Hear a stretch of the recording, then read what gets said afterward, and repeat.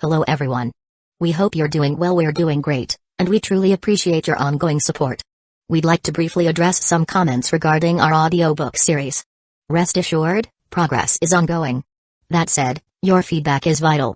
If there's a novel you particularly enjoy and want to hear more of, please let us know in the comments. Each chapter requires a financial investment, so we can only continue series that receive strong audience interest.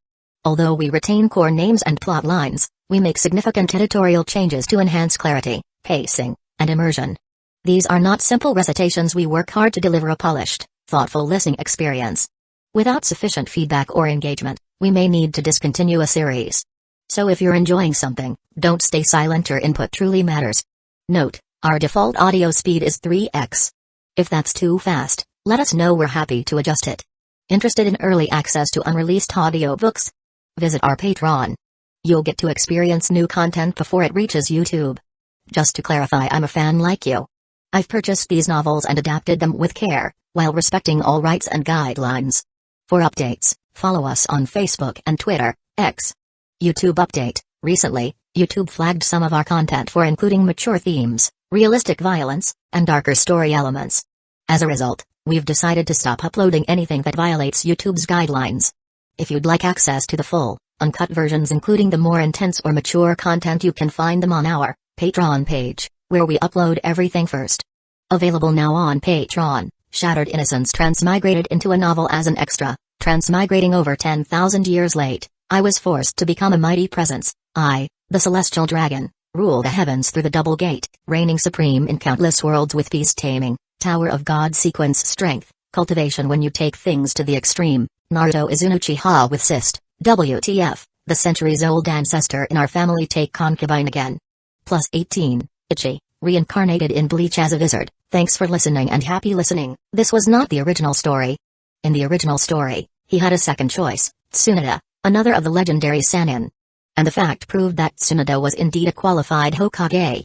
Whether it was her internal balance of compromise and strength, her conduct when facing enemies, or everything she did when the people of the Hidden Cloud Village came, she truly lived up to being the granddaughter of Hashirama Senju. Even though she had her own issues, they were trivial compared to her overall performance. But Kaido didn't want a future Hokage who was normal and capable. Moreover, if Kaido was to do this, he naturally had to involve other clans. According to his previous conversation with Shikakunara, he knew that these clans probably didn't want a competent Hokage. Therefore, Kaido was their best choice, and not just one among many. But this couldn't be rushed. Many things needed to be carefully planned. However, this plan wouldn't take too much time. Time flew by, and in the blink of an eye, the heavy snow that covered the whole Hidden Leaf village had quietly receded, replaced by gentle sunshine and slight spring rain. Everything in the Hidden Leaf village was stable during this period, although Kaido had almost brutally eradicated all the remaining root ninjas. But this didn't cause any impact in the end because the Hidden Leaf village eventually stepped in. Hiruzen Sarutobi clearly stated that it was those people who attacked Kaido first, forcing Kaido to retaliate. Interestingly, this intervention was completely different from the previous ones. Before, they would add something like, Kaido was too harsh, after all, they were Hidden Leaf village ninjas. This time, there was none of that. This time, it seemed like they took a stance that leaned towards Kaido, so this incident passed without causing any ripples. However, while the Hidden Leaf village was at peace, the members of the guard department were anything but calm. These few months have undoubtedly been their most tiring, most painful, and yet also the most frustrating time.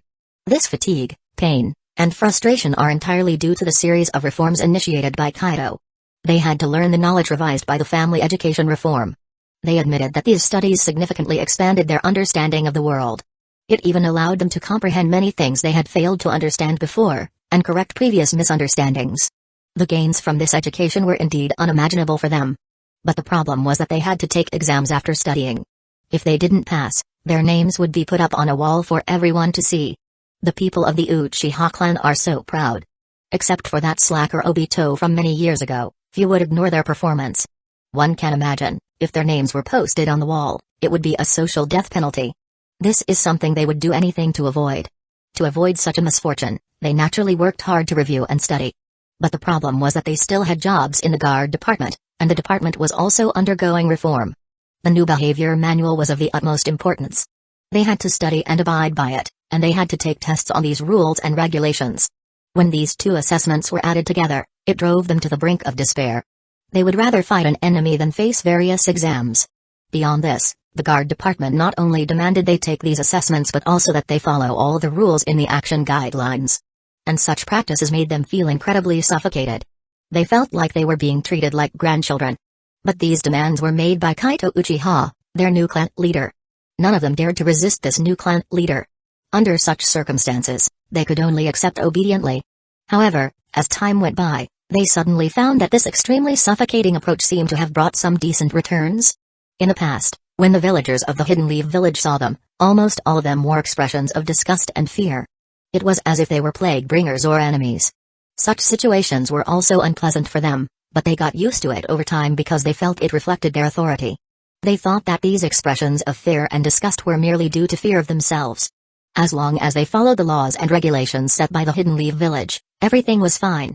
But after they started to act according to Kaito's regulations, they suddenly noticed that the villagers who once dreaded and despised them seemed to be changing their attitudes. Many people had started to smile at them during their patrols. These friendly smiles seemed to be an acknowledgement of their work.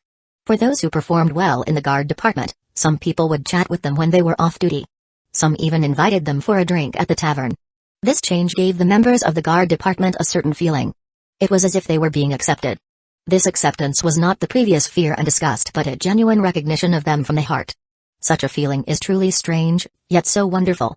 The members of the security department couldn't help but think silently in their hearts. Those smiles filled with goodwill, even a simple nod, brought them infinite joy. Moreover, they noticed that after strictly following Kaito's requirements, the people they brought in rarely expressed any negative emotions. All they did was honestly convey the crimes committed by these individuals, and then handed out appropriate punishments based on the severity of the offenses. In the past, they did the same, but the reaction they received was invariably negative. No one was content with the outcome. But now, those guys were very compliant, and even cooperated with them on many matters. Is this the wisdom of the clan leader?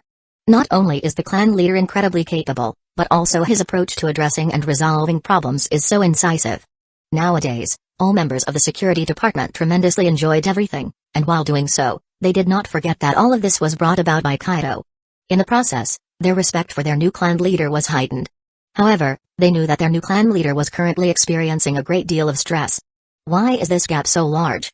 Kaito helplessly looked at the report in his hand, while Fugaku Uchiha, Uchiha So, and Uchiha Taikeki kept their heads lowered, daring not to utter a word. The report in Kaito's hand was the calculation of how much the security department was short of, and the figures gave him quite a scare. He had been a mission ninja, so he knew exactly how much he could earn from each task. For example, he had once completed an A-class mission to eliminate a ninja squad. After completing the task, they had shared almost half of the bounty with Asuma. A part of this money was deducted by the Hidden Leaf village, and the lion's share was given to the leading Jonin. The rest was distributed among ninjas like him. Asuma's bounty was 35 million, but now Kaito had to raise an amount equivalent to the bounties of more than 10 Asumas. And this was just the initial investment. You can imagine how horrific the gap Kaito was facing right now. He was even considering whether he should go and assassinate the Hokage. Because the bounty for Hiruzen Sarutobi, the third Hokage, was as high as 500 million. It seems we need to speed up. Shishui hasn't returned yet, but we must complete our tasks as soon as possible. Suppressing the urge to secretly rush to Hiruzen Sarutobi's house, Kaito turned to Fugaku Uchiha. Fugaku, how is the inventory coming along?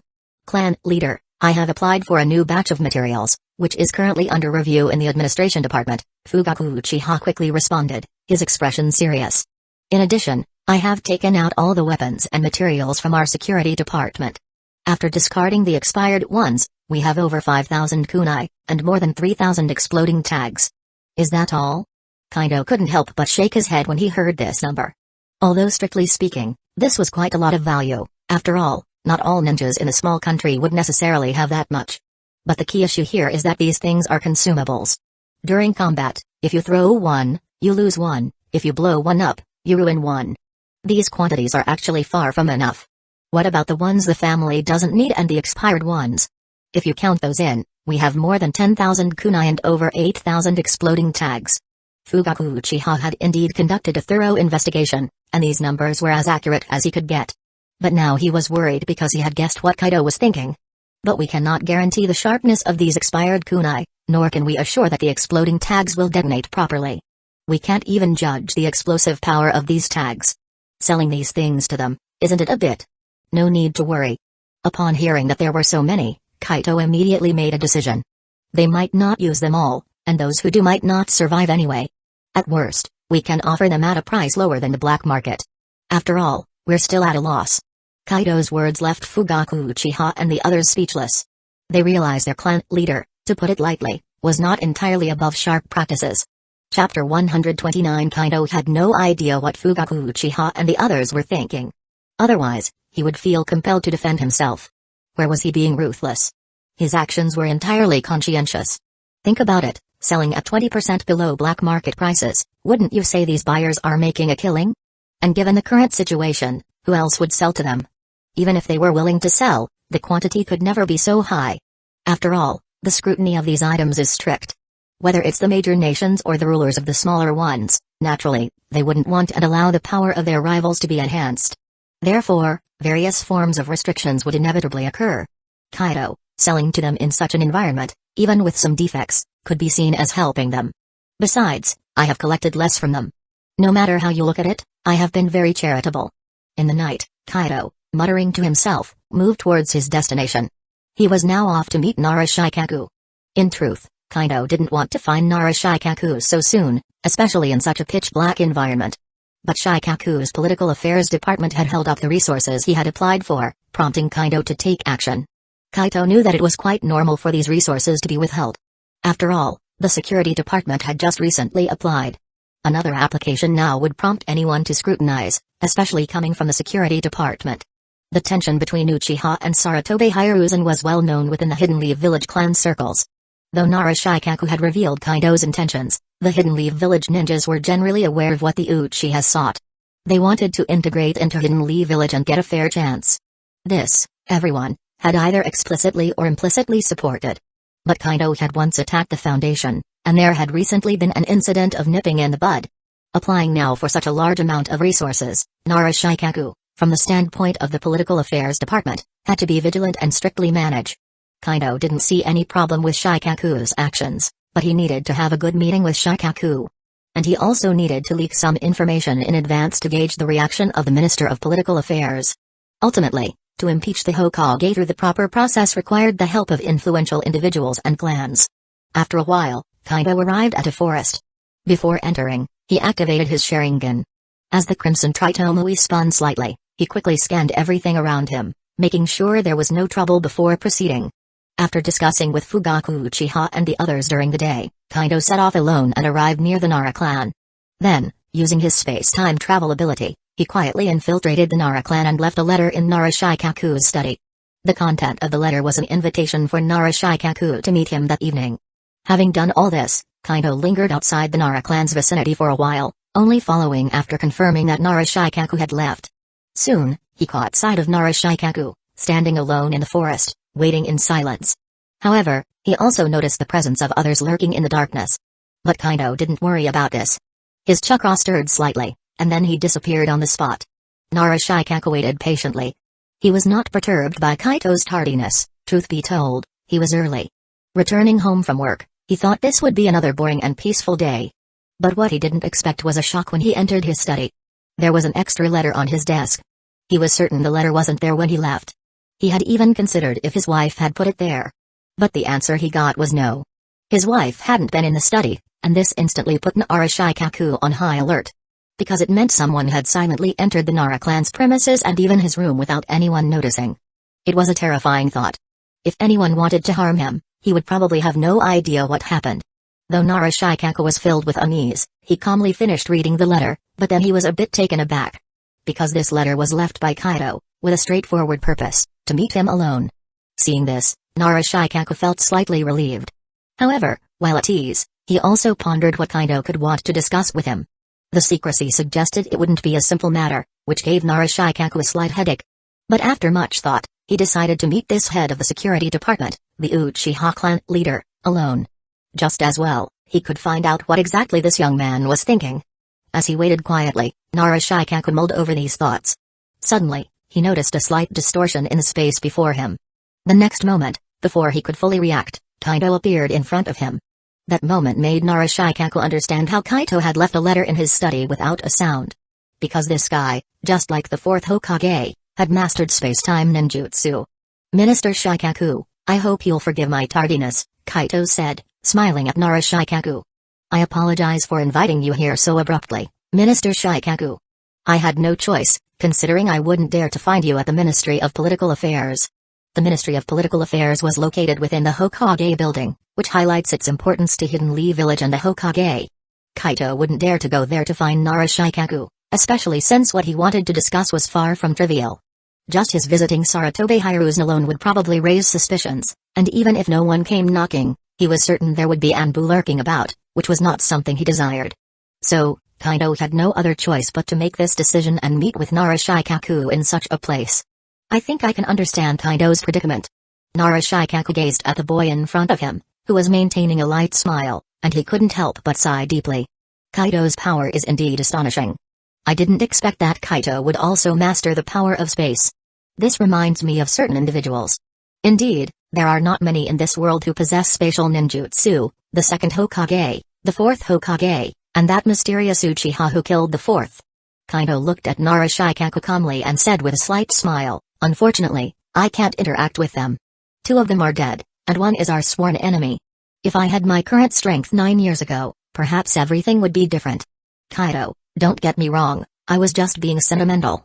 Upon hearing Kaito's words, Nara Shikaku couldn't help but shake his head immediately. His previous words were somewhat sentimental, but upon further reflection, they seemed to have a taste of doubt and suspicion. Indeed, too few in this world have spatial ninjutsu, and even fewer among the Uchihas. It seemed natural that Kaito would react sensitively.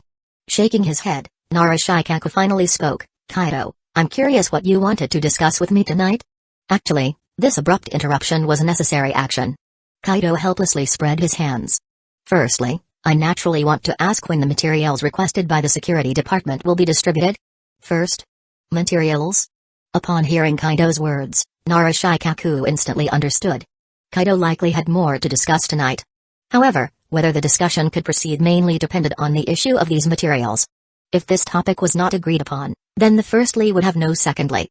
Nara Shikaku seriously pondered for a moment. He considered whether to continue the conversation, as he was unsure of Kaito's specific plans, which put him on the back foot. Yet he had to admit one thing, he genuinely wanted to understand Kaito's ideas, especially his inexplicable cut-off all escape routes approach and the improvement in the security department's reputation. Everything seemed normal, but it all made him feel something was amiss. The large batch of materials requested by the security department now only added to this strangeness. The security department requested a batch of materials last June, and now, less than a year later, they are requesting again, and the amount is more than double the previous request. As Nara Shikaku was thinking, he slowly spoke. It was clear from his expression that he was taking this very seriously. While I understand Kaito's intent to expand the security department, this request seems to be too large. Regardless, I need to audit this strictly. After saying these words, Nara Shikaku paused for a moment. He observed Kaito closely, noting the tension that began to surface on Kaito's face. Only then did he add softly, however, I haven't submitted the documents to the Hokage yet, so he's currently unaware of this matter. Upon hearing these words, the tension on Kaito's face immediately eased, even breaking into a faint smile. It's really been hard on you, Minister Shikaku. Actually, I have my own reasons and difficulties for doing this. With that, Kaito's expression swiftly shifted from a smile to one of helplessness. As the saying goes, Hayashi Hyuga is right, people put on different masks to deal with different people, different situations, and even different moods. This is by no means derogatory. To change the mask one wears depending on the person or situation can actually stimulate empathy. After all, Kaito is indeed in a difficult position. Difficulties? Shikaku raised an eyebrow, asking curiously, I wonder what kind of difficulties Kaito is facing? Before I talk about this, I want to ask Minister Shikaku a question. Kaito let out a deep sigh. What does Minister Shikaku think of our current Hokage? Shikaku had been able to guess that whatever Kaito was planning likely had something to do with their Hokage. Now, with Kaito's question, his suspicions were fully confirmed. This made him involuntarily wet his lips as he worried about Kaito embarking on a dangerous path. Minister Shikaku, there is no need to worry. If I wanted to attack him, I could have done so when dealing with Danzō. Why would I wait until now? Kaito, seeing Shikaku's discomfort, immediately reassured him. Viewed from the perspective of others, Kaito realized he must seem like a real menace. First, Eradicating the remnants of Root revealed Kaido's vengeful nature. And now, the security department was applying for a large amount of equipment and supplies. Could this be interpreted as arming the members of the security department? Considering Kaido's character, it could be seen as gearing up for a showdown with the Hokage. Good heavens, have I somehow become the biggest villain? After understanding Shikaku's worries, Kaito was somewhat taken aback. If he was in Shikaku's shoes, facing such circumstances, he'd probably feel immense concern, wouldn't he? Is that so? Shikaku looked at Kaito with skepticism, mulling over his words and their credibility. Shikaku didn't leave Kaito hanging for long because he suddenly realized that if Kaito really intended to cause trouble for Hiruzen, the entire Hidden Leaf village might not be able to react in time. With just his peculiar space ninjutsu, he could effortlessly transport their Hokage to the afterlife. Yet Kaito had not done so, and this could be seen as a rational decision. Shikaku really didn't think Kaito, with his individual strength and space ninjutsu, couldn't pull off seemingly impossible feats. The Hokage, huh? After thinking things through, Shikaku began to respond following Kaito's line of thought. He wondered whether the Hokage had been involved in some incident. The Hokage is an extremely responsible leader, and at the same time, he is a confident Hokage. Responsibility and confidence are his qualities. No matter what the situation, he will handle it himself to the best of his abilities and believes that he can do well. Even if there are minor flaws, who is perfect? After pondering for a moment, Shikaku finally voiced these words, causing Kaito to raise an eyebrow. This is what they call high emotional intelligence.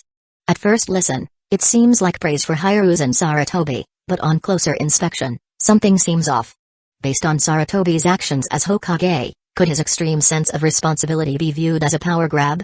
His confidence lies in believing that everything he's done for Hidden Leaf Village is right, including the handling of the Hyuga clan and the judgment on the Uchiha clan. But in reality, his confidence has morphed into arrogance. The repercussions of his actions are unimaginable. Look at the state of things now, among the families of ninja in Hidden Leaf Village, who still holds any goodwill towards him. Even Shikaku, who still speaks on behalf of Sarutobi, is doing so purely due to his role as Minister of Administration. One can only imagine Sarutobi's current predicament. Although it's better than the universally condemned Danzō, it's not by much. I think I understand now. Kaito seriously looked at Shikaku for quite a while, finally nodded, and then said softly. I think the main reason is that the Hokage has gotten old. His thinking and judgment have begun to falter. This has led to the situation escalating to its current state, even showing signs of deterioration. Deterioration? Shikaku sighed at those words, sensing something significant given Kaito's actions. This was not a trivial matter. After all, Kaito made Sarutobi suffer a big loss, something he wouldn't easily let slide. Even more so, these issues might involve their clans who have been benefiting. Thinking about this, Shikaku could only helplessly reply. You called me out this late perhaps because you feel you can't trust me. This trust may be based on Yamanaka or perhaps because we are both from ninja families. In any case, it seems inevitable that our meeting tonight will lead to a result, right? Indeed, some things are bound to have results. Kaito nodded, then reached into his ninja pouch. A letter was swiftly taken out, but he didn't hand it over immediately. Honestly, Minister Shikaku, if you hadn't intercepted that batch of supplies from the security department, I don't think I would have approached you this quickly. After all, Minister Shikaku, you should know I am a dangerous individual, and you should also know that once you read this letter, your options to back out will be limited. Also, the two hidden ones should either leave or come out. Consider this advice.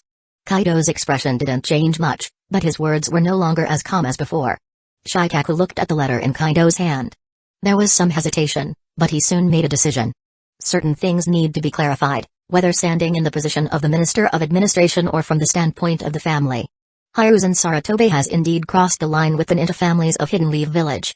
If they really do nothing, the outcome is bound to be bleak. Holding the letter, Shikaku waved his hand and began to read it earnestly. Meanwhile, Kaito could clearly sense that the person hidden in the shadows quickly left the scene. Shikaku read swiftly, pondering while reading. He now somewhat understood why Kaito would attack members of the Root. However, having understood, he sighed a bit. Only Kaito, with his strength, could do such a thing. Others probably wouldn't even dare to dream about it. Moreover, the content of the letter made Shikaku frown. The suppression of the village's ninja families and departments greatly upset him. However, Shikaku did not make a full statement. He had many doubts, so he asked, has all of this been confirmed, especially this intelligence? I don't know who sent the information, and I once suspected whether someone was using me to confront the Hokage. Since everything was out in the open, Kaito naturally needed to clarify. He looked at Shikaku and slowly explained. But I definitely do not want to let go of those remnants from the root. However, my goal in doing this was to test our Hokage. And after testing, I'm fairly certain that this intelligence is true, and foresee the difficulties the security department is about to face. Therefore, I must do something. Hokage repeatedly targets the Uchiha and the security department. Is this what a qualified Hokage should do? Also, Minister Shikaku, today the Hokage can target the Uchiha like this, and he hasn't considered everyone's opinion, disregarding all and pushing out Hyuga. So, in the future, how will he deal with other families? This is a real problem. Hiruzen Sarutobi's journey to this point and even his future is closely tied to his series of actions towards ninja families.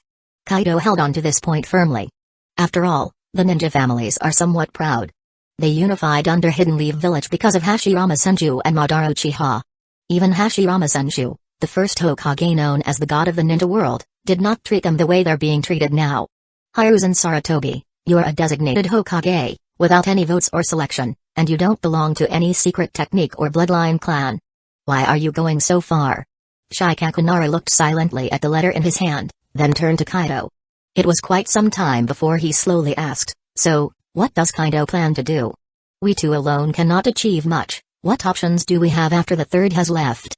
And, Kaito, you never really clarified, what do you want to do with those supplies? To the first question, what do you think of Lord Jiraiya, Minister Shikaku? Seeing Shikaku's expression, Kaito knew that he had more or less persuaded the smartest man in Hidden Leaf Village, so a smile appeared on his face again. As for the supplies, it's quite frustrating to say, but the reform of the security department needs funding. To counteract the Hokage's attacks, we've made many changes, and we're also quite short on funds. So you're not planning to sell them, are you? Before Kaito could finish speaking, Shikaku's expression slightly changed. Do you know what you're doing? If this gets discovered, it would become a diplomatic issue. Of course we know, but do we have any other choice? Kaito calmly looked at Shikaku, shaking his head as he replied. The Ministry of Finance is in the hands of the Hokage. He can withhold funds and block us with all kinds of excuses. What can we do? Are we supposed to use our family funds to compensate for the loss caused by the Hokage? Of course that's impossible, but this move is too risky. Using family funds to compensate for the shortfall in Hidden Leaf Village's departments is something no one would do. Naturally, Shikaku wouldn't agree. However, this matter is indeed too risky. Once discovered, the trouble would be immense. But there's one thing Minister Shikaku can be assured of. Seeing Shikaku's worried expression, Kaito's mind turned, suddenly thinking of something, and a smile reappeared on his face. Those responsible for transportation will definitely be elites, even Shizui, Fugaku, or I could be in charge. We will ensure that this won't blow up. Moreover, to ensure safety, I think I should find some sensory-type ninja to cooperate, such as members of the Yamanaka clan. As he said this, the smile on Kaito's face became brighter, but Shikaku seemed slightly taken aback. You mean? Whether it's to compensate for the deficit in the family or in the department, this money is an excellent choice. Moreover, in terms of transportation, and the sealing scrolls, we need Minister Shikaku's help. In that case, isn't it better for us to cooperate and retrieve what rightfully belongs to us, without causing any loss to Hidden Leaf Village? At this moment, Kaito showed his hand completely, and his words put Shikaku into deep thought. Chapter 130 Money, no matter which world it exists in, is always supremely important. Even in the world of ninjas, where supernatural powers reign, it remains true. Otherwise, why would the Uchiha own so many hot spring resorts and inns? Why would the Nar breed large numbers of deer to sell antlers and venison?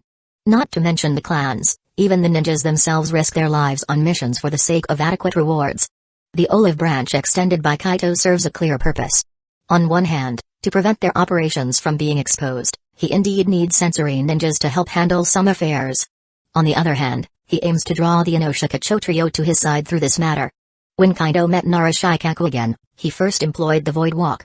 Besides demonstrating his capability to quietly take down Sarutobi Hiruzen, it was also to show Shikaku his strength, thereby setting the stage for the ensuing conversation. This was a form of intimidation, even if it was carried out for the sake of ensuring safety. Shikaku could understand that, but such actions would inevitably leave an unpleasant feeling.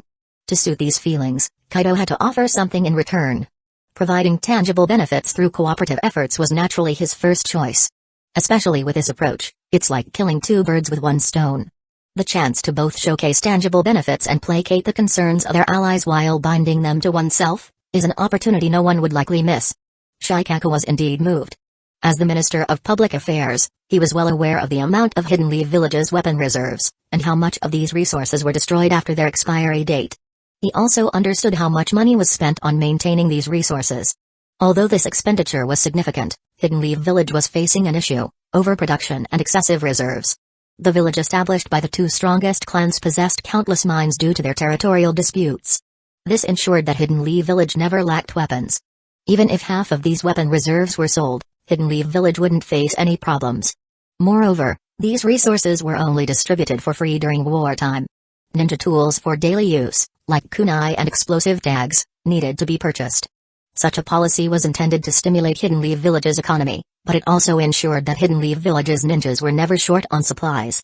So, selling off some nearly expired, or even already expired resources, wouldn't be a big deal, right? This notion surfaced in Shikaku's mind, and he started to think it through. The conclusion he arrived at was, aside from some moral quandaries, there didn't seem to be any significant issues. To be honest, Shikaku had always thought about selling weapons to others, as this could greatly enhance Hidden Leaf Village's economic strength. However, the third Hokage had no such intentions. Initially, he refused this idea to maintain Hidden Leaf Village's image.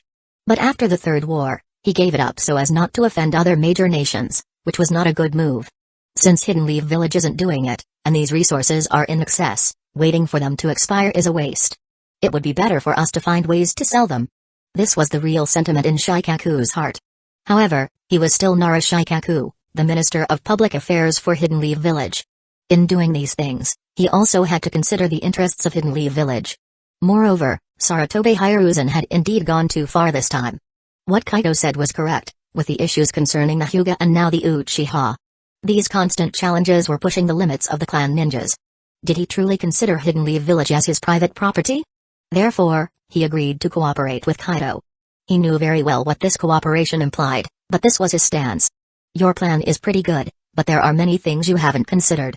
For example, your route planning problem, the issue of ninja reporting before leaving the village. However, I can help you solve these things. After making the decision, Nara Shikaku also began to express his own suggestions and thoughts. As for the division, the Inoshikacho trio want 50%, and I hope Kaito doesn't feel it's a loss. The Akimaki and Nara families have their own cargo channels and transport teams, and the Yamanaka clan will be responsible for vigilance. At the same time, I can also provide some policy convenience to ensure that your applications, which may not be readily approved by the Hokage, can be passed smoothly. Moreover, I can also provide some intelligence functions. After all, the information I can actually get is more accurate than what you can get by sending Shizue to investigate. Nara Shikaku opened his mouth and asked for 50%, which indeed made Kaito involuntarily frown. But after his explanation, Kaito had to admit that the three clans combined could indeed provide a lot of assistance. Even based on his description, Kaito had a thought that giving them 50% might be too little. However, such a thought only flashed past. Kaito couldn't easily give in on the issue of benefits, but this time he indeed needed help, so 50% is not impossible. Agreed, but there is one more condition, that is, I need Minister Shikaku to provide information on other villages' war hiring. Kaito renegotiated the terms, but his words left Nara Shikaku once again stunned. Minister Kaito, what are you trying to do?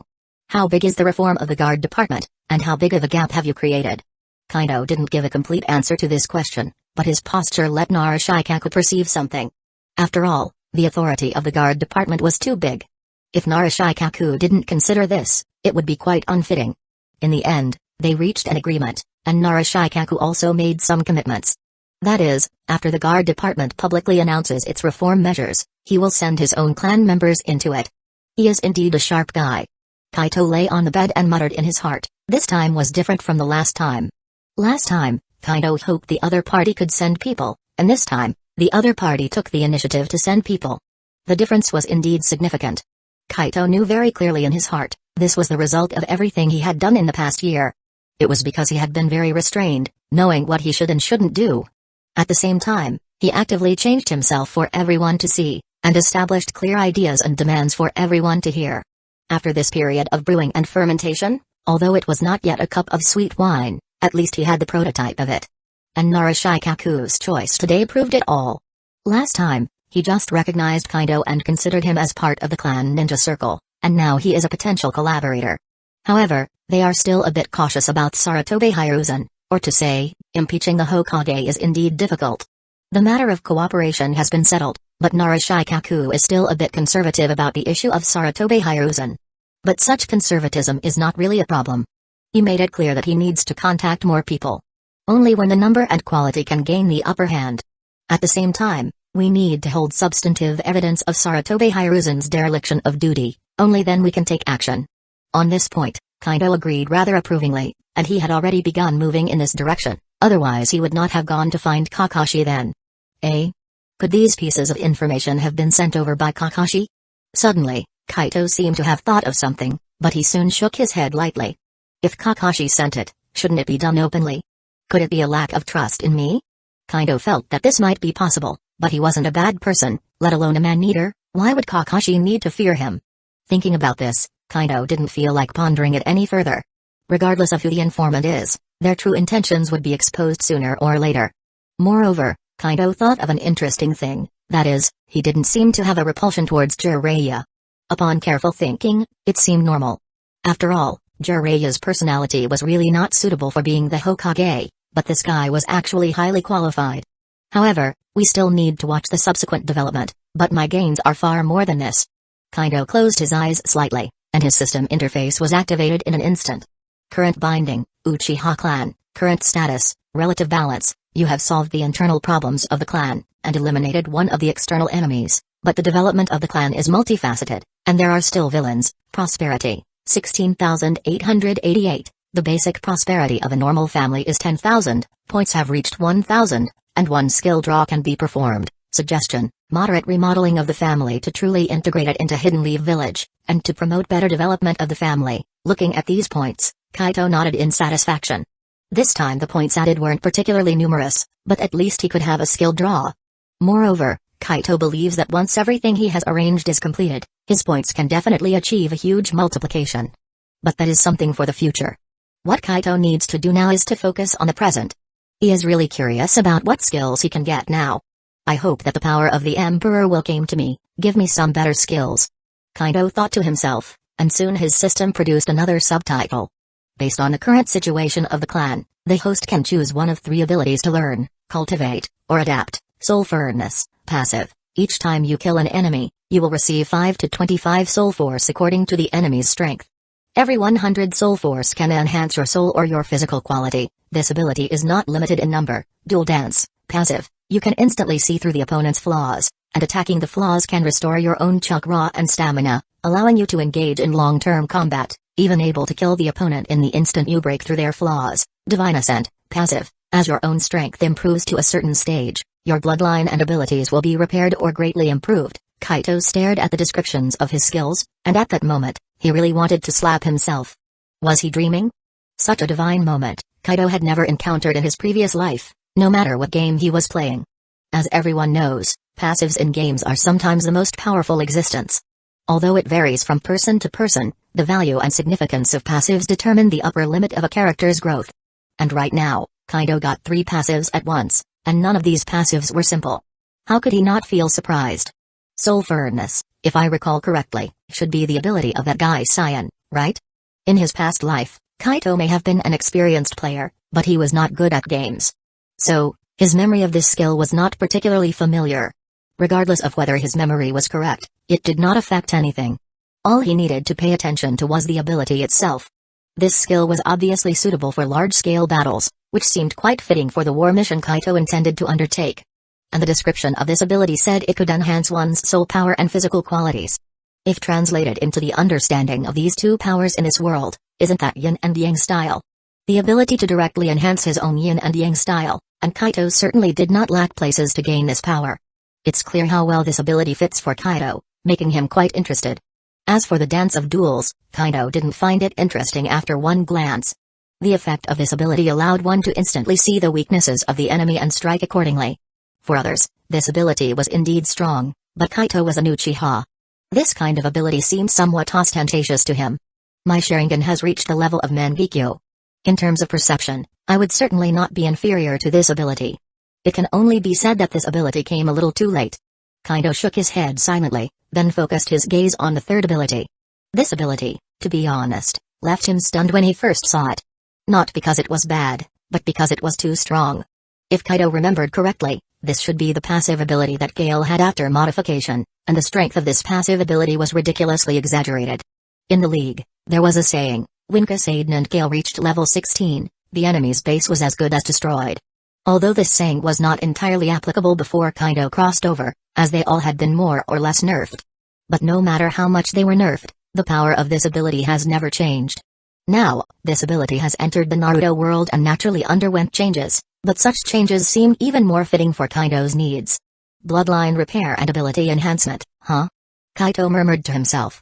These two statements had made him almost certain. The ability he was going to choose was this one. The ninja world, though full of life, still had clear strength levels. Under the influence of the previous world where bloodline theories held sway, it still had a significant impact here, even to the point of being the foundation that could not be shaken. The most powerful ninjas in the world, and those who held the most significant influence, were actually those who inherited KK Genkais for countless years. Some of these KK Genkais were obtained through postnatal efforts and self-fusion of chakra. Some were simply blessings from ancestors that could be activated once the power reached a certain level. These clans with ancestral blessings were not numerous in the ninja world, but they were indeed centuries-old clans with formidable power that instilled fear in others. These clans were Uchiha, Senju, Hyuga, and the Kaguya clan that was exterminated in the Mist Village. All four of these clans had one fundamental characteristic: their KK Genkais were not formed by merging chakra, but a power naturally hidden in their bloodlines. This was what truly distinguished them from ordinary people, and once they activated their bloodline powers, it would absolutely be a drastic enhancement.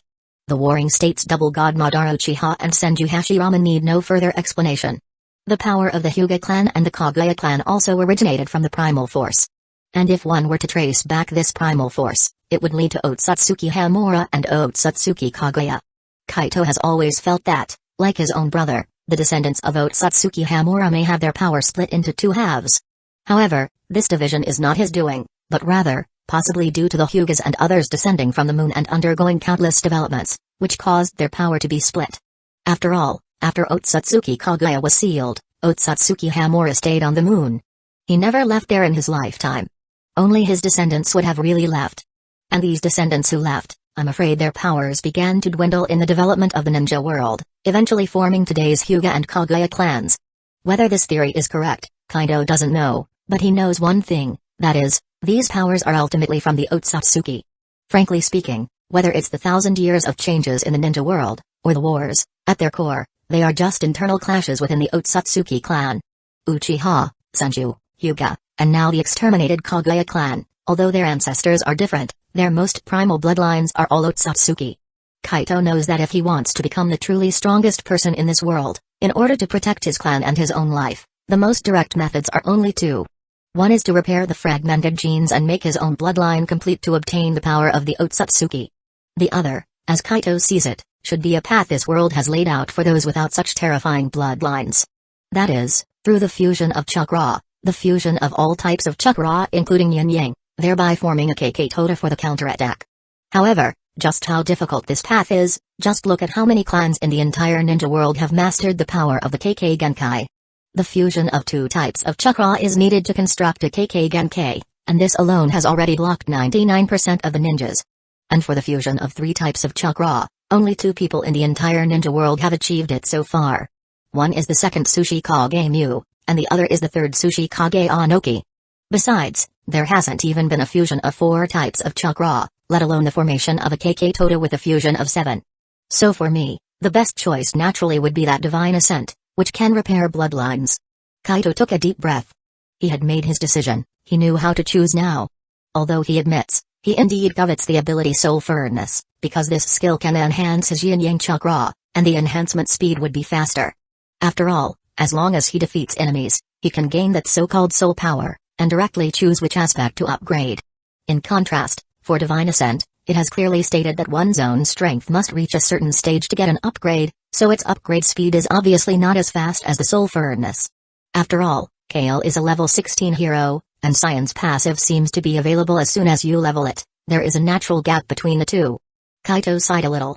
If he was really desperate to improve himself now, he would probably directly choose Soul Furnace. After all, the function of Soul Furnace can be put into play faster and it belongs to something that can yield actual benefits in the short term. However, in the long run, Divine Ascent is undoubtedly a better choice, because Kaido's current power is really not weak. He can fight, he can run, and he can indeed set his sights a bit longer, choosing to prepare for everything in the future. I choose the ability, Divine Ascent.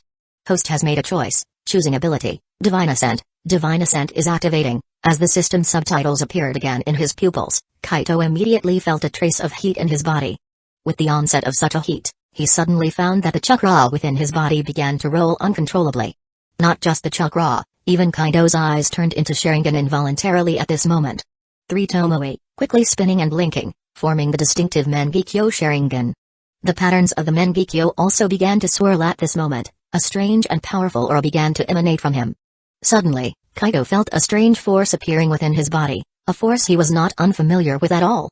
Is this the same power within Shizue and Fugaku? Kaido silently sensed everything. The appearance of such power made him certain that he was indeed changing. And such a change was undoubtedly compensating for the half of the power lost in his body. However, Kaido found it odd. He remembered that both Shizue and Fugaku had reactions to some extent when they accepted this power. But he was different. He felt that although the appearance of power in his body made him uncomfortable, it was just that.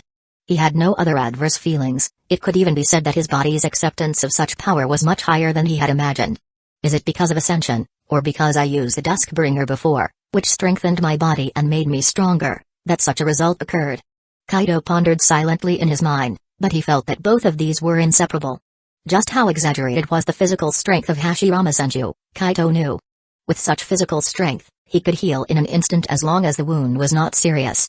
Such physical fitness was not comparable to Tsuruta in the future, and it was this physical fitness that put him in a relative advantage in the confrontation with Uchiha Madara. Of course, Madara Uchiha's physical strength was not bad either. After all, in order to use Susanoo, one needs to have a good body to withstand its power. In the original, whether it was Sasuke or Itachi Uchiha, after using Susanoo, apart from the problems with their eyes, there was one very obvious manifestation. That was they felt intense pain all over their bodies. Such a massive chakra was carried on their bodies, and such chakra was filled with the destructive power of yin style. A normal person would already feel uncomfortable just sensing it, let alone having it cover their whole body. Fortunately, Uchihas, due to their Sharingan, are naturally compatible with yin style power, which allowed them to use Susanoo. But the higher the intensity, the greater the power their bodies need to carry, and the more pressure they themselves bear. Kaido, however, was different. When he activated the third stage of Susanoo, other than feeling a bit uncomfortable in his eyes and a rapid consumption of chakra, there was little else. His body did not react as violently, because his physical condition was just too good. After all, no matter where you are, your own physical condition is extremely important.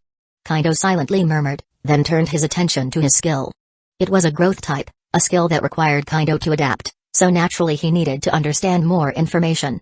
Divine Ascent activated. Divine Ascent is divided into 3 stages: Ascending, Fervor, and Transcendence. These 3 stages correspond to the host's different power cycles. Currently, the host has activated the power of the Ascending stage, Ascending, initial access to genetic repair, and receiving corresponding chakra reinforcement. Friendly reminder, all enhancement processes will be extraordinarily painful, because this process will improve the host's physical fitness to meet the needs of adapting to power. If you wish to avoid such pain, the host needs to further strengthen their physical fitness. Current host level, Ascending. Kaito silently looked at everything displayed on the system. Essentially, he was certain his speculation was correct. As expected, the reason he did not feel any pain was because he had already experienced it before, and he also confirmed one thing. That is, the power produced by this divine ascent was the same as the power that appeared in the experiments conducted by Shizue and others. This also means that the direction of this experiment is correct. This is good news because Kaido can then proceed with the next experiment more confidently and radiate the whole clan through such experiments. An entire family has been greatly uplifted. This makes the clan safer, and I don't have to worry about sudden mishaps. Kaido is in a good mood now. The acquisition of one skill clarified so many questions for him. How could he not feel happy? Moreover, he thought of something. The power of the divine ascent is divided into 3 levels. Could they correspond to the 3 stages of his power improvement? Now I'm in Mangekyo Sharingan mode, and I'm in the ascending stage on the ascension pathway. Does this mean that once I reach the eternal Mangekyo Sharingan, I can initiate the state of fervor? Then, does the transcendence stage correspond to the Rinnegan?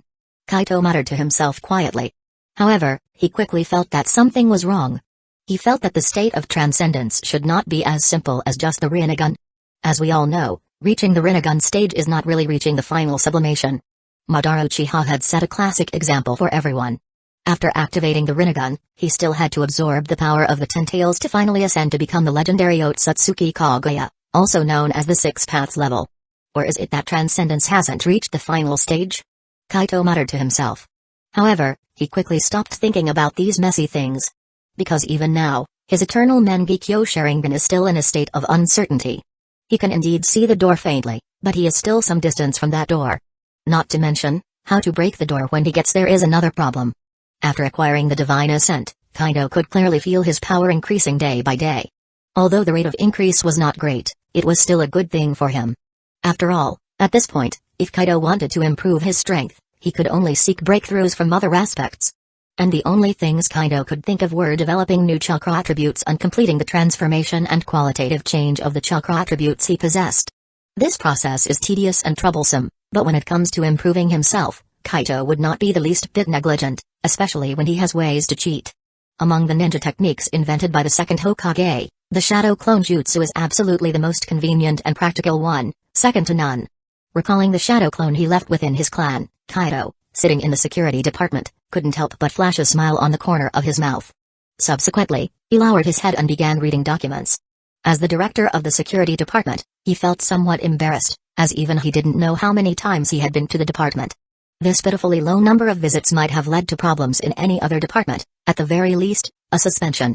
However, the Uchiha clan held sway over the security department, and he had the final say on everything. So even if he didn't show up often, no one would say anything.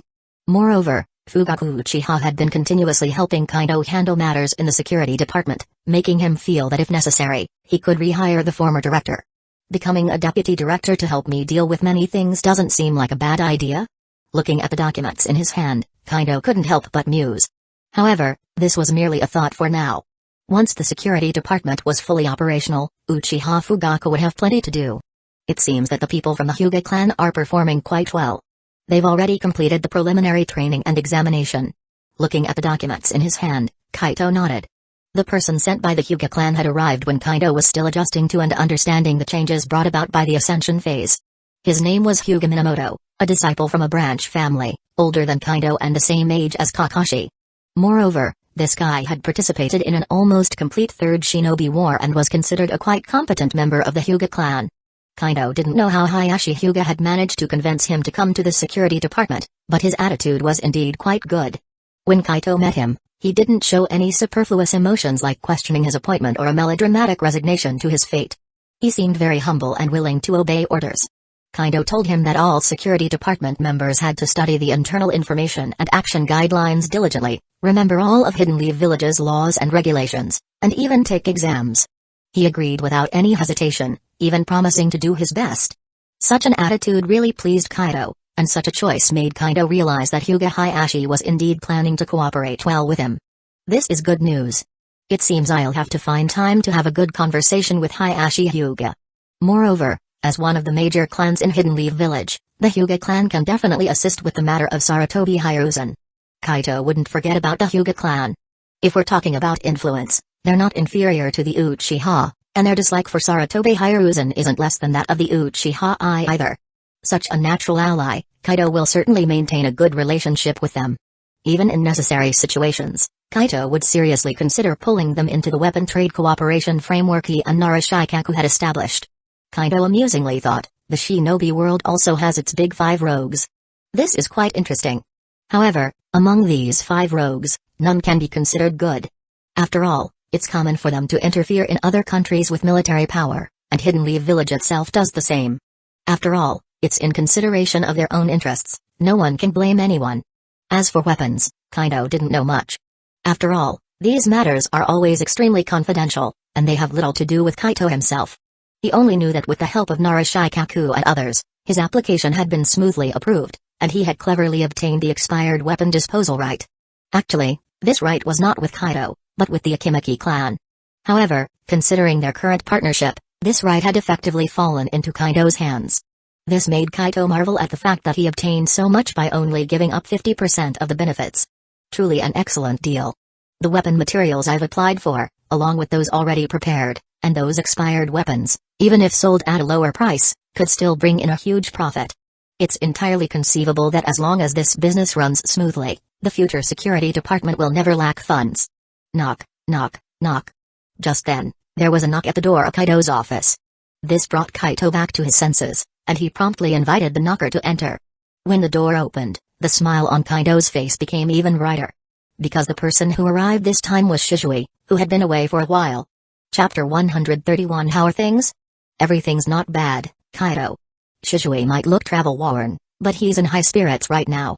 As he speaks, he hands over a scroll to Kaido. Although this trip took quite some time, he learned many things which are essential for their future development. Kaido took the scroll, hesitating momentarily because after reaching an agreement with Naruto, there were some things that didn't require Shisui to take personal action. But since Shisui was so proactive, Kaido couldn't dampen his enthusiasm. Thus, Kaido bowed his head and began to seriously peruse the information Shisui submitted. It's just as well, I can also verify the accuracy of the information provided by Naruto. Kaido murmured inwardly, then started examining the document in earnest. Shishui's report was divided into two parts. The primary purpose of this trip was to undertake war tasks and look for forces wanting to purchase weapons. He carried out thorough investigations on both counts, and the places he found were very interesting. The first one was the Bear Country. Bear Country is a somewhat unfortunate nation, located at the intersection of 4 countries, with the worst part being that 2 of the countries are Wind Country and Earth Country. As you can imagine, the internal dynamics of this country are incredibly chaotic, especially with these 2 major nations constantly augmenting their own forces within it. However, Bear Country's geographical environment is also unique. It has dense forests and a hazardous valley filled with poisonous gas. These serve as natural defense measures. Therefore, whether it's the forces supported by the Hidden Stone or Hidden Sand Village, they've all established their own villages relying on these natural defenses. Apart from the forces of these 2 major ninja villages, Bear Country also has an interesting force, a force that Kaido is quite familiar with. Hidden Star Village? Seeing the name of this village, Kaido's first reaction was of the beautiful woman called Natsui and the peacock mystic method that pushed chakra activity transformation to the extreme. This village is indeed quite fascinating. It seems that a meteorite fell there 100 or 200 years ago, and they relied on this meteorite to cultivate their secret method. However, this meteorite seems to have strong radioactive elements. Those who forced themselves to cultivate ended up having grave consequences. This made Kaido wonder if the energy released by the meteorite was something like nuclear fusion. In addition to that, their current third head ninja believed that he had reached the heavens by cultivating this peacock mystic method, and began acting as if he were a Kage. One must know that there are only 5 Kage in the entire ninja continent. Kaido thought this guy was really getting too inflated, but that's not the point. The key point is that this village seems to be very interested in hiring war ninjas. After all, their current situation is not good at all. Moreover, since they are a local force and are attempting to resist the control of the 2 major ninja villages over Bear Country, they have been jointly blockaded by these 2 villages. They can forget about weapon supplies. Normal arms merchants wouldn't dare to directly offend 2 major countries. Also, because the 2 major ninja villages occupy most of the land in Bear Country, the number of ninjas in Hidden Star Village is not large, thus they hope to hire war ninjas. It seems that Naruto intelligence was quite accurate. It matches closely with what Shisui brought back. Kinda rubbed his chin. Shishui's report did not mention whether Hidden Star Village had the financial means, but it was covered in the information provided by Naruto. After all, how could a village that had existed for many years and survived until Naruto's era not have some reserves? Even though their involvement with the Hidden Stone and Hidden Sand had cost them a lot, they were not so poor as to not be able to pay. Their biggest problem right now is probably having money but nowhere to spend it. As for other targets, there's a church in the land of hot water wanting to buy weapons, and forces in the land of grass wanting to drive out the leaf and stone villages, among others. In short, aside from the 5 great nations, there is no peace to speak of in the rest of the ninja world. The information is comprehensive, it seems you've put in a lot of effort, and we can directly make some choices from it. Kaido nodded at Shisui with a smile after reading it, but he was also a little puzzled. However, it seems I haven't seen any intelligence on Jiraiya. Didn't you manage to gather any information on him? Jiraiya-sama's whereabouts are very unstable. Although I heard where he might appear, it was really too difficult to find him. Faced with Kaido's question, Shisui sighed deeply. Jiraiya's whereabouts really could not be described as elusive anymore. He deliberately stayed in the land of hot water for some time. As everyone knows, the The land of hot water has the most hot springs and customs houses. There was a high probability of running into Jiraiya in such places, but unfortunately, he found no trace of Jiraiya. This indeed troubled him greatly, as he had other tasks to carry out. So in the end, he had to leave when he couldn't find him. Upon hearing this, Kaido could only nod. He knew that Jiraiya was hard to find. If he couldn't be found, then so be it. After all, his attention is now on other matters. Especially after combining the intelligence from Narashikaku and Shisui, he made a decision. Alright, let's put Jiraiya's matter aside for now. Based on the information, Hidden Star Village seems to be an excellent choice. Kaido held the document in his hand. The chakra inside him began to slightly vibrate, and the next moment, the document ignited. Kaido watched the flames grow. He had essentially memorized the information. Naturally, he wouldn't leave any traces behind. That place is chaotic enough, and there are 2 major ninja villages playing power games inside. I think it's best if we go there. Hidden Star Village? Upon hearing Kaido's words, Shisui couldn't help but furrow his brow, before he responded. Hidden Star Village is indeed a good choice, but their village leader seems unreliable to me. The past leaders were alright, but this one calls himself Star Shadow. Also, he is of considerable age, and it seems like he is about to be overshadowed by his subordinates. This implies that we might not be sure who will meet. The internal division in Hidden Star Village is quite severe. From the original context, Kaido already has some information. For instance, the beautiful widow named Natsui guards their so-called Star Shadow, and naturally, they face those who have eliminated Hidden Star Village as ninjas. Shisui indeed raises a realistic concern. Such a complex village can be a headache, but Kaido is quite content with this situation.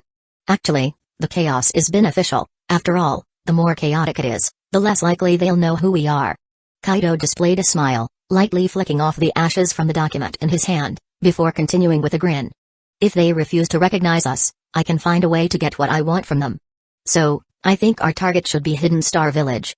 However, since you're worried, we don't need to transport the supplies there right away. We can go there as war ninjas and test the waters. Only by understanding their specific circumstances can we make better judgments, right? Kaido knew about Shisui's concerns, so he suggested stepping back and observing the situation there first. Only after understanding the specific circumstances of those people, could Kaido make a better decision. After all, transporting a large amount of supplies, even using sealing scrolls, is not easy. Otherwise, during the Third Great Ninja War, when Minato no Mikaze led a team to blow up the Kanabi Bridge and cut off Hidden Stone's village's supply line, Hidden Stone's village wouldn't have chosen to surrender. Although many factors influenced this situation, one cannot deny the value of Minato's mission. Kaido did not want to avoid trouble by bringing supplies into the village, only for internal problems to occur. Then the waste would not just be Kaido's time and money, but the interest of many people. That's the only way. Shisui nodded, but it seemed he quickly noticed a problem in Kaido's statement. He looked at Kaido with surprise and asked, slightly bewildered. Kaido, are you going to? Yes, to be precise, you and I are going. Kaido nodded seriously and then spoke, it's best for me to go and check things out the first time. Only in this way can I be more assured of many subsequent operations. After all, the beginning is always the hardest. What Kaido didn't tell Shisui was that Bear Country involved the state of Hidden Stone's village. Onoki is someone who has hired the Akatsuki to solve his problems, and he is curious if he might encounter any Akatsuki members. There is not a single Akatsuki member who is easy to deal with, something Kaido is only too aware of. Even powerhouses like Fugaku Uchiha and Uchiha Shisui, who possess the Mengekyo Sharingan, are not without chances of failing without proper intel. Intelligence is the most important aspect within the ninja system. Kaido knows this, but there are certain things he can't just blabber about. So, he plans to go in person this time, believing that if he does encounter them, he can handle some troublesome issues. Ensuring safety is Kaido's only demand for such a situation. Only if the first mission can be completed safely, then many subsequent things can become easier. After all, Kaido has never thought of saving a department by relying on his personal strength. Regardless of whether it's feasible or not, the fact that Kaido doesn't want to serve this department like a workhorse alone reveals his mindset. At most, he would craft a rough strategic direction and then complete the initial work successfully. After that, he could stay behind the scenes and patiently wait for the fruits of his labor. Of course, these are all objective factors. Kaido also has his own subjective reasons. He's been in Hidden Leaf Village for so long, working tirelessly to solve one problem, the survival of the Uchiha. Now that this problem is temporarily solved, he naturally doesn't want to continue in this manner. Once, as a mission ninja, he traveled far and wide. Now, staying only within Hidden Leaf Village, he finds it somewhat dull. However, he also understands that he can't just leave ostentatiously as a deterrent force. But with the existence of shadow clones, his thoughts can be realized. Therefore, he naturally doesn't want to miss the chance to leave Hidden Leaf Village temporarily. Chapter 132. So, you really don't plan to tell Senior Fugaku and the others? Telling them would lead to a lot of haggling. It's better to directly find a way to leave, saving everyone a lot of trouble. Early the next morning, Kaido and Shizue had quietly left Hidden Leaf Village. Looking at Shizue's helpless face, Kaido found it particularly amusing. Shizue probably never imagined his clan leader would be so unconventional, right? In reality, a ninja leaving Hidden Leaf Village requires many formalities. Leaving the village without any notice or reason is essentially defined as one status. That is a rogue ninja. Besides, the village's defenses are not just for show. There are always guard ninjas outside the village, along with various barrier formations. Kaito never understood how Yakushi Kabuto managed to escape or how the Four-Sound Village Chunin snuck into Hidden Leaf Village. Looking at Pain's invasion of Hidden Leaf Village, it's clear that the village's defenses are robust. He was detected as soon as he entered. After much thought, Kaito suspected there could only be one culprit, Orochimaru. Only someone as fearsome as Orochimaru could be so intimately familiar with Hidden Leaf Village's barriers and could find a way to break them, even after they had been changed. However, Kaido doesn't need to go through such troubles. Not to mention he has Shizue, a retired Danbu member who is familiar with Hidden Leaf Village's barriers, but he himself mastered space ninjutsu. Such defenses are not a big deal to him. After confirming the surrounding situation, he can simply activate his space ninjutsu and leave. Therefore, leaving Hidden Leaf Village doesn't pose much of a challenge to him. Especially with Shizue's assistance, Kaido effortlessly left the village, heading towards the Land of Bears. I can't believe you're the clan head. This course of action really isn't appropriate. Shizue shook his head helplessly. He didn't find any issue with Kaido and him executing this mission together. What he thought was inappropriate was Kaido's decision to run off without notifying anyone else, an act hardly befitting a clan head. Have you considered that we'd be in hot water if discovered? Rest assured, they wouldn't dare to trouble me. Kaido didn't take this issue to heart. However, the expression he gave Shizue was quite interesting, which made Shizue's face fall. Clearly, they both understood that while Fugaku Uchiha and the others wouldn't dare to confront Kaido, they would surely trouble Shizue. You've really dragged me into this. Shizue sighed helplessly, feeling that his clan leader's reliability and unreliability were directly proportional. When reliable, you could trust him with your life. When unreliable, he might sell you out and make you count the money for him. Alright, enough of that. Have we planned our route for this journey? Kaito no longer joked with Shizue, and asked with a slight hint of curiosity. There are many routes to the Land of Bears, we better avoid the Land of Wind and the Land of Earth. Though confident in his disguise, Kaito didn't want to venture into the Land of Wind and the Land of Earth, considering each major village as its own means. If discovered by accident, they would be in big trouble. We should enter the Land of Grass, then pass through the Land of Rain and the Land of Birds, finally arriving in the Land of Bears.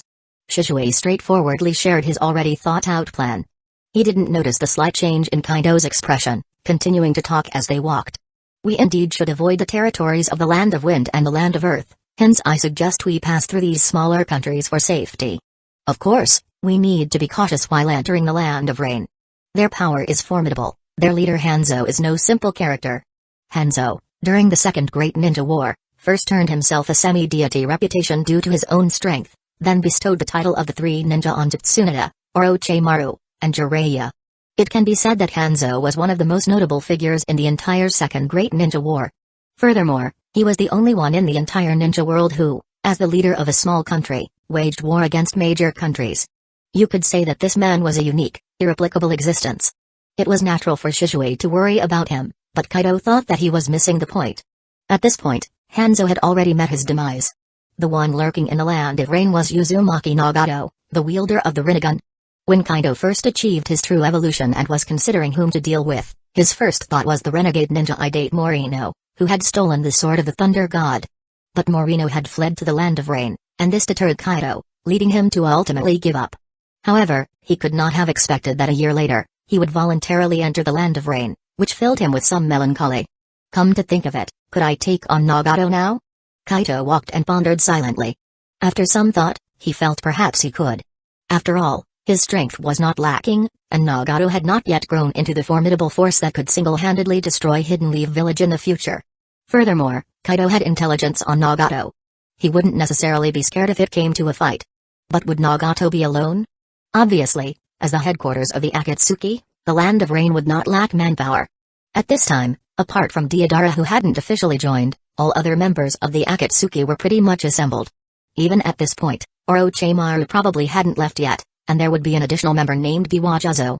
Facing such a lineup, even if Kaido were stronger, all he could do is turn tail and run. So, no matter what, I must absolutely not enter that damn rain ninja village in the Land of Rain. I shouldn't even approach that village. Kaido was quite self-aware. He knew his limits, and even if he believed his limits could be pushed, he would never overestimate himself. The more confident people often die faster, while the cautious ones often survive till the end. Wait a minute, Land of Grass?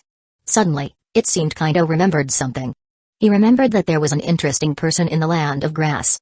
Chapter 133 Kaido remembered, there seemed to exist an intriguing familial remnant in the Land of Grass.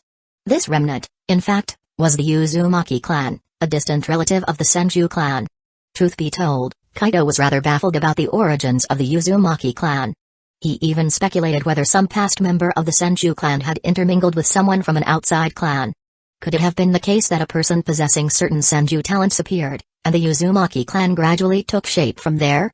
However, all of this likely happened several centuries, or even a millennium ago. Kaido felt too lazy to delve into such depths. After all, he wasn't versed in any technique like impure world reincarnation. Even if he were, it's doubtful he could excavate any significant information, like ancient Senju clan remains, from hundreds or thousands of years ago.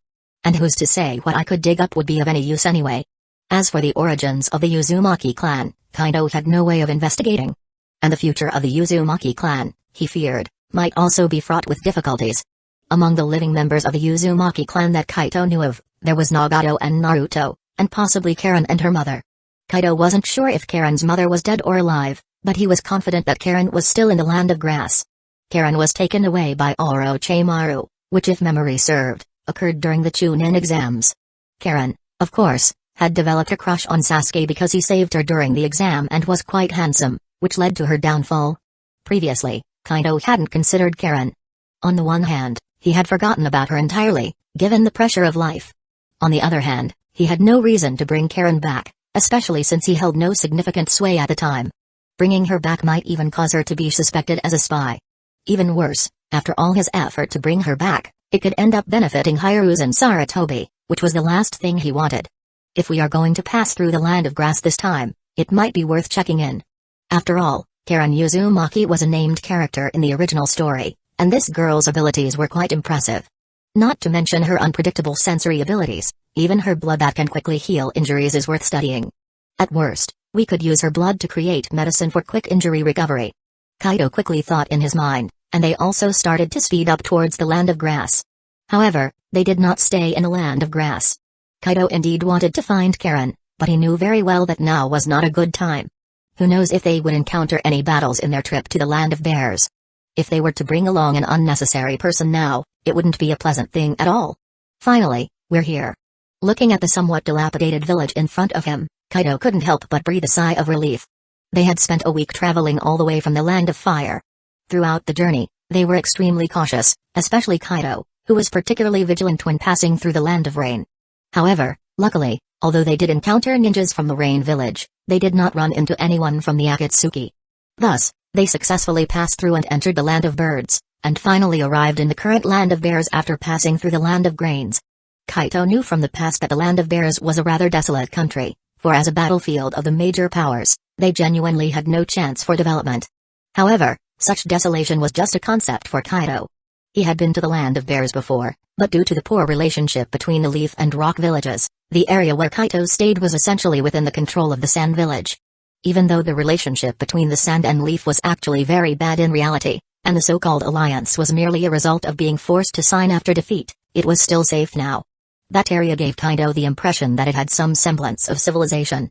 After all, it was a force backed by a major power, so it still had some room for development.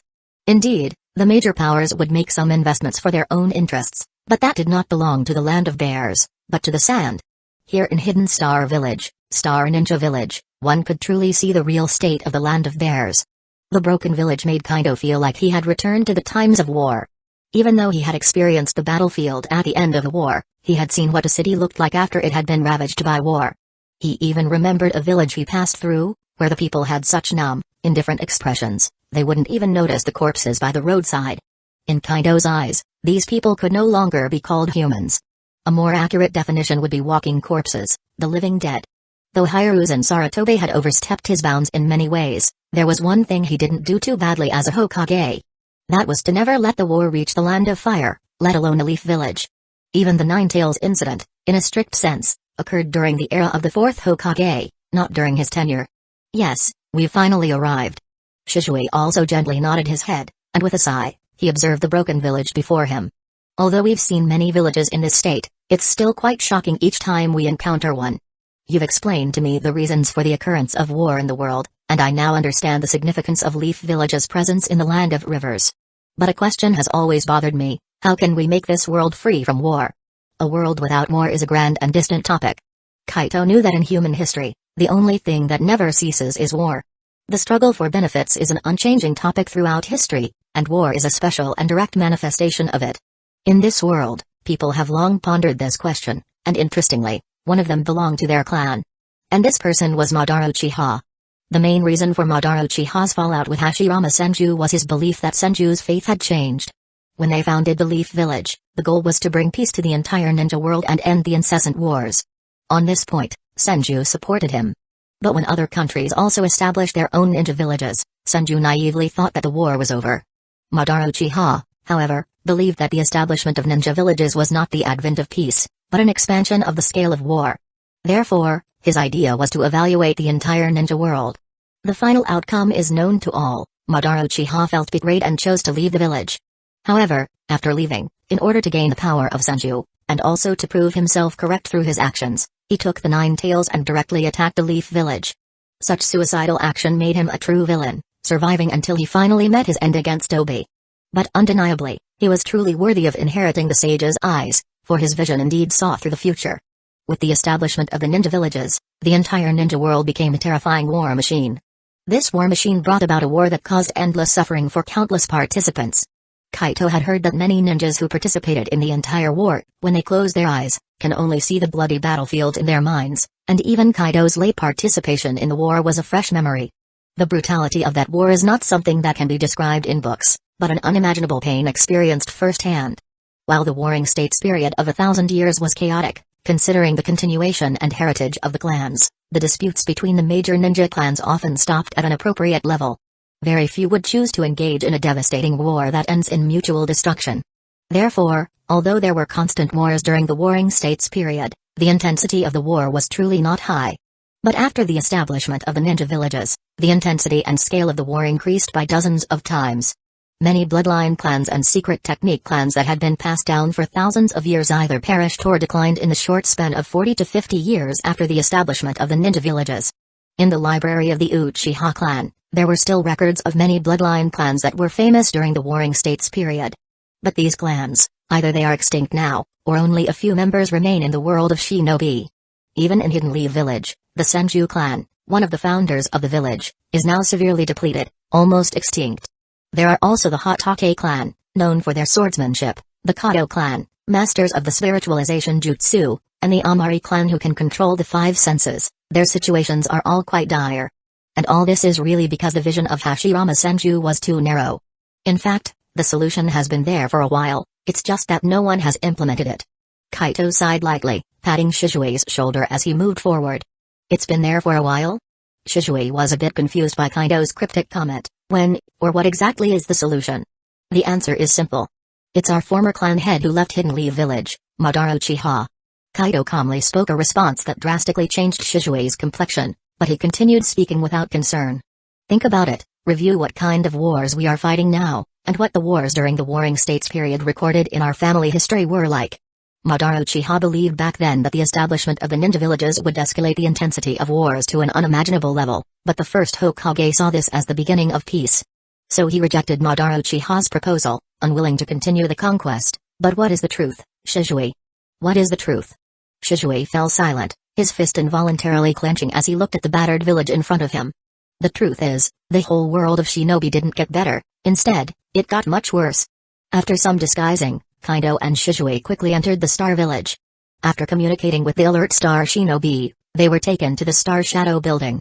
Even though this place was no longer the territory of the Sand and Stone villages, neither Kaito nor Shizue were foolish enough to act under the name of Uchiha. Likewise, they gave themselves a name. Kaido actually wanted to use code names, but after some thought, they didn't quite qualify as an organization, and they might not continue this for long, so pseudonyms were enough. Kaido gave Shizue the name Narumi Takeuchi. This guy was always indecisive, even avoiding reality at critical moments, so this name didn't shortchange him. As for Kaido himself, he originally wanted to go with Kasuga no Haruka. After all, as a descendant of the Uchiha, Kaito inherited one of the better traditions of the family. It's quite interesting about this clan being handsome seems to be the norm. But if you look a bit odd or unattractive, you will definitely make a deep impression in this clan. Kaido is in the category of plain and ordinary within the Uchiha clan, so there's no problem with him using this name. Yet, considering he did not have silver hair and that he was an only child, he felt it would be better not to use that name. Speaking of which, there's nothing wrong with this name. After all, I do know someone named Yanyi. I just don't know who in the world is called World. Maybe I should ask Hayashi when I get back? Kaido's mind was a chaotic jumble, while Shizue looked at Kaido with a strange expression on his face. He felt there was a deeper meaning behind the names Kaido had chosen for them, but he couldn't put his finger on it. This uncertainty was slightly stifling. Thankfully, they had arrived at the so-called Star Shadow building, and Shizue had no choice but to set his thoughts aside. He began to carefully observe the layout of the Star Shadow building. Not until they were led into an office did Shizue speak in a whisper audible only to Kaido and himself. The Star Ninja building has 3 exits, whether there are secret exits is unknown. The number of ninjas here is not many, about 12 on guard after we entered. They do not seem to be from the Anbu, as their concealment techniques are very ordinary. However, their chakra is strange. It's quite massive, seemingly beyond the reach of an average jonin, but their chakra is complex, not like pure chakra power. Shizue's ninja qualities were truly high. In just a few minutes since their arrival, he had observed everything within his reach. This was probably a habit of his as an Anbu ninja, but it could not be denied that such careful demeanor had indeed satisfied Kaido. I see. Before I came, I roughly understood their situation. It seems they are practicing their secret techniques through a meteorite. Kaito nodded and then spoke in a soft voice. The secret technique is powerful, but it seems to have some issues. Did you notice that there seems to be something wrong with their bodies? Upon hearing Kaido's words, Shizue couldn't help but fall silent. He had indeed noticed that something was not quite right with their bodies. Even though his feelings were still vague, he could indeed detect something. If it were before, he definitely would not have discovered this, let alone compile such detailed intelligence. All these changes had occurred after he was injected with that special substance. He felt as if even his sensory abilities had been enhanced. However, now was not the time to discuss these things, as he had noticed someone walking towards them. Looking up, he saw an elderly man accompanied by several middle-aged ninjas entering. The old man appeared spirited, and his chakra was quite substantial, yet Kaido keenly sensed that his physical condition was terrible. Not just him, those behind him also had various problems. However, due to their relative youth, Kaido did not feel as strongly about them. Are you the ninjas planning to take over our war commission? The old man still seemed full of vigor. He swept his gaze over Kaido and Shizue, then slowly began to speak. Those who dare to accept such a task are not simple characters, but this time, the trouble we're facing is great. After all, we have to deal with ninjas hired by a major country. I must clarify a few things. Can you disclose your organization, and how many of you plan to complete this mission? The old man's tone was assertive, yet he didn't come across as mindless. He wanted clear details about Kaido's side, and even reminded Kaido of the opposition they'd be facing. It was clear that he was wary of the major country's power. This made Kaido curious. The man knew there was an insurmountable gap between him and the major country, so why did he dare use the title of Star Shadow? Yet, Kaido was not interested in entangling this question. He just casually lifted his head and lowered his voice, making it sound somewhat hoarse. We won't tell you who we are, nor how many of us there are. All you need to do is prepare the money and wait for us to complete the mission, that's all. Kaido's words were arrogant, but he knew when to be arrogant. They were hired ninjas, not these people's subordinates. And to be frank, the other party was the one in need. He didn't have to worry about the so-called customer experience. Arrogant. At that moment, a middle-aged man with gray hair suddenly shouted, "Who do you think you are, acting so wild in the Star Ninja village, in front of Star Shadow? And who are you?" Kaido looked at the man, thinking he looked vaguely familiar. But for such a person, Kaido didn't bother to pay attention. He just calmly said, "Never mind, you're just a non-essential character. But because of you, I've changed my mind. Pay 20% deposit in advance, or we'll go to Hidden Stones Village." Kaido's words instantly changed the expression of the third star shadow, and the man who spoke had anger reaching its peak on his face. The faces of the other star ninjas who came along weren't looking too good either. They never expected this hired ninja to be so audacious. "You're courting death." The man wanted to say something more, but halfway through, his face turned pale. Everyone's faces also changed. Unnoticed, Kaido had moved behind him, with a kunai held against his throat. The sharp kunai had already pierced his skin, with specks of crimson blooming on his skin, as if the kunai would pierce his artery the next moment. The atmosphere in the entire building became incredibly tense at that moment, but Kaito still spoke nonchalantly. "Now, 40%. Gentlemen, have I made myself clear?" Chapter 134. Kaido's speed, akin to a phantom, and his indifference, echoing like a hoarse voice from hell, truly stupefied the folks of Star Ninja Village. They knew that no ninja who dared to accept war mercenary tasks was easy to provoke, but his display of force was beyond their expectations. The man held hostage by Kaito was named Akeboshi. In the Star Ninja Village, he was a powerful and influential character.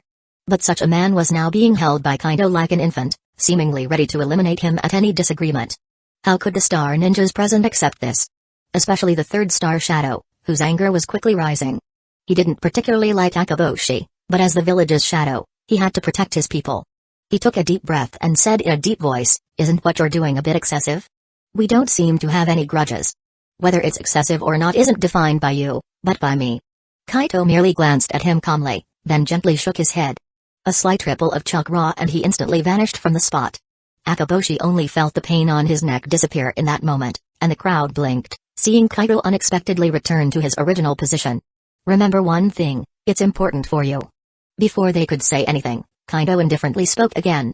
"You are the ones who need to hire us to accomplish a task that's beyond your league, not us needing to accept your task.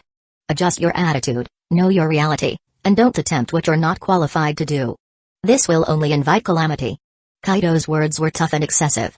Shisui couldn't help but glance at Kaido upon hearing them, let alone the Star Ninjas.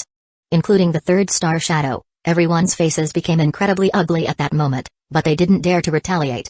"You're right," the third Star Shadow admitted, no matter how hard it was to swallow. He took a deep breath and said, "Before the mission begins, pay us 40% of the commission as a deposit. Also hand over any intel you have, including the target. Leave the rest to us." As Kaito said this, he paused slightly. The next moment, the abundant chakra within him suddenly surged, a heavy aura permeated the entire room. Shisui also synchronized his actions with Kaito's. Although his chakra wasn't as strong as Kaito's, it was not something ordinary people could endure. The intertwining and entangling of the two chakras made everyone present feel a strong sense of suffocation around them. They all felt extremely stifled, but they didn't dare to act. Because the two figures in black clothes and masks before them indeed posed a significant threat. It felt like any hasty move they made would only result in death. The pair even conveyed something stronger, something their hearts were reluctant to think or mention, yet could keenly sense. That was the power of these two men, fearsome enough to wipe out their entire Star Ninja village. When had such formidable figures appeared in the ninja world? Who were they? To what organization did they belong? Why had they chosen them? These thoughts swirled in their minds, but they didn't dare voice them, finding even movement difficult. "I understand," the third Star Shadow finally gritted out after a long silence. "We will pay 40% of the deposit in gold and provide the information and target to you." Well done, the third Star Shadow is indeed a sensible man. Upon hearing this, Kaito withdrew his chakra. However, he wondered if he had a rather poor relationship with his so-called third shadow. Of course, whether good or bad, he didn't care. What mattered to him was money. Now that he had obtained what he wanted, his demeanor improved considerably. His voice softened, and he spoke with a touch of amusement. "Then, here's to a pleasant cooperation." "Cooperation. Pleasant," came the clenched reply. Swish. Accompanied by the sound of a blade piercing through the body, an ninja from Bear Country fell to the ground, ending his mission. The one responsible was a figure wearing a straw hat and a red cloak with black shadows, three similarly dressed figures by his side. As the breeze blew, accompanied by the sound of a bell, the wind lifted his hat, revealing his face. He had long black hair, vertical golden pupils, and purple eyeshadow that extended from the corners of his eyes to his nose wings. His skin was pale, adorned with blue, comma-shaped earrings. Just standing there, he exuded a chilling aura. If Kaido and Shizue were here, they would surely recognize this man as Orochimaru, one of the legendary 3 ninjas from the Leaf Village. Orochimaru nonchalantly shook the fresh blood off his blade, then indifferently licked his lips and slowly said, "Is that all? They truly wasted my time." Indeed, a waste of time. Such opponents are truly uninspiring. A young man with red hair next to Orochimaru also spoke. This red-haired young man's voice was cold and mechanical, devoid of any emotion, giving a sense of lifelessness. And this man was Orochimaru's current teammate, Sasori. Sasori never liked Orochimaru, a fact well established, and he had strongly opposed Orochimaru's entry into the Akatsuki. But this time, he agreed with Orochimaru's view. The mission given to them, the ninjas, was too mundane and a waste of time. Wealth accumulation takes time and it requires us to do things one by one. Where else would the money come from for your experiments? The speaker now was a man with green eyes, Kakazu, who was in charge of all the Akatsuki's financial matters. Kakazu had lived for far too long. In the vast river of time, he had witnessed countless partings and deaths, which had made him emotionally indifferent. To him, only money truly existed in this world, so that was all that mattered to him. Beliefs, the future world, none of these things mattered to him. His involvement in the Akatsuki had been initiated merely because a fellow named Pain had allowed him to raise and earn money. He had no interest in Orochimaru, Sasori, or the Akatsuki. However, these 2 men obstructing his money-making schemes did not sit well with him. His gaze fixed on Orochimaru, he gave a contemptuous sneer. Not to mention anything else, without money, how would you research reattaching your arm? Or how would you conduct research on how to deal with that one-eyed brat? At Kakazu's words, Orochimaru's gaze instantly darkened. The air around them seemed to freeze. The one-eyed brat Kakazu mentioned was naturally Itachi Uchiha. They all knew his story. The foolish boy had attempted to annihilate his clan to prove his worth, at least that was what he himself had claimed. But in the end, he had been killed in retaliation. If someone hadn't helped him escape quickly enough, he would have lost more than just one eye. When Itachi Uchiha had joined the Akatsuki, they weren't keen on it as he had never proven his strength. Attacking the entire Uchiha clan might seem impressive, but in reality, the clan hadn't suffered any losses, and this young man had even lost an eye. To have such a man join them was a joke. Despite their vehement opposition, Itachi Uchiha had eventually joined the Akatsuki. However, he was not yet a full member, only a candidate. But it was undeniable that the one-eyed brat was somewhat capable. Orochimaru seemed very interested in the boy's eye, which led to his intervention. The result was that Orochimaru was defeated by this brat, even losing an arm. Although this incident had become a topic of their mockery, they knew that Uchiha Itachi was not to be trifled with. They also realized that the Uchiha of the Leaf Village were formidable. With only one eye, he had defeated Orochimaru, even costing him an arm. So, the thought of facing Itachi Uchiha, who had attacked them, remained unscathed, and even gouged out his eye, was truly terrifying. Who wouldn't have run as fast as possible to escape such a dreadful existence? This question indeed left them perplexed, but they had no opportunity to understand, at least for now. Their orders were not to provoke those people. What's the matter? Touched a nerve, did I? Thinking of retaliating? Kakazu looked at Orochimaru's current state, and he snorted coldly, releasing an aura of readiness. He wouldn't put up with Orochimaru's attitude. Standing next to Kakazu, the silver-haired man named Hidan had his eyes locked onto Orochimaru as well. The scythe in his hand was already posed for battle, his body beginning to brew with chakra. Hidan and Kakazu were teammates, and their relationship was quite sound. Given the situation, it was only natural for Hidan to side with Kakazu. In contrast to Hidan's stance, Sasori remained silent on the side, appearing uninterested in involving himself. Orochimaru frowned at the scene before him, though not out of fear. Or, perhaps, he knew very well that even if he couldn't defeat the 2 before him, there would be no issue. But he didn't want to engage 2 men he had no desire to kill, especially when his current condition could hardly be called ideal. Being manipulated by Itachi Uchiha's Genjutsu and even losing a hand was a severe blow for him. Normally, he wouldn't be subdued by such illusions, but having just completed the reincarnation jutsu, his spirit and body weren't in perfect harmony. Under such circumstances, his resistance to Genjutsu unknowingly weakened, something he found somewhat unacceptable. To resist Genjutsu, the best way is to possess a pair of eyes like that. Orochimaru's mindset had quietly but significantly changed after Itachi's counterattack. According to the original plot, he would have chosen to leave Akatsuki and head to the land of rice fields, even establishing a sound village along the way. However, at this moment, the Uchiha clan was not annihilated, and there wasn't a single remaining Uchiha like Sasuke to maintain the lineage. On the contrary, the Uchiha showed formidable combat power at this moment. After all, Orochimaru was a rogue ninja from the Leaf, having left many pawns in the village, so he was quite aware of what was happening there. He knew very well that the Uchiha at this moment was not something he could provoke alone. That's why he chose not to leave, but to stay in Akatsuki. And to stay, he couldn't just cause any major trouble. Thinking of this, Orochimaru sneered and withdrew his aura. Indeed, your words hit where it hurts. Orochimaru gently licked his lips, unabashedly admitting Kakazu's point, a level of composure that was not something any ordinary person could possess. But after all, Orochimaru was Orochimaru. He stared at Kakazu and Hidan, then began to laugh. He gently licked his lips before finally speaking in a deep voice. However, everyone has their pain points, or weaknesses, because these prove that one is alive. Rather than putting the value of their existence in other things, living such a life would be better off dead. After all, such people wouldn't even understand the purpose of their existence. Hey, what is this snake thing blabbering about? Hidan, rather simple-minded, couldn't comprehend Orochimaru's point, ranting loudly. If you want to fight, then fight. Why all the chatter? Such a simple-minded creature, it's the kind that tends to meet a premature end. Orochimaru dismissed Hidan's words, not even sparing him a glance. His focus remained on Kakazu as he turned and walked away. I'll deal with my designated target. It may be tedious and a waste of time, but at least I'll be quicker if I act alone. With these words, Orochimaru departed without a backward glance. Saori, with a cold snort, walked in the opposite direction, obviously intent on handling his own target. Suddenly, the once dense area was left with only the two living dead, Kakazu and Hidan, along with corpses scattered all around.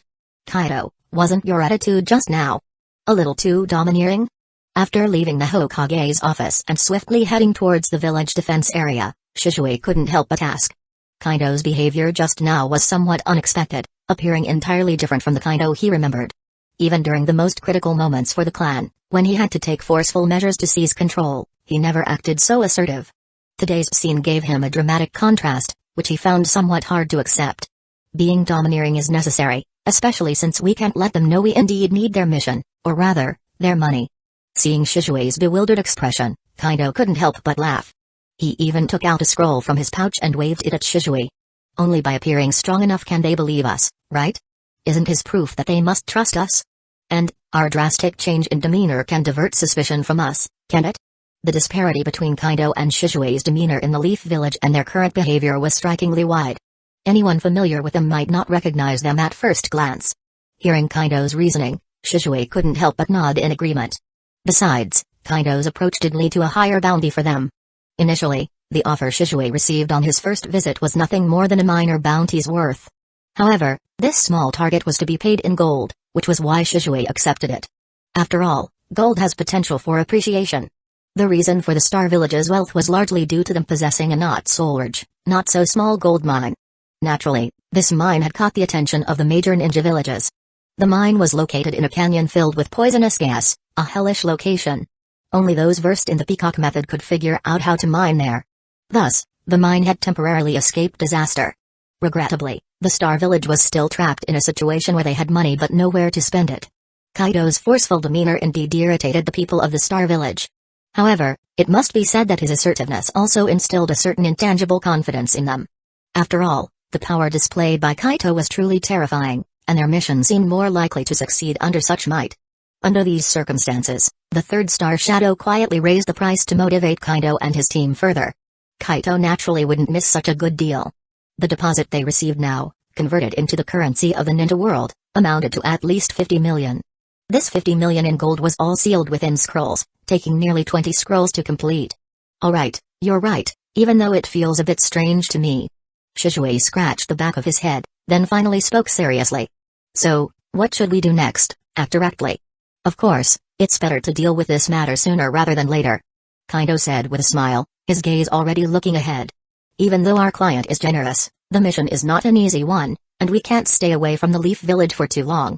Let's get it over with and return sooner. Kaito hadn't forgotten that they'd snuck out. He couldn't guarantee the duration of his shadow clone, so the sooner they finished, the sooner they could return. That was key. However, they had only moved forward a little when they saw a figure approaching them. This figure immediately raised Kaito's alarm because he was clad in a robe of black and red clouds. Chapter 135. Is this guy a member of the Akatsuki? The sight of the figure immediately put Kaito on high alert, although he had already guessed he might encounter the Akatsuki on this trip. Still, running into them so soon was somewhat surprising. Yet, he showed not a hint of fear. He had a certain confidence in his abilities. As long as he didn't come across particularly tough adversaries like Nagato or Tobi, he had nothing to worry about. Even against these two, Kaito wasn't necessarily alarmed if he couldn't beat them. He was sure he could outrun them. Kaito, this guy is weird. His chakra is strong, and he gives off a very, very dangerous vibe. At this moment, Shisui also spoke, his eyebrows furrowed as he watched the figure before them and spoke in a low voice. Yes, I know. He is indeed very strange and very dangerous. Kaito nodded in agreement with Shisui. He was well aware of the danger posed by the figure before them. After all, anyone who could don such a robe was no ordinary person. We'll have to counter his moves. This guy is likely to be our enemy. Given his attire, he is clearly not a village ninja. And appearing in this area of complex power relations, he probably shares our current status. A mercenary ninja. Shisui nodded, then pulled out a kunai hidden under his black robe.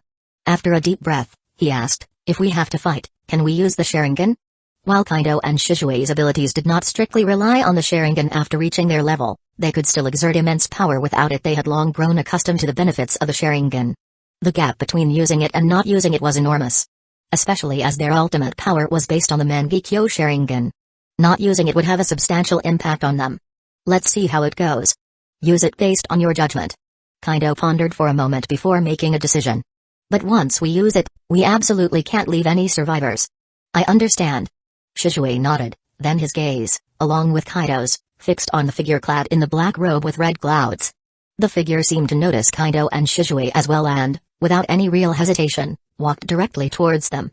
They were originally only about 100 meters apart, but in just a moment they were within 30 meters of each other. Who are you? The man wearing the straw hat asked directly. His voice was so raspy yet so identifiable. As he spoke, Kaito and Shisui both halted. Almost instinctively, they exchanged a glance as they both recognized who the man was. Orochimaru. Are we this lucky? Kaito mused inwardly. Among the Akatsuki, the one he felt was easiest to deal with was probably Orochimaru. This wasn't because Kaito was underestimating Orochimaru's abilities. This man had lived from beginning to end as a boss and had never truly died. Moreover, the infamous reputation he established during the Second and Third Great Ninja Wars was no joke. Most importantly, Orochimaru had even managed to unravel the secrets of the Rinnegan through his own efforts in the future. Without a doubt, Orochimaru possessed top-tier research talent and ninja ability. No matter who Kaito underestimated, he wouldn't underestimate Orochimaru. However, it was precisely because Orochimaru's research abilities were too strong that, after personally witnessing 2 great ninja wars, his mindset began to change. Witnessing so many deaths, he began to crave for a breakthrough in the secrets of life and death. And he did succeed to some extent. His soul continued to exist by changing bodies. But such an act injured his soul, making him vulnerable when facing masters of illusion techniques. As an Uchiha, Kaito's illusion technique abilities were naturally not a problem, even though his illusion techniques were focused on combat and didn't have much flashy display. But for powerful ninja, a moment's lapse could decide the direction of a fight. Are you Orochimaru, one of the 3 legendary ninja of the Leaf Village? Kaito, although lost in his thoughts, remained very calm. He spoke in his hoarse voice. What a fortunate meeting, to encounter Orochimaru here. It seems my luck is indeed good. Oh, recognized already? Orochimaru lightly licked his lips and then slowly removed his straw hat. His elongated golden pupils moved back and forth over Kaito and Shisui.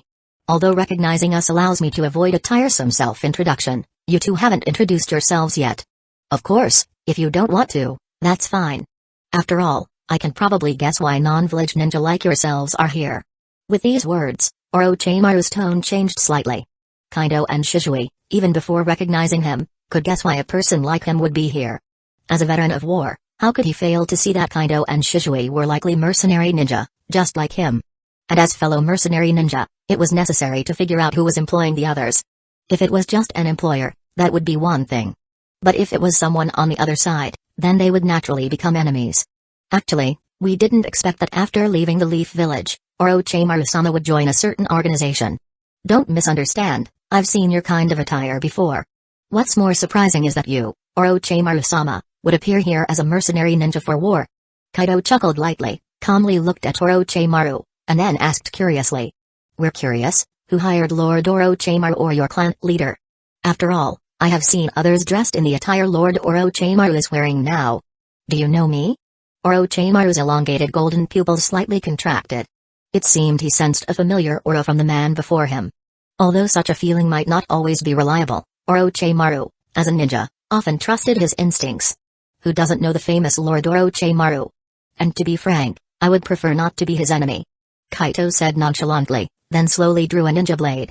But unfortunately, if by chance, the person who hired Lord Orochimaru and me is not the same, then I'm afraid we don't have much of a choice. Indeed, I'm afraid we don't have much of a choice. Orochimaru chuckled softly, casually tossing his straw hat aside. Instantly, his chakra exploded. Judging by your position, it should be either the Hidden Sand Village or that Star Ninja Village. If that's the case, I'm afraid we really have to fight. Yes, it's really a pity.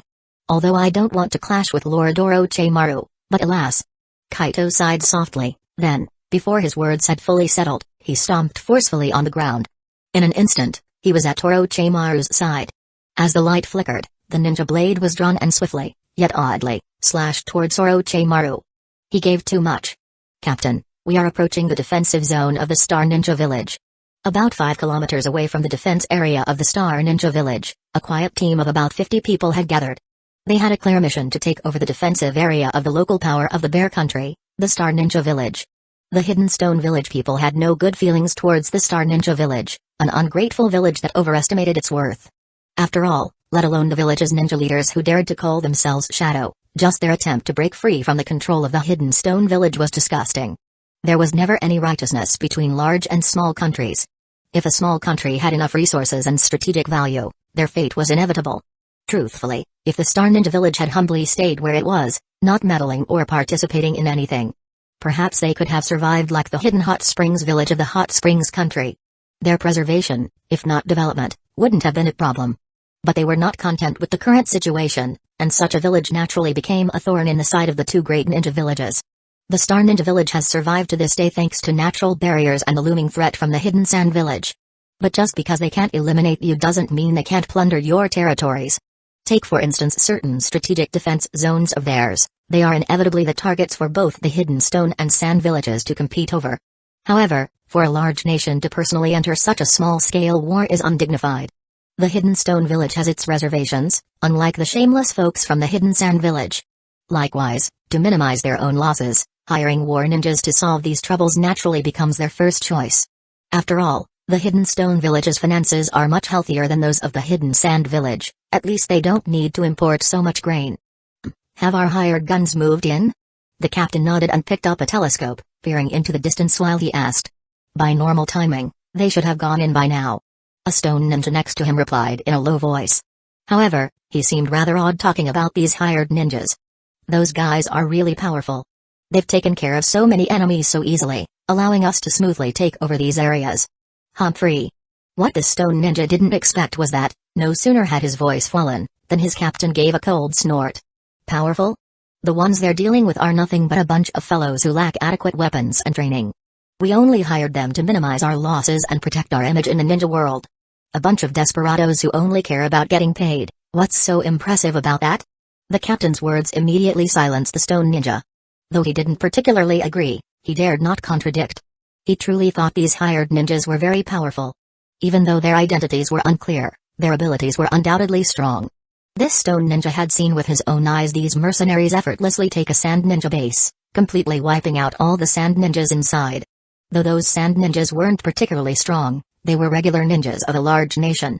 In the face of these mercenaries, they were like lambs to the slaughter. If they weren't strong, why would the Sushi Kage hire them? The stone ninja muttered under his breath, only to have his thoughts interrupted by a thunderous noise. His captain, telescope in hand, was staring intently into the distance. What's going on, Captain? The stone ninja asked curiously, but his captain seemed to have frozen and didn't respond. The loud noise caught the attention of the other stone ninjas. They all looked into the distance, but at that moment, they all seemed stunned. Because in the distance, there was now an expanse of fire. Did I give too much? Orochimaru seemed quite calm, having seen all kinds of storms and waves. Such a scene was only a small matter to him. However, Kaito's comment did raise his eyebrows. Not long ago, he had a disagreement with another fellow who was only too eager for others to give too much. Hearing similar words now, his senses weren't particularly pleased. But no matter how much is given, you need to have a life to spend it, right? Licking his lips lightly, Orochimaru muttered under his breath. He was almost in sync with Kaido's blade swing, leaping to the side and backward. At the same time, a kunai appeared in his right hand and, at a strange angle, he swiped at Kaido. Shisui silently watched on the side, not acting immediately, for he had no past experience of cooperation with Kaido. Both of them were extremely adept at solo combat.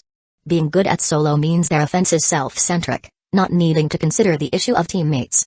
In previous missions, they had acted separately, not needing to coordinate anything, just resolving their own enemies was enough. Now facing an enemy like Orochimaru, and trying to forcibly coordinate without using Sharingan, they might end up getting each other in trouble. However, his chakra also began to boil rapidly. His temporary inaction did not mean he would not act. What he needed to do now was to find a good opportunity, and without affecting Kaido, inflict a fatal injury on Orochimaru. Kaido seems very confident, not using Sharingan to fight Orochimaru. Is he waiting for an opportunity or does he not want to expose himself? And he said Orochimaru joined an organization, and Orochimaru obviously did not deny it. What kind of organization did he join that even requires him to personally carry out tasks? Shisui was very interested in these matters. An organization that could absorb a terrifying existence like Orochimaru really filled his heart with doubt. Moreover, he was pondering one thing. If such an organization could absorb Orochimaru, could someone like Itachi Uchiha also be absorbed by such an organization? It must be said that Shisui was right to think in this direction, and he even guessed correctly. Unfortunately, Kaido didn't know about these things. Even without using Sharingan against Orochimaru's attack, he could judge the direction of Orochimaru's attack. The ninja blade in his hand quickly swept, at a speed that was astonishing. This stroke, infused with wind chakra, swiftly blocked Orochimaru's attack range. And as long as Orochimaru dared to continue thrusting forward, the next moment Orochimaru would probably lose his head. This kind of swordsmanship? Orochimaru was a man who knew the goods, and he naturally recognized at a glance that this swordsmanship was very powerful. He believed himself to be well versed in many ninja sword arts. After all, he himself was very adept at using a sword, but this kind of swordsmanship was really his first encounter. Despite these thoughts, his movements were still fluid. He immediately stopped the action in his hand, and his body made an awkward shift. Then, he leapt backward, avoiding Kaido's ninja blade entirely and landing solidly on a massive rock. A very interesting swordsmanship. It's been a while since I've seen such an engaging blade art, not since Shodame Hokage passed away. Orochimaru's gaze locked onto Kaido, his eyes full of amusement and reminiscence, but soon he chuckled lightly and slowly said, "Since you wield a blade, I suppose I should accommodate you a bit." As he spoke, Orochimaru raised his head and spat out a long sword from his mouth. Without minding the slime on it, Orochimaru casually drew the sword and gave it a light flick. "I don't know who you are, nor why you're so confident. Your teammate doesn't seem to have any intention of joining the fight. But since you've aroused my interest, let's have some fun. I hope you won't disappoint me." No sooner had his voice fallen than Orochimaru, brandishing his sword, was already in front of Kaido. His speed was even faster than before, and more terrifying, and the sword in his hand carried an innate, formidable force. Such a sword, such an opponent, was truly terrifying to the extreme. Kaido remained very calm, as befits one who has been granted and has learned the Valkyrie flowing water swordsmanship and mastered the waterfowl dance. After acquiring that secret scroll, his swordsmanship had undergone an incredible improvement, which was the foundation of his confidence to temporarily not use Sharingan. He slightly adjusted his blade, and as sword and blade crossed, they brushed each other's backs and sparked a small fire. Orochimaru licked his tongue, and the next moment he pushed forcefully. Kaido felt as if a strong force was attacking him, and it was fortunate that his body had been significantly enhanced, otherwise he might have been pushed off his entire blade. But the unexpected blow caused his ninja blade to shift instantly. Such a powerful force, and Orochimaru's skill is formidable too. Kaido sighed inwardly. Fortunately, his reaction speed was extremely fast, and in a moment he had leaped up, using Orochimaru's force. And like a shadow, Orochimaru followed, almost leaping up the instant Kaido did. However, Orochimaru, who had just risen, suddenly changed his expression, because he saw Kaido, midair, raising his ninja blade above his head, with blue chakra twining around his blade edge. In an instant, an extreme sense of danger surged in his heart. Chapter 136. In Hidden Leaf Village, there is a saying that circulates, not very widely, but among the upper echelons of the ninja, it has sunk deeply into their hearts. That is, once Kaido stands above the sky, that's when he is the most dangerous. Among the upper ninja of Hidden Leaf Village, They basically have acknowledged that Kaito must possess a terrifying ability, the power of flight. And when this flying ability is combined with Kaito's unpredictable and divine blade dart descending from the sky, everything becomes unimaginably more dangerous. Firstly, dozens of members of the Root were directly slaughtered by him, then in full view of everyone, he used that enormous titan, swinging his ninja blade, to massacre Danzō and his Root members. All of this has left a profound impression on the ninjas of Hidden Leaf Village, especially the upper echelons. They don't know where Kaito learned his blade art, but that graceful and elegant blade dance has been deeply engraved in their minds. If they saw the scene unfolding now, they wouldn't even need to see Kaito's face to guess the rough picture of this blade art. They might even think of Kaito. After all, this style of blade art is too iconic. While Orochimaru has intelligence from Hidden Leaf Village, his informants are basically not high-ranking ninjas, so what he understands is not particularly abundant. However, his perception of danger is very, very high, and almost in an instant, chakra within Orochimaru begins to surge. But Kaito's ninja blade is already swinging, the blue chakra wind blades fluttering in the sky, relentlessly aiming for Orochimaru. Orochimaru looks serious, then he uses a bizarre backward flip to evade the oncoming blade dance. However, Kaito's blade dance is too fast, and those terrifying wind blades are too dense. Even if Orochimaru reacts swiftly enough, moves quickly enough, his body still inevitably gets slashed viciously by Kaito. After all, he is now in midair, where such harm can't be avoided. However, Kaito isn't using Sharingan to assist him at this moment, so he naturally cannot perform the most exquisite waterfowl dance, thus it isn't surprising that his most lethal attack was dodged. Orochimaru, this guy, is just too disgusting, isn't he? Orochimaru's body is like a snake, continually twisting, completely disregarding human anatomy, as if he has no bones at all. It's clear that this guy has certainly completed some so-called soft body modification, otherwise, how could a normal person perform such extreme body twisting? But regardless, Orochimaru, with his significant twisting, did indeed avoid Kaito's fatal attack. And when Kaito's onslaught ended, Orochimaru immediately seized the gap, furiously counter-attacking Kaito. Ding, ding, ding, ding. The ringing sound of metal colliding echoed continuously, with Kaito and Orochimaru's weapons constantly clashing. Their offenses were faster, more ruthless, and trickier with each exchange. Orochimaru's face remained serious. Although he was interested in the swordsmanship of the opponent in front of him, he hadn't anticipated that this fellow's technique would be so eccentric. Transforming wind-style chakra into a physical form and merging it with the swordsmanship, such a technique is indeed rare, but also powerfully sufficient. Orochimaru muttered to himself.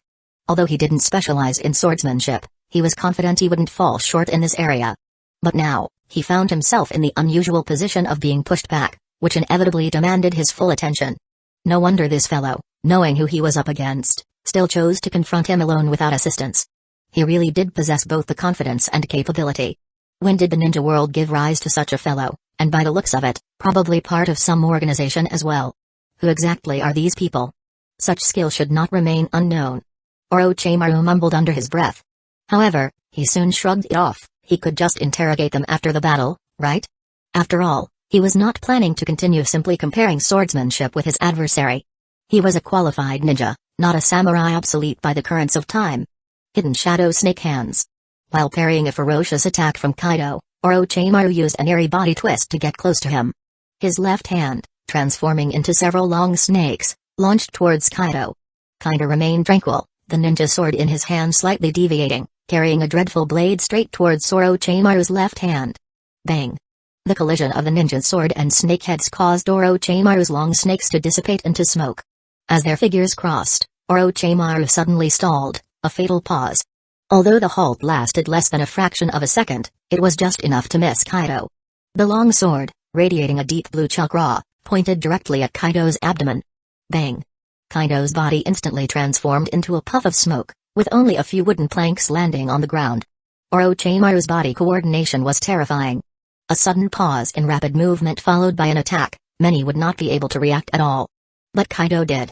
Despite not activating his Sharingan, his reflexes, having been enhanced by the dark side and the ascension stage, were unbelievably fast. The moment he detected the danger, he used a substitution technique. Landing steadily on a tree, Kaito glanced at his own arm, where there was a notch cut open by the blade. While it hadn't wounded him, it had indeed cut open his clothing. After all, Orochimaru's grotesque and exaggerated body coordination, combined with his ghostly power, would likely injure anyone in his path. Kaito's close brush with the blade, merely slicing through his sleeve, already indicated his quick response. He took a deep breath, locking his gaze on Orochimaru, ready to attack at any moment. Interesting, your swordsmanship is truly fascinating. I admit, when it comes to pure swordsmanship, I am not your equal. Orochimaru licked his lips, his gaze fixed on Kaido as he said softly with a chuckle. Unfortunately, a man I knew who was exceptionally skilled with the sword is already dead. Otherwise, you might have become friends. You're referring to Sakamo Hatake, aren't you? Kaito raised an eyebrow. He hadn't anticipated such high praise from Orochimaru for his swordsmanship. This brought him a measure of happiness. However, as an enemy, and since he could not reveal his ties to the leaf, he had to maintain his poise. Pity indeed. I heard he committed suicide due to certain rumors. Was such a man of weak will as you described? I don't know how you perceive it, but as a witness to that incident, I can responsibly tell you, Sakamo Hatake is not as you imagine. Whether it was because the conversation had turned to familiar people and events, Orochimaru also became somewhat sentimental for a moment. He was simply a loser forced into political strife. He appeared kind, but was inherently proud. He couldn't bear baseless accusations against him, so he chose an extreme way to express his will. Though it seems foolish, as he bore the sentiment of a so-called samurai, but it's the age of the ninja now. As Orochimaru paused slightly, Kaido's expression under the mask became somewhat enigmatic. He didn't expect Orochimaru to hold such high regard for Sakamo Hatake. It even seemed like the two had a good relationship in the past. Sadly, Kaido was unaware of these matters, given his late arrival in this timeline. But he wondered if Orochimaru's empathy was sparked by Sakamo's story. After all, Orochimaru himself was also a casualty of political struggle. Alright, our digression ends here. It's time to conclude some unfinished business. Orochimaru shook his head and refocused his gaze on Kaido. In that moment, he broke into a laugh. The game has just begun. Are you ready? For Orochimaru, this fight might just be a game, for he had the skill and the confidence. Ninja art, many snake ray. As his words ended, Orochimaru began forming hand signs. With a slap of his hands on the ground, a summoning seal quickly emerged. Several snakes crawled out of the seal, rapidly moving towards Kaido. Kaito was ever vigilant, his ninja sword swiftly moving, slicing down countless snakeheads. Those triangular-headed, stent-ridden snakes, Kaito knew at a glance they were all venomous. If bitten by these snakes, even with his robust healing abilities, he'd be forced to kneel. Fortunately, he wasn't excessively fearful. Before crossing over, as a southern native, the province where he resided harbored nearly all the poisonous snakes found in the nation. Hence, his reaction to the serpents, though uncomfortable, wasn't frantic. Orochimaru, meanwhile, wasn't idle. Seizing the moment, he closed in on Kaido, his long sword thrusting towards him. Kaido responded immediately, raising his blade to parry Orochimaru's strike, but the sheer number of snakes he faced was overwhelming. To evade these venomous vipers' attacks, Kaito needed to constantly twist his body and swing his blade, which left no room for him to employ any ninjutsu. Orochimaru seized this opportunity, spinning around to aim a kick at Kaido's belly. Still, Kaido's reactions were quick. Despite his force field blocking the brunt of the attack, he twisted his body and leaped backward instantly. Hidden shadow snake hands. Although Orochimaru missed his mark, he didn't pause for a moment. Accompanied by a mad rush of chakra, countless venomous snakes slithered out from his sleeves, too many to count. Kaido promptly wielded his blade in defense. Landing from a spin, he immediately slayed two snakes. However, Orochimaru seemed to shadow him closely, following up with another kick. But this time, Kaido appeared prepared. Orochimaru's kick only sent a log flying, while Kaido himself stood calmly atop a tree. Orochimaru slightly raised his head, looking toward Kaido. His nonchalant demeanor seemed to communicate to Kaido that he hadn't yet started playing seriously. Truly a treacherously dangerous fellow. Kaito murmured to himself. Although he had determined that Orochimaru was easy to handle, it was on the premise of using Genjutsu. Without the foundation of Genjutsu, Orochimaru's strength was indeed formidable. His overall ability, if not top-notch, wasn't far off. Such an opponent was indeed a rare find for Kaido because finding a suitable rival at this point was somewhat challenging. Strictly speaking, both Fugaku Uchiha and Uchiha Shizui were not inferior to him, even surpassing him in the use of the Mangekyo. However, would they go all out against him, considering that Kaito was the Uchiha clan leader? The arrival of Orochimaru somewhat filled Kaito's demand for a worthy adversary. Especially after so many rounds of strengthening and upgrading his body, Kaito wanted to gauge his strength without the Sharingan. Kaito truly dreaded the day he might lose his Sharingan, rendering him incapable of even basic combat. Look at Madara, who could beat the living daylights out of Sasuke even without his eyes, let alone without the Sharingan. Kaito had always considered this former clan leader as his goal and idol. What he could achieve, Kaito naturally aspired to as well. Orochimaru has begun to use ninjutsu. I cannot hold back any longer and, if necessary, I'll have to control him with the Sharingan. Kaito was confident that Orochimaru was rather discreet. Even if he discovered Kaito's secret, he wouldn't divulge anything when unable to confront Kaito directly. After all, Orochimaru was always a practical person. Even if he desired to use this information against Kaito, he would seriously consider the consequences. At worst, he would try to seek some benefits.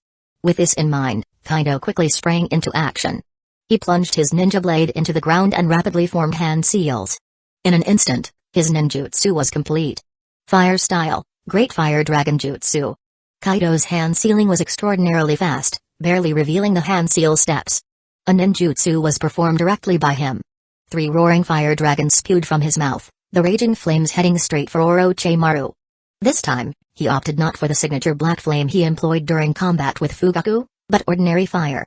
Yet, even so, due to his robust chakra, the ninjutsu he unleashed was incredibly massive.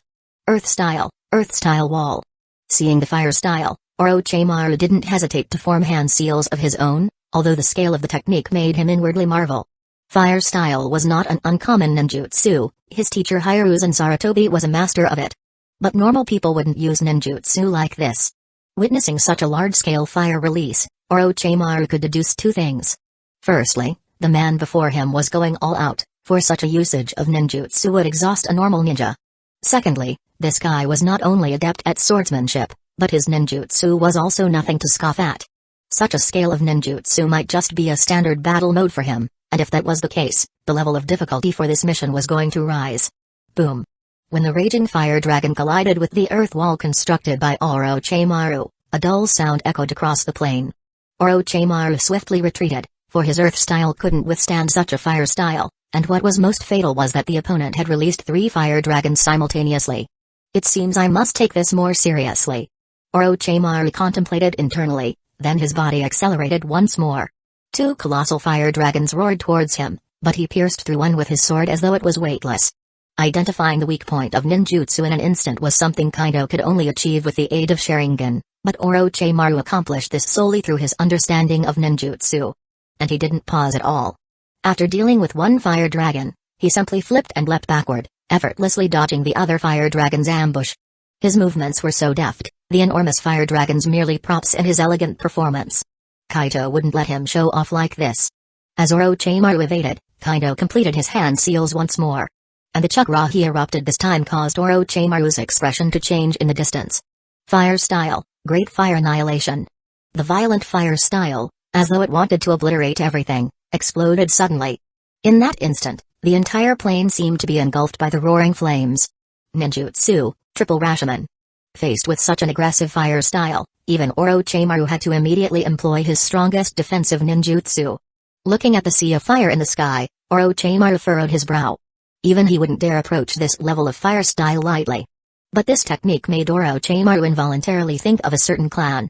Although fire style was a commonplace skill to some extent, achieving such a degree of fire style required not only sufficient personal strength but also a strong technique.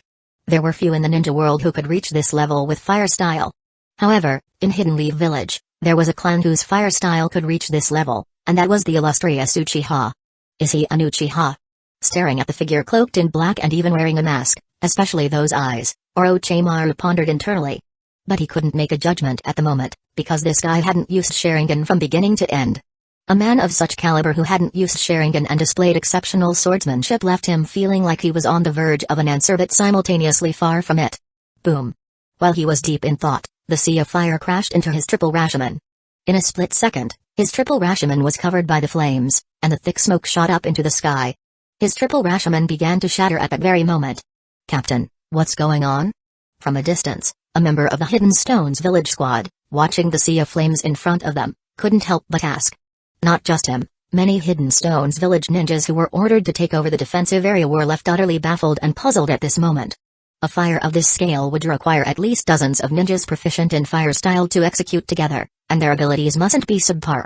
But the issue was that they were heading to Hidden Star Village's defensive area. Did Hidden Star Village have the capacity to gather so many ninjas capable of powerful fire style? Obviously, they believed this to be impossible. If it were Hidden Sand Village, it might be plausible, so could it be a large Hidden Sand Village force had arrived? But as soon as this thought crossed their minds, they shook their heads. The front line in the Land of Bears was not short. If Hidden Sand Village mobilized all forces, they would surely receive intel. In such a scenario, any gap in Hidden Sand Village's defense would be exploited by them. They couldn't be so foolish. As for reallocating troops for reinforcement, let's not joke about that. Everyone knew just how poor Hidden Sand Village was. Even though Razo was skilled in magnet-style gold dust, and used this technique to create a lot of gold for exchange, their harsh climate left them incapable of cultivation. They relied on external purchases for all their food and even water. When you factor in the money required for military equipment, and the daimyo of the Wind Country, who didn't intend to reveal much due to Hidden Sand Village's wartime failure, even bleeding Raza dry wouldn't be enough to support them. Fortunately, they occupied a part of the Land of Rivers, which alleviated their predicament.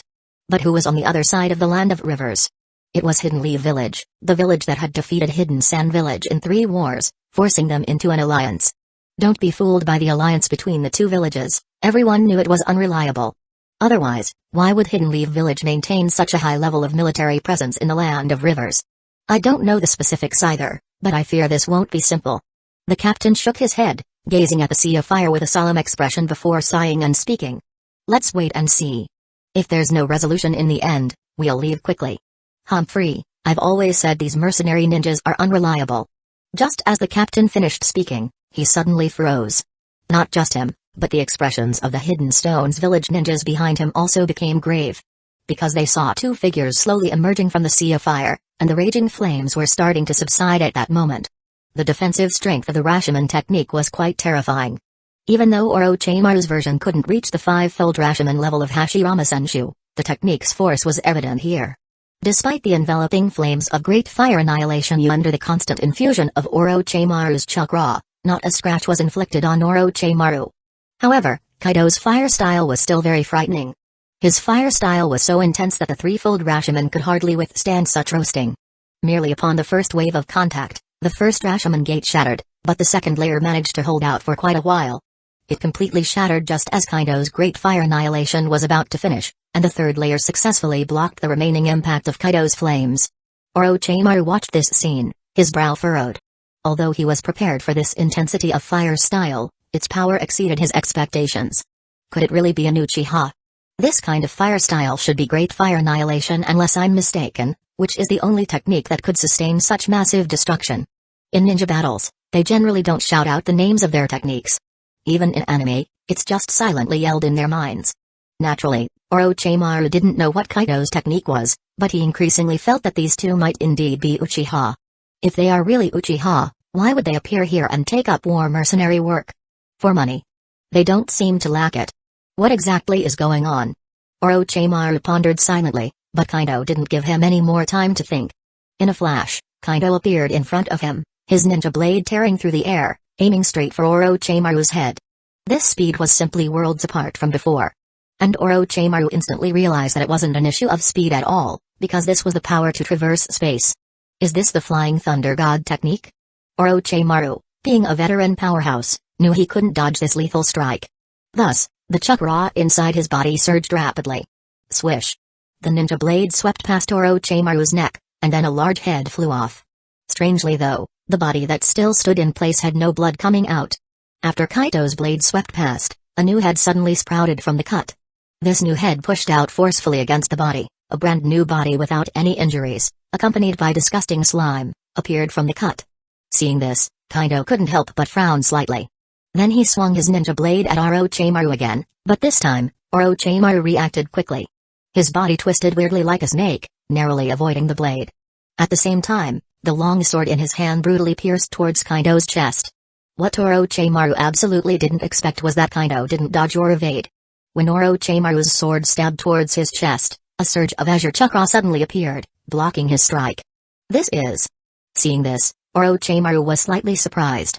This kind of defensive technique formed by using chakra seemed somewhat similar to the lightning-style chakra mode of Hidden Cloud's village. Yet Orochimaru couldn't be bothered to think too much about it. In a blink, he had figured out a countermeasure. His left hand shot out quickly, exploding with a terrifying surge of chakra. Ninja art, hidden shadow snake hands. Countless venomous snakes suddenly emerged from his right hand, their pungent stench almost nauseating. This close-range assault caused Kaido to raise an eyebrow, but he didn't worry about such a jutsu. After all, Kaido had numerous defensive measures up his sleeve. This time, however, he opted to directly use void walking to put some distance between himself and Orochimaru. The vile smell radiating from the snakes' mouths still had Kaido somewhat concerned. Yet before he could counterattack after distancing himself, Orochimaru spoke up from afar, "You're using the power of space, aren't you?" "Quite perceptive, Lord Orochimaru." "Have you already figured it out?" Kaido wasn't sure about Orochimaru's intentions, so he responded rather bluntly. However, after he finished speaking, he suddenly realized that his words sounded a bit sarcastic. Regardless, neither he nor Orochimaru seemed to care about such a detail, as Orochimaru continued to gaze at Kaido and slowly shook his head. "Space ninjutsu, a technique one won't forget after seeing it once. I wouldn't mistake it. After all, I did watch Minato Namikaze grow up.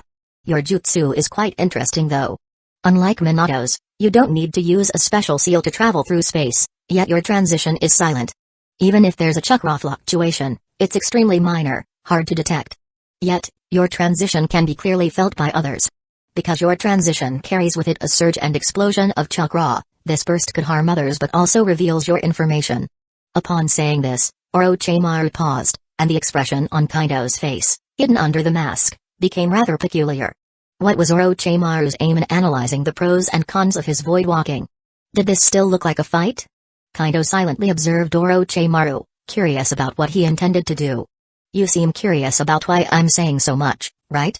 Orochimaru licked his lips, and then revealed a smirk as he continued. "It's not a big deal, really. I'm just personally interested and curious about your space ninjutsu. Of course, don't misunderstand. I don't have any ulterior motives. Knowing that you control this technique, I realize that I'm unlikely to defeat you. Moreover, I probably guessed your hidden identity.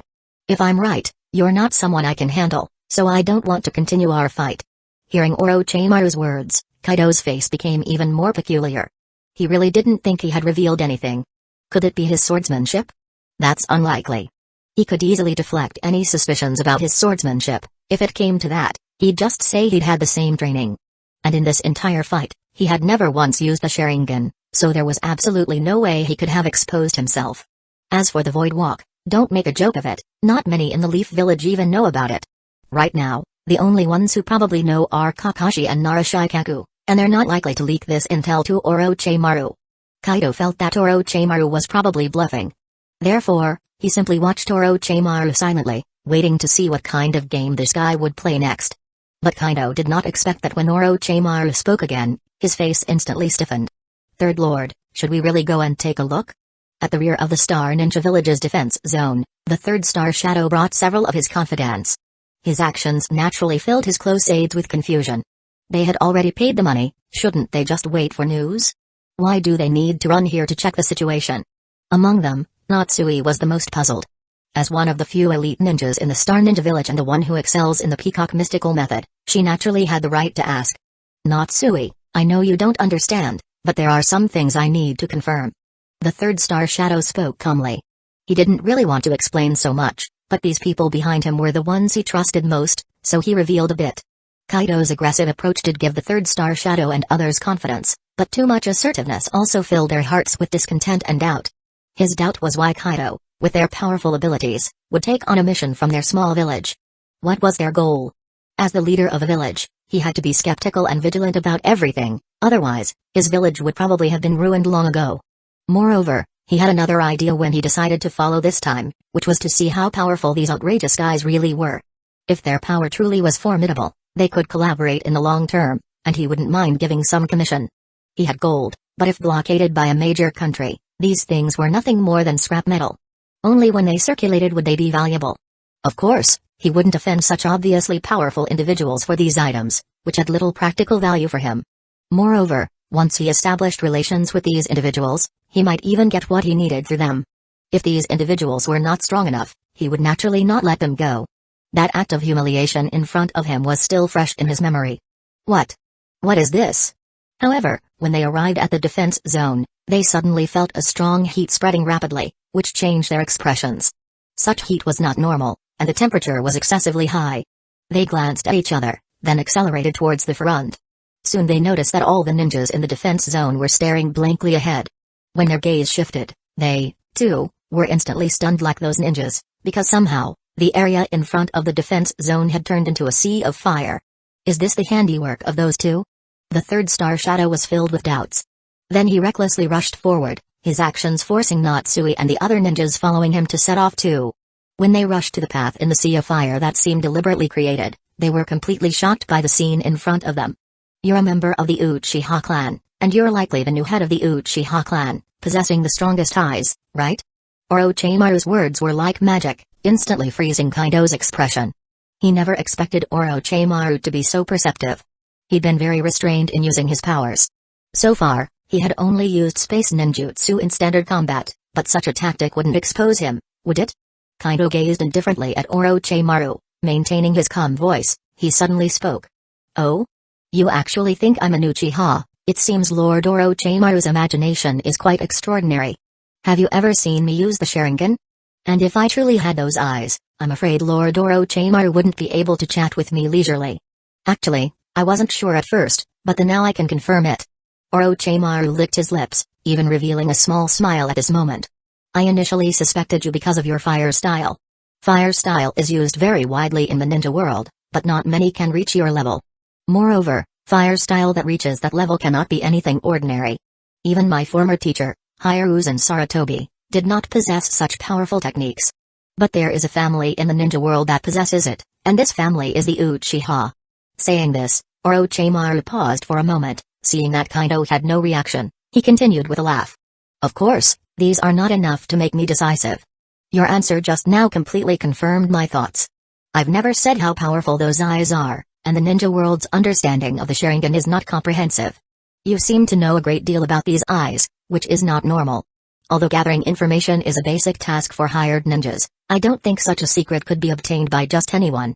As for your current eyes, perhaps you're using some sort of child-pupil disguise, or perhaps you are testing me without using the Mangekyo. Orochimaru's words made Kaido's face a little awkward. Although he felt Orochimaru's judgment was a bit far-fetched. But on second thought, Kaido suddenly realized something, that ninjas of Orochimaru's level may not necessarily fear the three Tomoe Sharingan. Upon hearing Orochimaru's words, he subconsciously accepted Orochimaru's conclusion to be about the Mangekyo, and he was well aware of the power of the Mangekyo. Your silence suggests that my conjecture is probably the most accurate. Orochimaru looked at Kaido in this state, and a smile appeared on his face again. It seems indeed you are the renowned Kaido Uchiha from Hidden Leaf Village who took down Danzō Shimura. But I'm curious, why would someone of your status come here? Could it be that you came to investigate Itachi Uchiha? Some questions are better left unasked, Lord Orochimaru. At this moment, Kaido couldn't be bothered to keep up the pretense. His voice returned to its original state, his eyes turned crimson, and his Zuri chakra locked onto Orochimaru. I never expected Lord Orochimaru to be so sharp, to identify me just by my fire style. In fact, I am curious about one thing, Lord Orochimaru. Do you know that pursuing secrets you shouldn't can lead to deadly consequences? I'm well aware of that, but I don't plan to tangle with you any longer. Orochimaru replied with a raspy laugh. However, Kaido could feel this man tensing up at that moment, his chakra circulating even faster. Your objectives or thoughts have nothing to do with me, even if you truly want to help Star Ninja Village, it's none of my business. I can even give you a piece of intelligence, the people from Rock Hidden Village will soon take over the base behind you. As he said this, Orochimaru's body began to burrow into the ground, obviously having no intention of battling with Kaido. But the next time we meet, Chief Kaido, be prepared. I will present you with a great gift. With those words, Orochimaru's figure completely disappeared. His speed and stealth were so impressive that even Kaido had to admire him. Being recognized by Orochimaru was not beyond Kaido's expectation, but being recognized not because he used Sharingan was somewhat sigh-inducing for Kaido. It seems I need to be more careful in the future, especially when I don't want to expose my identity. Kaido murmured to himself, but soon he sighed again, looking at the place where Orochimaru had disappeared. What a pity, that's 90 million. Chapter 137 Kaido, he's gone? He recognized me. This guy is really interesting. Just as Kaido was lamenting about the 90 million walking away from him, Shisui came up to him. Shisui had been watching the recent battle and now had a better understanding and view of Kaido's strength. Kaido didn't use his Sharingan throughout the whole fight, a fact Shisui noticed. As a Sharingan user, he naturally understood how poor Kaido's control of the details was during the battle. Of course, this poor is relative to Kaido's previous battles. With the help of the Sharingan, one can naturally discern details that ordinary people can't.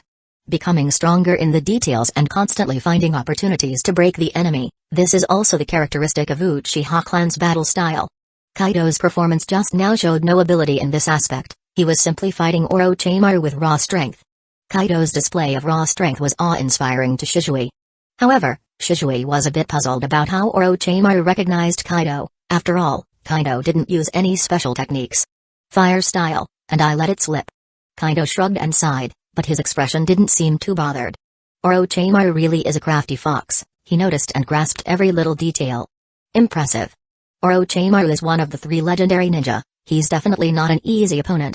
Shisui didn't find it surprising when he heard this. After all, Orochimaru had been in the root and the Anbu, his skills in smooth talking and ability to control details are extremely potent. Kaido is certainly powerful, but he hasn't received training in places like the Anbu and the root. But now that he knows, will it have any impact on us? Actually, the impact on us is not significant. Orochimaru is smart, he knows what should be said and what shouldn't. Kaido was somewhat confident in response to Shisui's question. After all, if Kaido's identity was really exposed, he could just blame Hiruzen Sarutobi internally, and deny everything externally. If Hiruzen Sarutobi really wanted to investigate, Kaido could just say, "You didn't pay me, can't I earn some extra money?" Of course, this was absolutely the worst choice. Kaido knew it would not come to that point. Alright, enough about Orochimaru, we should go deal with our own matters. Kaido didn't feel like thinking about Orochimaru any further. His gaze shifted towards the rear, and then he calmly said, "Orochimaru gave me some intelligence before he left, that is, the forces of Rock Hidden Village are coming to take over this defense zone. So, are we going to take action against those rock ninja?" Although Shisui was a bit confused about how Kaido got information from Orochimaru, his focus was not on this at the moment. Taking action against the ninja of Rock Hidden Village didn't burden him mentally, much like the first time they encountered the ninja of Cloud Hidden. He had no particular fondness for these guys. Besides, they had been mentally prepared for this from the beginning. As long as they handled things cleanly and didn't expose themselves, anything was possible. Indeed, otherwise we would have a lot of explaining to do. Kaido chuckled, and then his gaze turned to the back, and at this moment, the flames in the sky began to slowly dissipate. "Who are you?" the team leader from Rock Hidden Village asked as he watched the 2 airy ninja dressed in black robes approaching, his voice heavy. Although he appeared calm, inside he was extremely anxious, and the rock ninjas behind him felt the same. They had drawn their weapons, and some of them were even gritting their teeth, ready to attack at any moment. Strictly speaking, the 2 men in black hadn't done anything yet, but paired with the blazing flames in the sky, they exuded an oppressive feeling that was hard for them to imagine. However, neither Kaido nor Shisui paid much attention to these people. The 2 shared a brief glance, then they suddenly sped up and split up, charging towards the crowd. Enemy attack. Be on guard. Watching their movements, everyone knew what these 2 wanted to do. Ordinarily, 2 ninjas charging at a team of over 50 would seem foolish. But these 2 were different. The terrifying flames and strong chakra fluctuation from before indicated that they were not ordinary. Their assumptions were correct, but the problem was that they were dealing with 2 Uchiha with Mangekyo Sharingan. While running, Kaido's ninja blade had taken on a deep blue chakra, and his eyes turned crimson.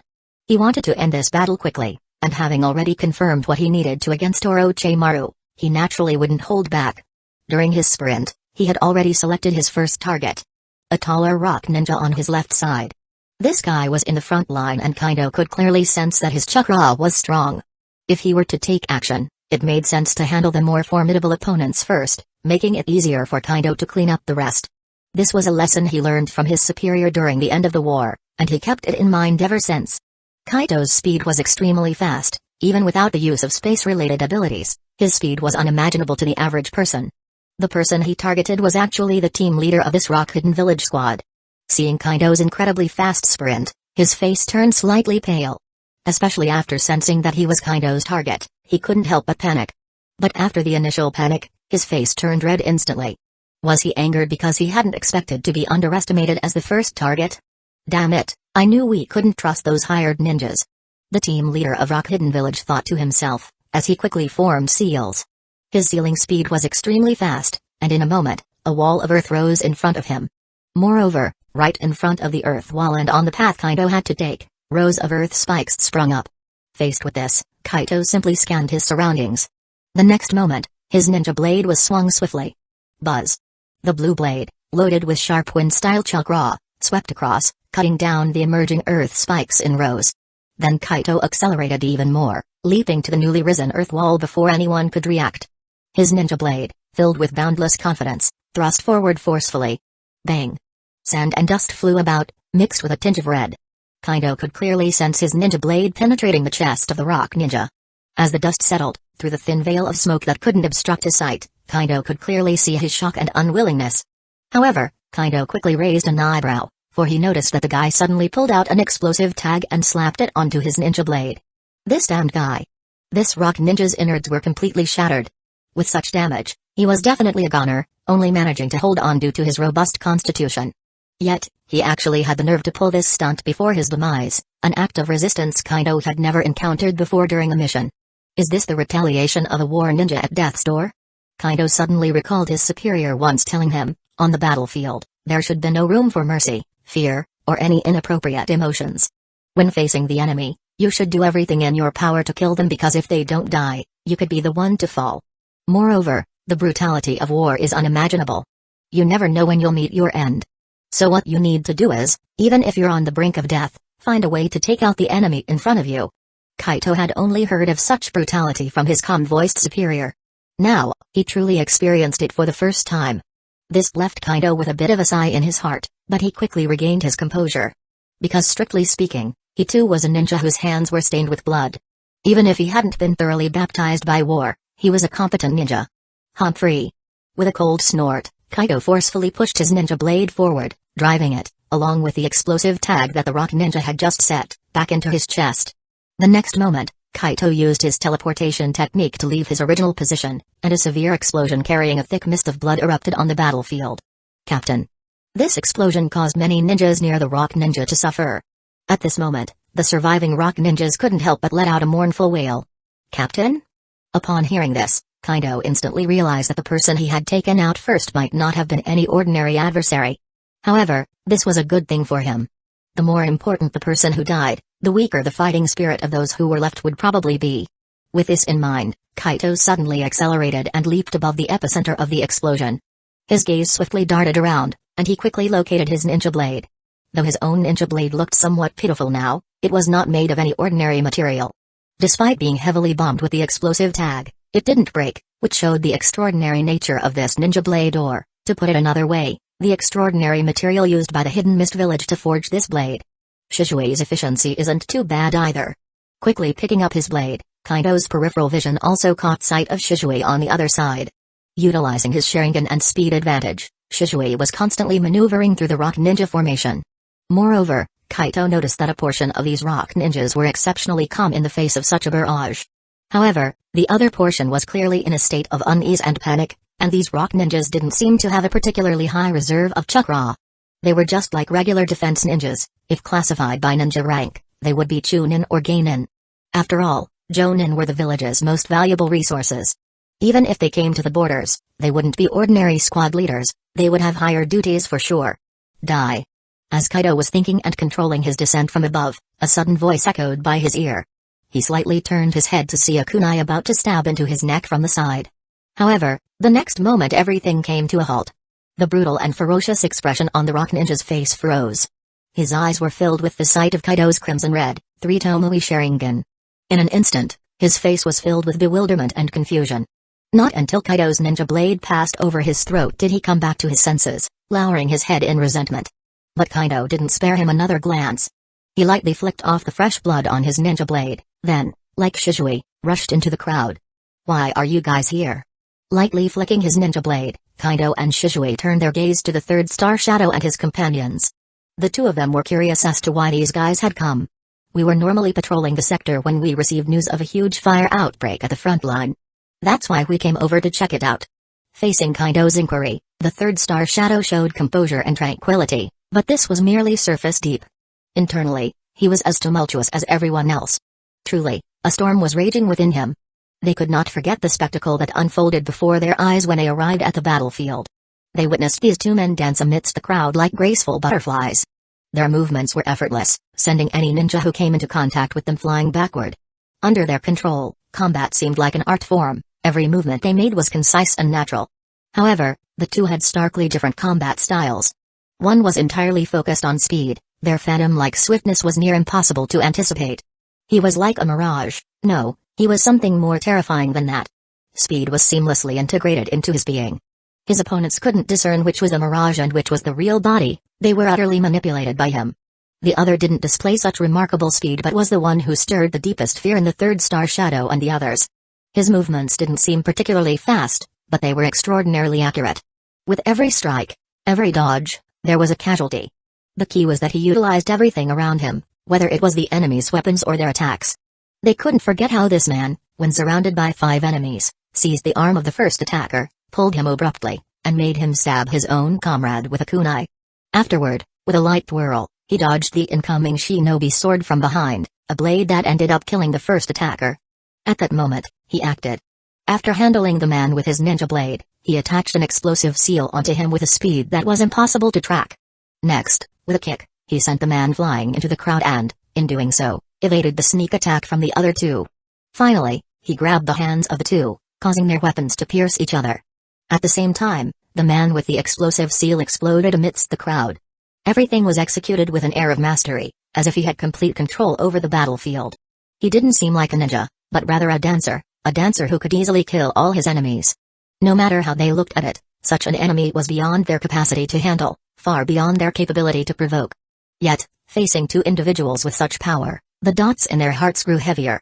The questions of the third star shadow resurfaced in their minds. Why would these two accept such a mission? What unknown motives might they have?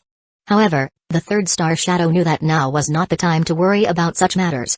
Moreover, they weren't in any position to delve into them.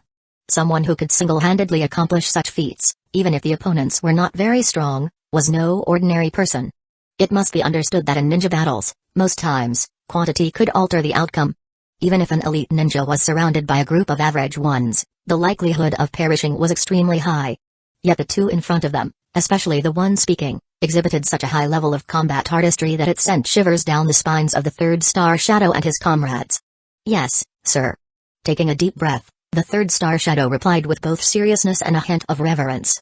It's not that we distrust you, it's simply that it is our duty. Is that so? Kinda regarded the old man before him with amusement. He didn't actually believe what the old guy was saying, but he didn't bother to delve into it now. Who would have thought that you indeed are a responsible shadow? Well then, since you're here, I can give you an update. These guys are all from the Hidden Rock Village. We repelled the ninja they hired previously, and if there were no accidents, that man is a rogue S-rank ninja from the Hidden Leaf Village. An S-rank rogue ninja from the Leaf? Kaido's revelation instantly changed the expression on the third star shadow and his companions' faces. Despite its decline, the Hidden Leaf Village was still one of the top 5 villages in the world of ninja. That an S-rank rogue ninja from there was present, how could they not be terrified? What relieved them, however, was that Kaido had directly defeated them. That was indeed good news. Furthermore, after learning about this, the third star shadow was more confident about his inner thoughts. He had to seize this opportunity. Sir, you have completed this mission. I will promptly pay the remainder of your fee. Thinking this, the third star shadow spoke earnestly. His sincerity made Kaido and Shizue exchange glances. Because they could feel that this guy hadn't finished speaking. Indeed, the third star shadow spoke again. However, could you gentlemen reveal your names or code names, so we can identify you more accurately? Furthermore, I hope that we can have more extensive, more comprehensive cooperation in the future. This situation turned out unexpectedly smooth, and we actually achieved our goal just like that. It seems your decision was correct again, Kaido. Walking towards another sector, Shizue looked at Kaido with some emotion, reminiscing about everything that had happened. It still seemed somewhat surreal. What was the purpose of their trip? Simply put, it was to make money. Whether it was accepting war hire missions or selling off the weapons they had collected in bulk, all of these were tasks they needed to do to earn money. Now they had completed a war hire mission, the next step naturally was considering how to sell off those weapons. What Shizue never expected, though, was that the third star shadow sought them out, proposing long-term cooperation. Master Haruka, Master Narumi, your strength is beyond anything I ever imagined. With your help and the assistance of the organization behind you, I believe the Star Ninja Village can weather its hardest times. Thus, I hope to hire you on a long-term basis, or hire your organization, to help and protect us. Furthermore, I hope that your organization can accept a contract from us. This contract is not for battle, but rather, I hope you can help us find items that can enhance our fighting capability. Shizue remembers clearly how humble the third star shadow appeared in that moment, and how fast his heart was beating. This man's intentions couldn't be clearer. He wanted them to find a way to acquire weapons. Now that Shizue and Kaito are mercenary ninjas, it was perfectly normal for them to be entrusted with such tasks. And predictably, there was a lot of room to maneuver in this task. A misstep and the third star shadow could be taken for a ride. Yet, the third star shadow had no such concerns and even expressed delightfully that everything was up for negotiation. As long as you can assist the Star Ninja Village, we are willing to pay a reward.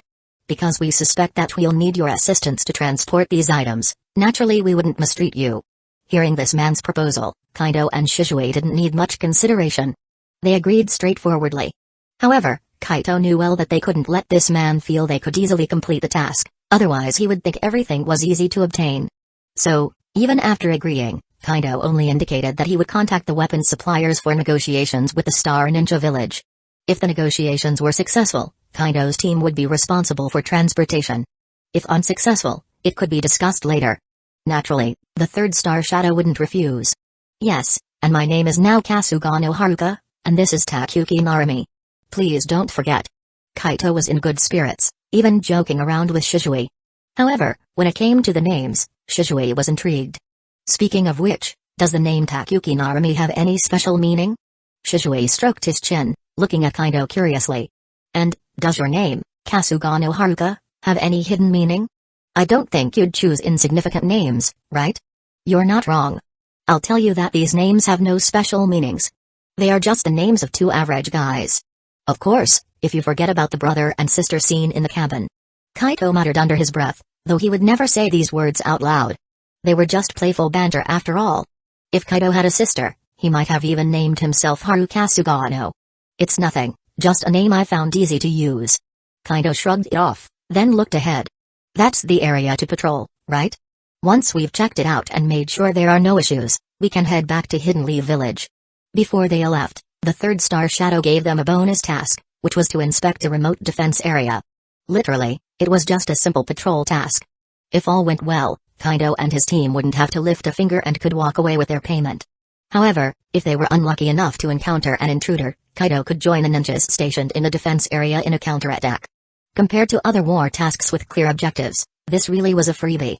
Moreover, the third star shadow hired them at a not-so-cheap price. Naturally, Kaido wasn't going to pass up on the opportunity. After all, the actual control range of the Star Ninja Village wasn't particularly large. Especially since many areas were still cliff edges, with poisonous gas lingering, there weren't many issues in terms of defense. Indeed, once we finish patrolling there, we can leave. But this time, we must pay close attention to Orochimaru. Shizue wasn't particularly interested in the meaning behind those names either. He rubbed his chin and started to think seriously. Orochimaru, such a powerful and proud individual, joining an organization and undertaking such tasks, that organization must not be simple. Kai. Haruka, do you think that guy might also be in the same organization? Itachi Uchiha. At these words, Kaido couldn't help but be taken aback, though he still pretended not to know. I'm not sure, perhaps the next time we meet Orochimaru we can ask. But speaking of which, why didn't you use the Koto Mitsukami earlier? If you had used Koto Mitsukami, perhaps we could have controlled Orochimaru, and he could serve us in the future. Are you referring to the Koto Mitsukami in my left eye? It indeed has the power to manipulate someone's will, but after using it once, I can't use it again for a long time. Addressing this issue, Shizue also seemed helpless. He shrugged and said, after all, it's a very domineering technique, and its consumption is also massive. When we dealt with Danzō, I used it on that mysterious Uchiha, and it hasn't recovered yet. And my right eye's Koto Mitsukami requires continuous casting and remodeling, and it also requires eye contact. He would definitely discover it and try to resist. So, I didn't act. I had no other choice. Shizue's explanation was reasonable, causing Kaido to shake his head slightly. But Orochimaru can't withstand Genjutsu now, can he? If Shizue really acted, chances are Orochimaru would fall prey, right? Of course, recognizing a dangerous situation and immediately running away, that's something Orochimaru could do. The odds of him escaping might be even higher. Sighing softly, Kaido decided not to fuss over this. And besides, he found it reasonable that Koto Mitsukami had such a long cool down. If this technique didn't have a cooldown, the entire world would likely be forcibly controlled by it. Not to mention anything else, if the moon could cast infinite Kodo Amatsukami, who would need the infinite Tsukami? Kinda recalled reading somewhere about Kodo Amatsukami, like how it could instantly rewrite one's will, with a cooldown lasting several decades. However, that was due to the fact that after Shishui's death, there was no suitable body to protect these eyes. Now, Shishui was alive and well, with his eyes intact in their sockets. Kaido figured the cooldown should significantly shorten, right? So, when do you think you'll be able to use Kodo Amatsukami again? Kaido asked curiously after a moment of contemplation. Probably in about 5 more years. Shishui responded uncertainly. Before, it would definitely have taken over 8 years, but after the injection you gave me, I found the time reduced considerably. But still, the quantity consumed is likely the determining factor for the cooldown. Alright, I see. Kaido could only nod helplessly upon hearing this. Yet, an idea came to his mind. Once Shishui's Kodo Amatsukami had cooled down, he planned to use this technique on Orochimaru. A top-tier research talent like him was certainly not someone Kaido planned to let go. The two casually chatted as they walked forward, seeming rather at ease amidst the crises in the Bear Country.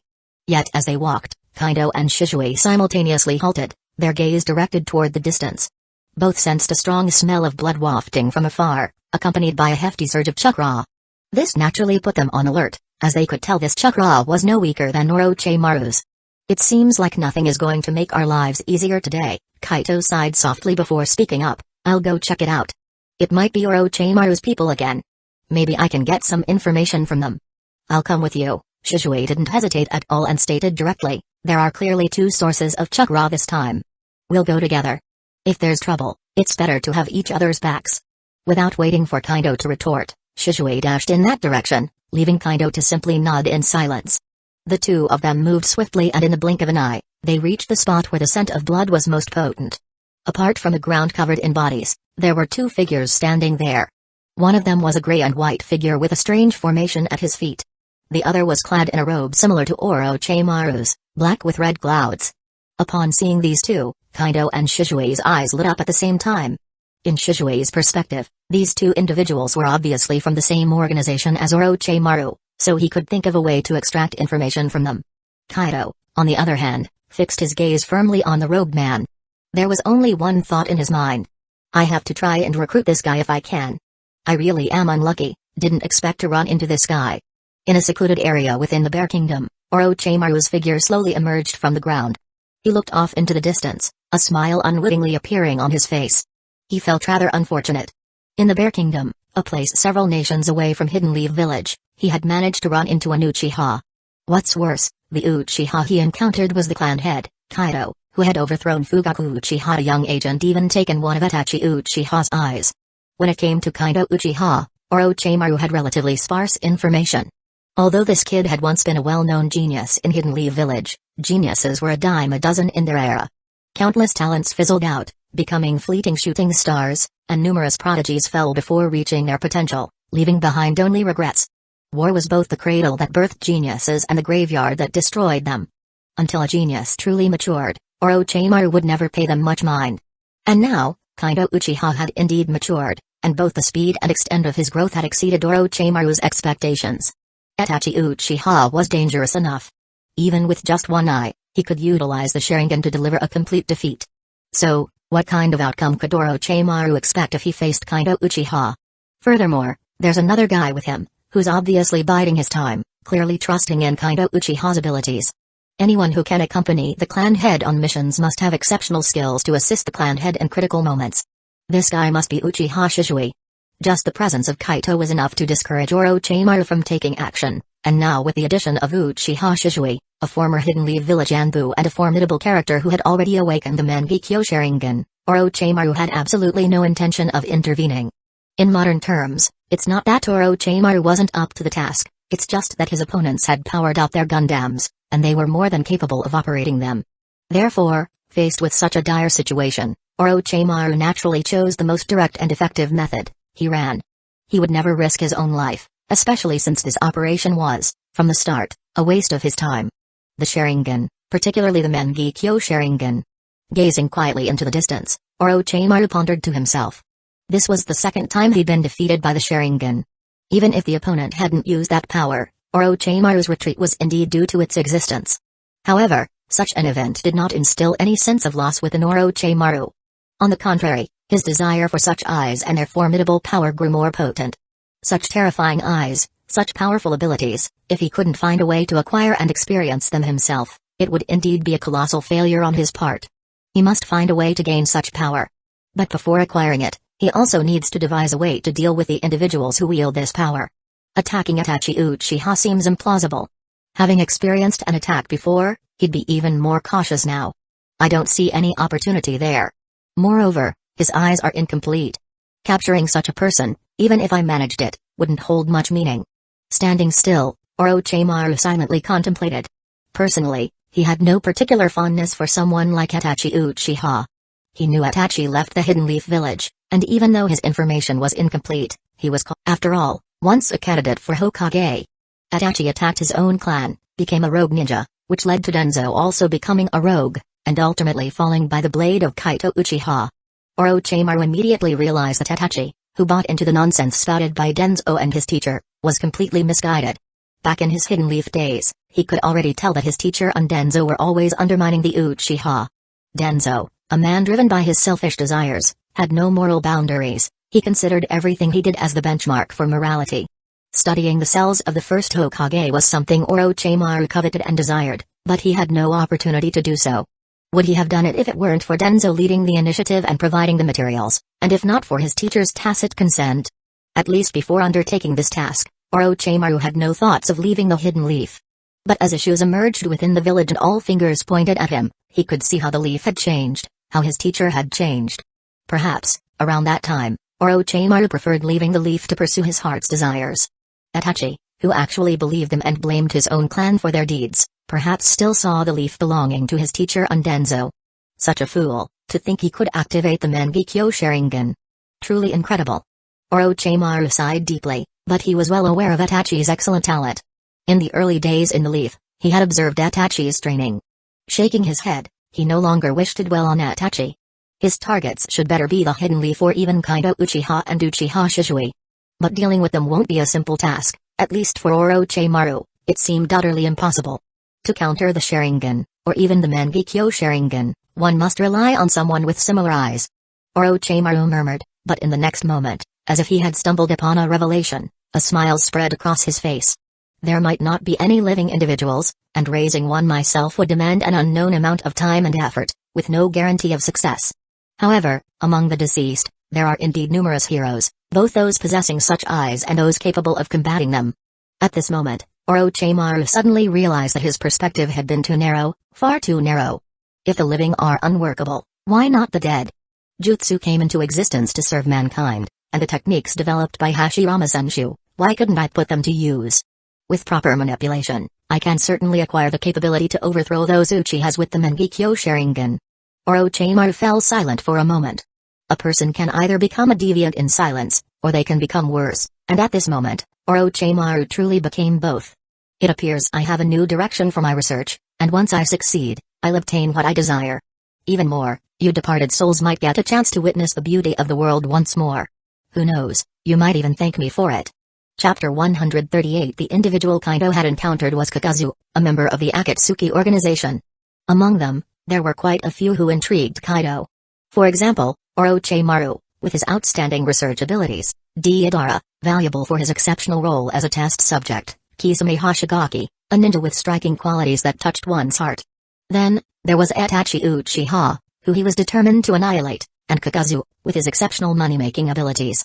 However, out of these people, those Kaito could recruit were rather few. His crossing through time was a bit too late, and many individuals inevitably had already passed. Of course, even if he hadn't missed them, recruiting them all would be a challenge. Like Kisame, who was always in the Hidden Mist Village, there were no opportunities for Kaito. But others, like Deidara for experimentation, and Kakazu with his extreme money-making capabilities, were certainly worth considering. Of course, even now, Kaito could consider them, depending mostly on how he chose to proceed. I didn't expect to encounter this organization again. Kaito looked at the two people in front of him, controlling his emotions and calmly saying, "We just ran into Orochimaru, and now we meet the two of you. What exactly is your organization? And Orochimaru, of all people, has joined you." I presume you're not nobodies. Oh, you two ran into Orochimaru and lived? Kakazu and Deidara noticed Kaido and Shisui. Their expressions were serious and cautious. The pair exuded a sense of danger. Kakazu, who had been alive for who knows how long, was particularly alert. He'd noted the dangerous nature of these two the moment they neared him and had been on guard ever since. And now, these two mentioned Orochimaru's name, confirming Kakazu's judgment. Kakazu knew dealing with a strange fellow like Orochimaru was not wise, even without a direct confrontation. No matter his arrogance, or how he survived under the first Hokage, he wouldn't underestimate Orochimaru. Two extremely dangerous individuals, huh? Kakazu thought to himself, prepared for battle, suspecting these two might be ninjas hired by other forces. Although he didn't know why such a ninja he hadn't heard of would be among the hired ones, there must be a conflict since they were mercenaries. Orochimaru is indeed dangerous, but his plan to kill us is somewhat delusional. Kaido gently shook his head, then playfully said, moreover, dealing with Orochimaru was not a joint effort between us two, but a solo act on my part. Does that satisfy you? This only proves Orochimaru is weak, nothing more. Kakazu shook his head gently, his chakra already building up. He observed Kaido and Shisui indifferently, and then let out a light chuckle. So, we should do what we're supposed to do. Yes, indeed, some matters need to be settled. Kaido nodded lightly. The next moment his figure appeared without warning in front of Kakazu, his shinobi blade already slashing towards him. But Kakazu's expression was exceptionally calm. Although the speed was fast, he was able to react. In an instant, a yellow chakra appeared around him. Under this layer of chakra protection, Kaido's blade hit him hard, but made an ear-piercing sound like metal clashing. Apparently, Kaido's attack did not penetrate Kakazu's defense. This ultimate use of Earth-style transformation and qualitative change wasn't so easily breached. How dare you sneak attack? You're courting death. Seeing that Kaido and Kakazu had started fighting, Hidan couldn't help but shout, ready to join the fight. However, at this moment, Shisui had already approached him. Your opponent is me, freak. Shisui held his shinobi blade and looked at Hidan with a calm expression. However, he was exceptionally vigilant in his heart, to the point where he had already activated his Sharingan. Because the man in front of him looked too strange, he was full of wounds and there was even a shinobi blade stuck in his abdomen. Blood was flowing down the blade. Yet even so, this guy did not seem to be dying at all. Any ordinary person would have been unable to continue. Is it someone from that heretical cult? As a former competent Anbu, Shisui had access to more intelligence than one could imagine. The guy in front of him involuntarily reminded him of the members of the heretical cult in the Land of Soup. According to the intelligence, these members of the heretical cult were very strange. They seemed to believe that they could obtain the ability of immortality from their so-called god. Shisui did not believe in such things, and the heretical cult had always been defined as an illegal religious organization, targeted by various forces. However, these guys seemed to be surviving stubbornly. Even the Soup Ninja village was almost wiped out. It seemed to be their doing. But there was no evidence for this, because after that the heretical cult disappeared, no one could find their traces. But now it seemed, this so-called heretical cult seemed to have entered this dangerous organization, and someone had indeed obtained that so-called ability of immortality. Judging from the Sharingan, their bodies are filled with a very, very strange power. And this power ensures their bodily functions, preventing them from dying due to excessive bleeding, or even fatal injuries. Under the observation of the Sharingan, Shisui obtained some information, but having this information just made his headache worse. He had no way to break down these strange energies, which meant that Shisui had no way to kill him directly. You call me a freak? Hidan looked at Shisui in front of him. He was stunned for a moment, then his face changed slightly, becoming a bit fierce. I'd say you're the odd one here, but it doesn't matter. Since you guys had no problem dealing with Orochimaru, I'm curious to see just how capable you are. Moreover, creatures like you, offered as a sacrifice to Lord Jashin, would certainly satisfy him. No sooner had he finished speaking than Hidan pulled out the long knife from his abdomen, grabbed a scythe, and rushed at Shisui. However, his series of movements caused Shisui to raise his eyebrows because he found this guy's attack to be rather chaotic and unmethodical. Kaido didn't pay too much attention to the battle between Shisui and Kakazu. According to his recollection of the original storyline, Hidan's characteristic was to constantly attack with that massive scythe. The large surface area of the scythe offered an attack range far beyond ordinary weapons, making it easier and quicker to injure the enemy and draw blood. Asuma in the original work was a victim of this, driven to a rage that led to a loss of his rationality. Unable to stay calm while dealing with two members of the Akatsuki, wasn't that basically suicide? Shisui, on the other hand, had remained calm and possessed a body-focused Mangekyo, coupled with his original speed. It was doubtful that Hidan could even touch him. As long as he couldn't touch him, Hidan naturally wouldn't pose much of a threat. All his lethal power came from his terrifying Jashin technique. Or rather, it came from the enemy's lack of knowledge about him. Take Shikamaru, for instance. Although he was clearly weaker than Azuma, he managed to trap Hidan with cunning, ensuring his eternal downfall. Ding. However, Kaito obviously knew that now was not the time to ponder these matters. He vigorously waved his shinobi blade, and in the moment of repelling Kakazu, he rushed towards him. This time, a blue chakra appeared on Kaito's blade.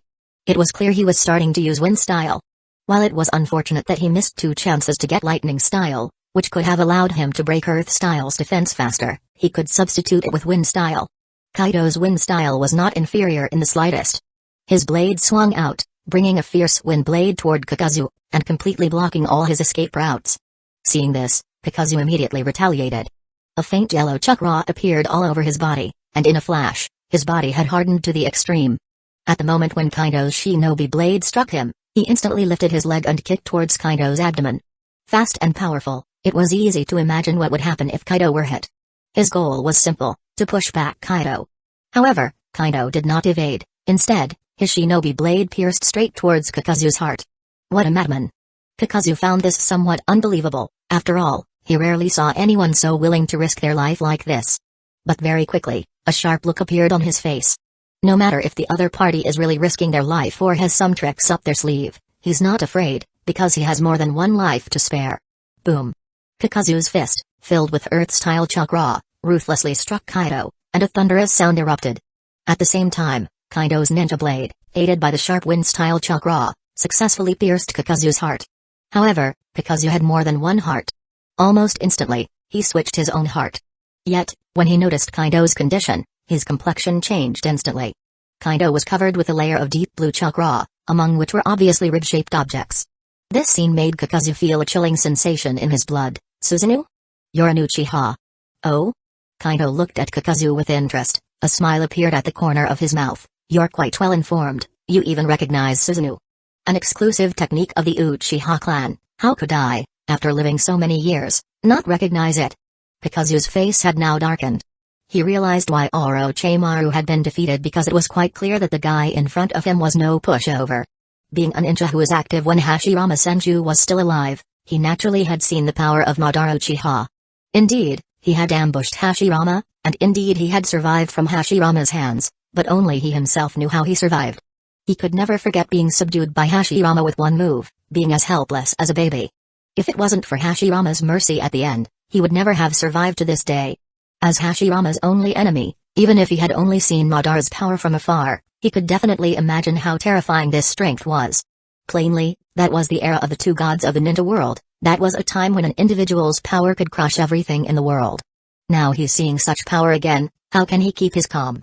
Didn't expect it, you're actually from the Uchiha clan, your goal. Itachi Uchiha. Upon hearing Kaito's confirmation, Kakazu, almost at the fastest speed, put some distance between them and watched Kaito warily. However, he was also guessing what Kaito's trouble with him was about, and the only thing he could think of was Itachi Uchiha.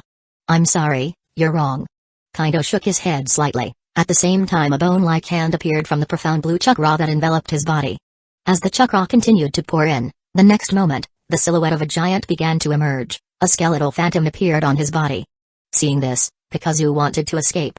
He had heard that Susanoo's defense was extremely strong, and everything that just happened had confirmed his suspicions. His earth style not only contained strong defensive power but also unimaginable offensive power. But such an attack still couldn't break the defense, which meant his other methods might not be able to break such a defense either. It was what Kaito said next that caused him to pause slightly. My purpose here is for money, and I am now a mercenary ninja. Kaito calmly watched Kakazu, a smile gracing his face. As for Itachi Uchiha, I really didn't know he was in an organization with you.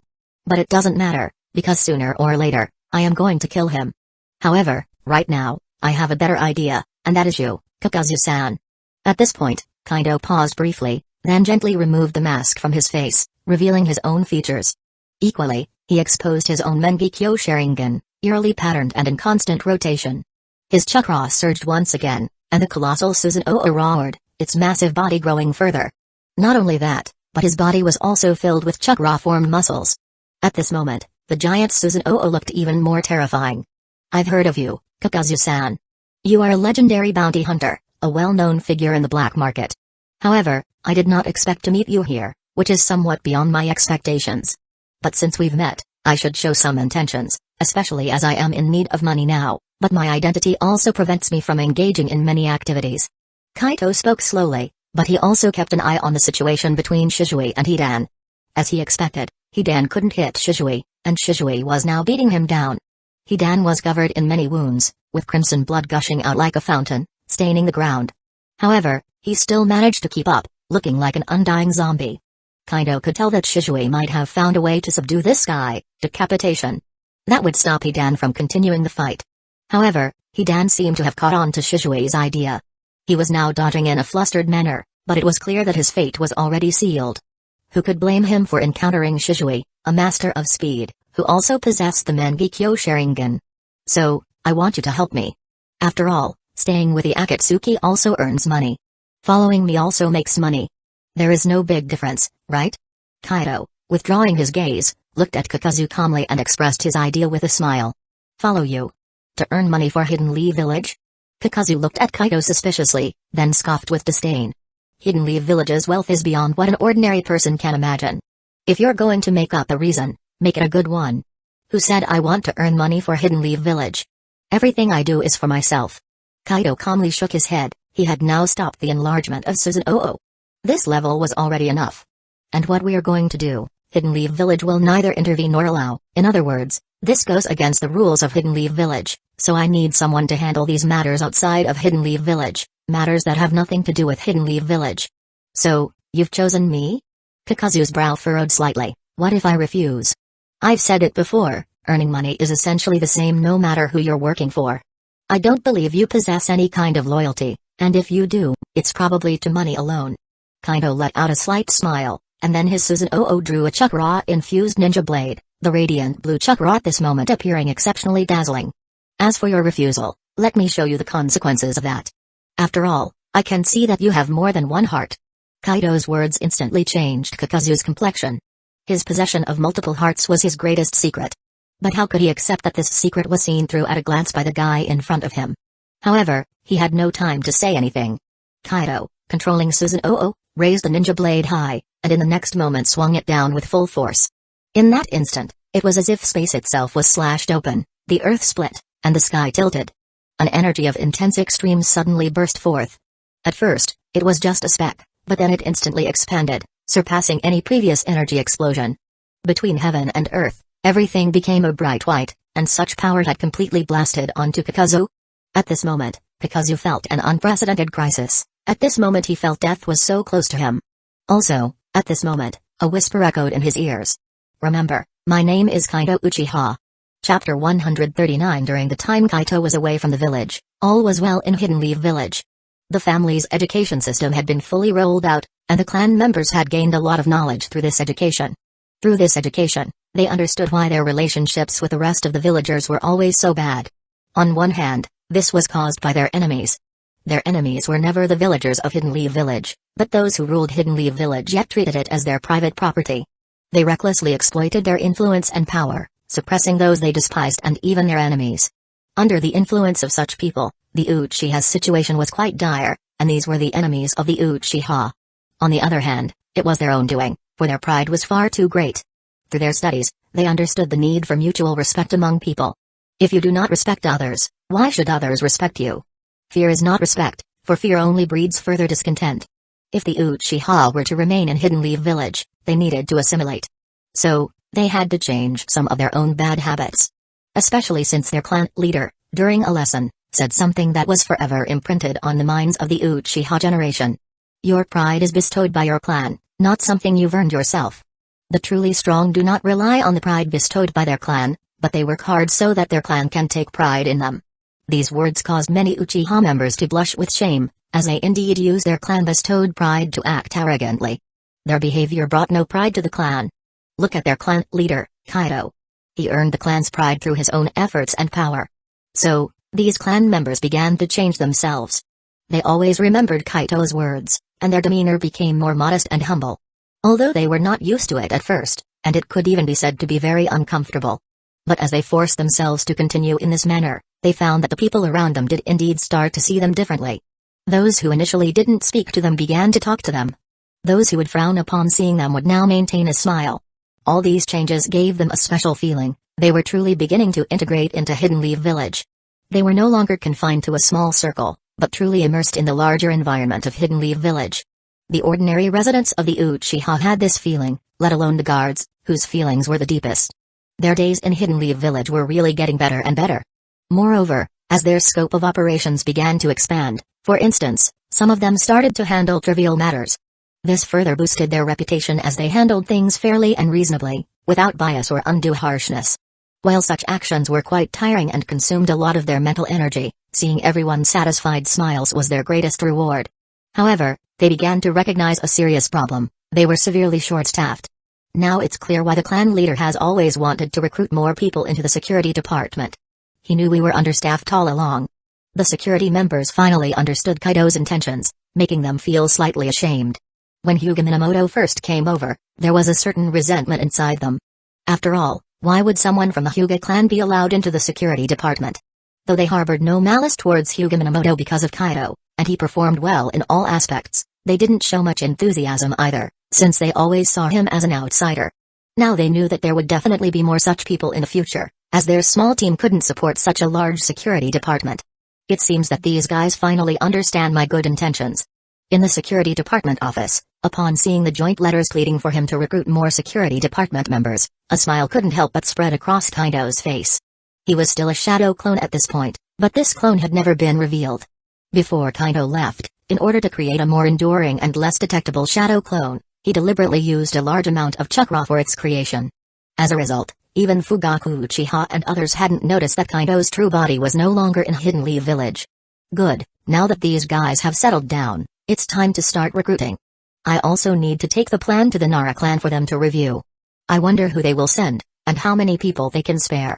The Nara clan is most famous for their administrative abilities in the entire Hidden Leaf Village. Although Kaido wouldn't grant them high positions, they could make unimaginable contributions to the administrative department of the security department. They are indeed very good at these matters.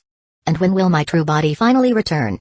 It's been nearly 2 months since he left. He should have wrapped things up by now, right? Kaido has been away from Hidden Leaf Village for almost 2 months.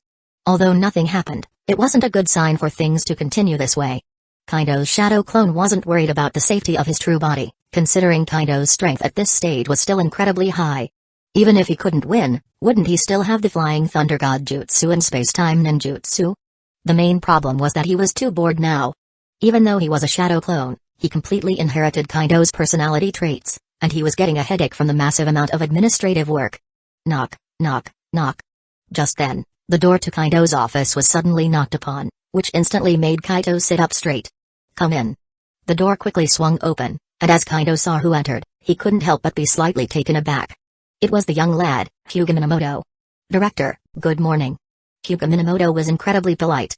He closed the door behind him and respectfully bowed to Kaido. Oh, it's Minamoto. Good morning. Kaido nodded with a smile before asking with curiosity, I wonder, what brings you here today, Minamoto?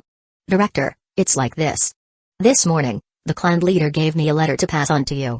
As he spoke, Hyuga Minamoto reached into his pocket, took out a letter, and handed it to Kaido. The clan leader said that once you read this letter, you would know what to do. Is that so? Kaido gazed thoughtfully at Minamoto before taking the letter. With a smile, he then said, well then, thank you for your trouble, Minamoto. It's my duty, Director. Minamoto was still extremely respectful. He nodded at Kaido and then slowly said, if you'll excuse me, I will take my leave now. Kaido gently nodded, and Minamoto promptly turned and left the room. Once the door was closed, Kaido opened the letter and began to read it in earnest. The letter was not long, and it didn't take Kaido much time to finish reading. Yet after he did, a smile once again appeared on his face. Holding the letter in his hand, a spark of curiosity quickly ignited the paper. Watching the burning letter, Kaido murmured to himself. It seems a grand play is about to commence. Hurry up, we should be able to return to Hidden Leaf Village by nightfall. On a small road within the Fire Country, Kaido, Shizui, Kakazu, and a timid-looking little girl were slowly making their way towards Hidden Leaf Village. The slow pace, however, was not entirely to Shizui's liking. They were moving far too slowly for his preference. On hearing Shizui's words, Kakazu glanced at Kaido, But seeing that Kaido didn't seem overly concerned, he chose to stay silent and continued to follow at Kaido's pace. Having once again experienced the formidable power reminiscent of the Warring States period, even if he knew it was still far from its full strength, it was not something he could resist, so he became obedient. As Kaito said, his sole concern was making money. Only money could prove that he still had some value in this world. He didn't want to die, not before he made enough money in his reckoning.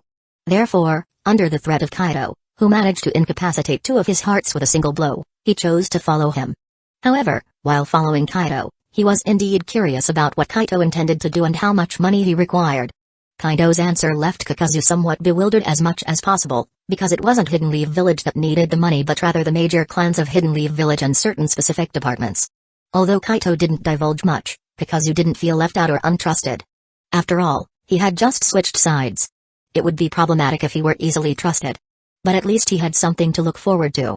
Considering the auxiliary businesses run by the major clans for money, he expected his own share would be sizable. Especially since he learned that the mission Kaido was undertaking this time was a war mission, and that such missions were only a small part of their business. He knew there was potentially a great deal of profit involved. Within the Akatsuki organization, they could only make money by undertaking war missions and completing black market bounty tasks. But when the Grand Collective of Hidden Leaf Village ninja clans join forces to make money, the power they wield and their appetites are not something a small organization could match.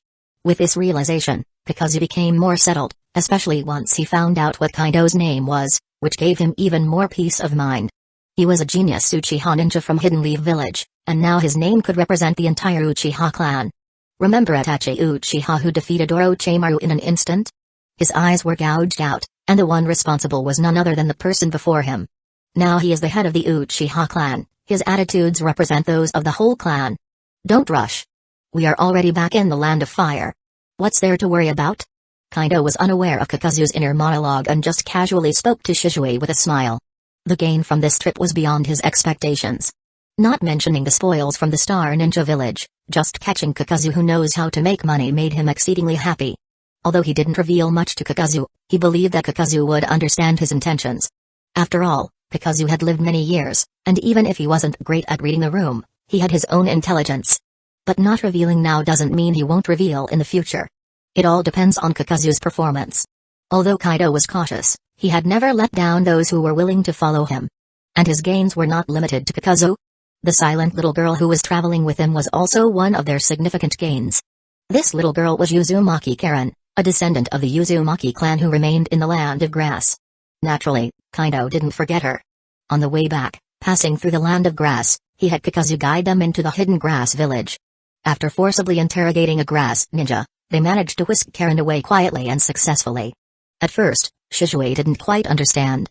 He wasn't puzzled as to why Kaito wanted to take Karen. Once he understood the girl's last name was Uzumaki, he knew what to do. What he didn't understand was how Kaito got the information. But Kaito was prepared for this. He simply stated that he heard about an unharmed girl in the Hidden Grass Village during the mission. Moreover, she was a redhead with the last name Uzumaki, which immediately caught his attention.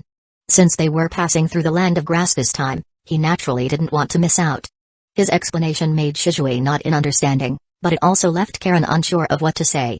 She had no idea what significance her surname, Uzumaki, carried, but she knew her life in the Hidden Grass Village over the years had been far from pleasant. She and her mother were constantly subjects of various experiments, and her mother had passed away as a result of those experiments, leaving her with no fondness for the Hidden Grass Village. Being able to leave that place was obviously a good thing, although she had no idea what her future held, and the people in front of her didn't seem like particularly good people either. It's been 2 months since we left. Don't you feel anxious at all? Shisui felt helpless at Kaido's nonchalance. It could even be described as being frustrated with his complacency. You're the clan leader, how can you calmly leave all the clan affairs to a shadow clone? First off, Kaido lifted a finger and wagged it lightly at Shisui. My shadow clone possesses my consciousness, memory, and thoughts. There's absolutely no problem with it handling affairs. Then his expression turned serious. Moreover, let me tell you something. As a decision maker, you can't hold all matters tightly in your hands. You have to learn to delegate authority to your subordinates. No one is perfect, everyone has their own weaknesses. Each person has their specializations, their strengths. As a decision maker, your role is not to prove how powerful you are, but to know what your subordinates excel at, and assign them tasks that suit their strengths. Doing so would make your plans more efficient, freeing up more time for you to consider other matters. Similarly, your subordinates, feeling your trust and their own value being recognized, would be more willing to follow your directives. Managing a clan, for instance, my greatest strength is identifying the right path for the clan's development. Once I've set the direction for development, it's up to elders like Fugaku to carry out the plans.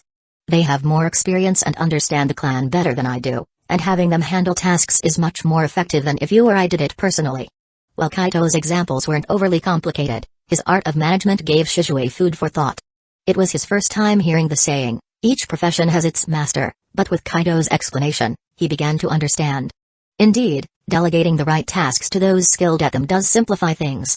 It's like a mission team. Each member has their strengths, so the team leader assigns tasks based on their individual abilities. This, it seemed, was a basic form of management. I think I understand. Shizue tightened the grip on the large backpack he carried and nodded seriously. Reflecting on it, Kaito, you really do delegate many tasks to us. And our division of labor does indeed make us more efficient and faster. I've learned something valuable, Kaito. It appears I was too presumptuous. There are many things you take for granted. As the deputy clan leader, you still have a lot to learn. Kaito said with a laugh, and then asked humorously, besides, taking it slow means that the zombie in your backpack won't be making any sudden moves. If he does, you'll have room to react. At this, Shizue couldn't help but glance at the large backpack he was carrying, which was not filled with ordinary items. Instead, it contained Hidan, who had been cut open and neatly taped back together. Hidan was an excellent subject for experimentation, even a prime sacrificial material for certain jutsu. Naturally, Kaito wasn't like that boy Shikamaru, who, after blowing Hidan to smithereens, simply tossed him into a pit for burial. He didn't have any fondness for these cold-blooded, even sacrificial cult followers, so if he couldn't kill them, using them for experiments would be just fine. He knew his method might leave Shizue feeling dissatisfied and uneasy, but he had no intention of changing his approach. Some people, some things, must pay a price.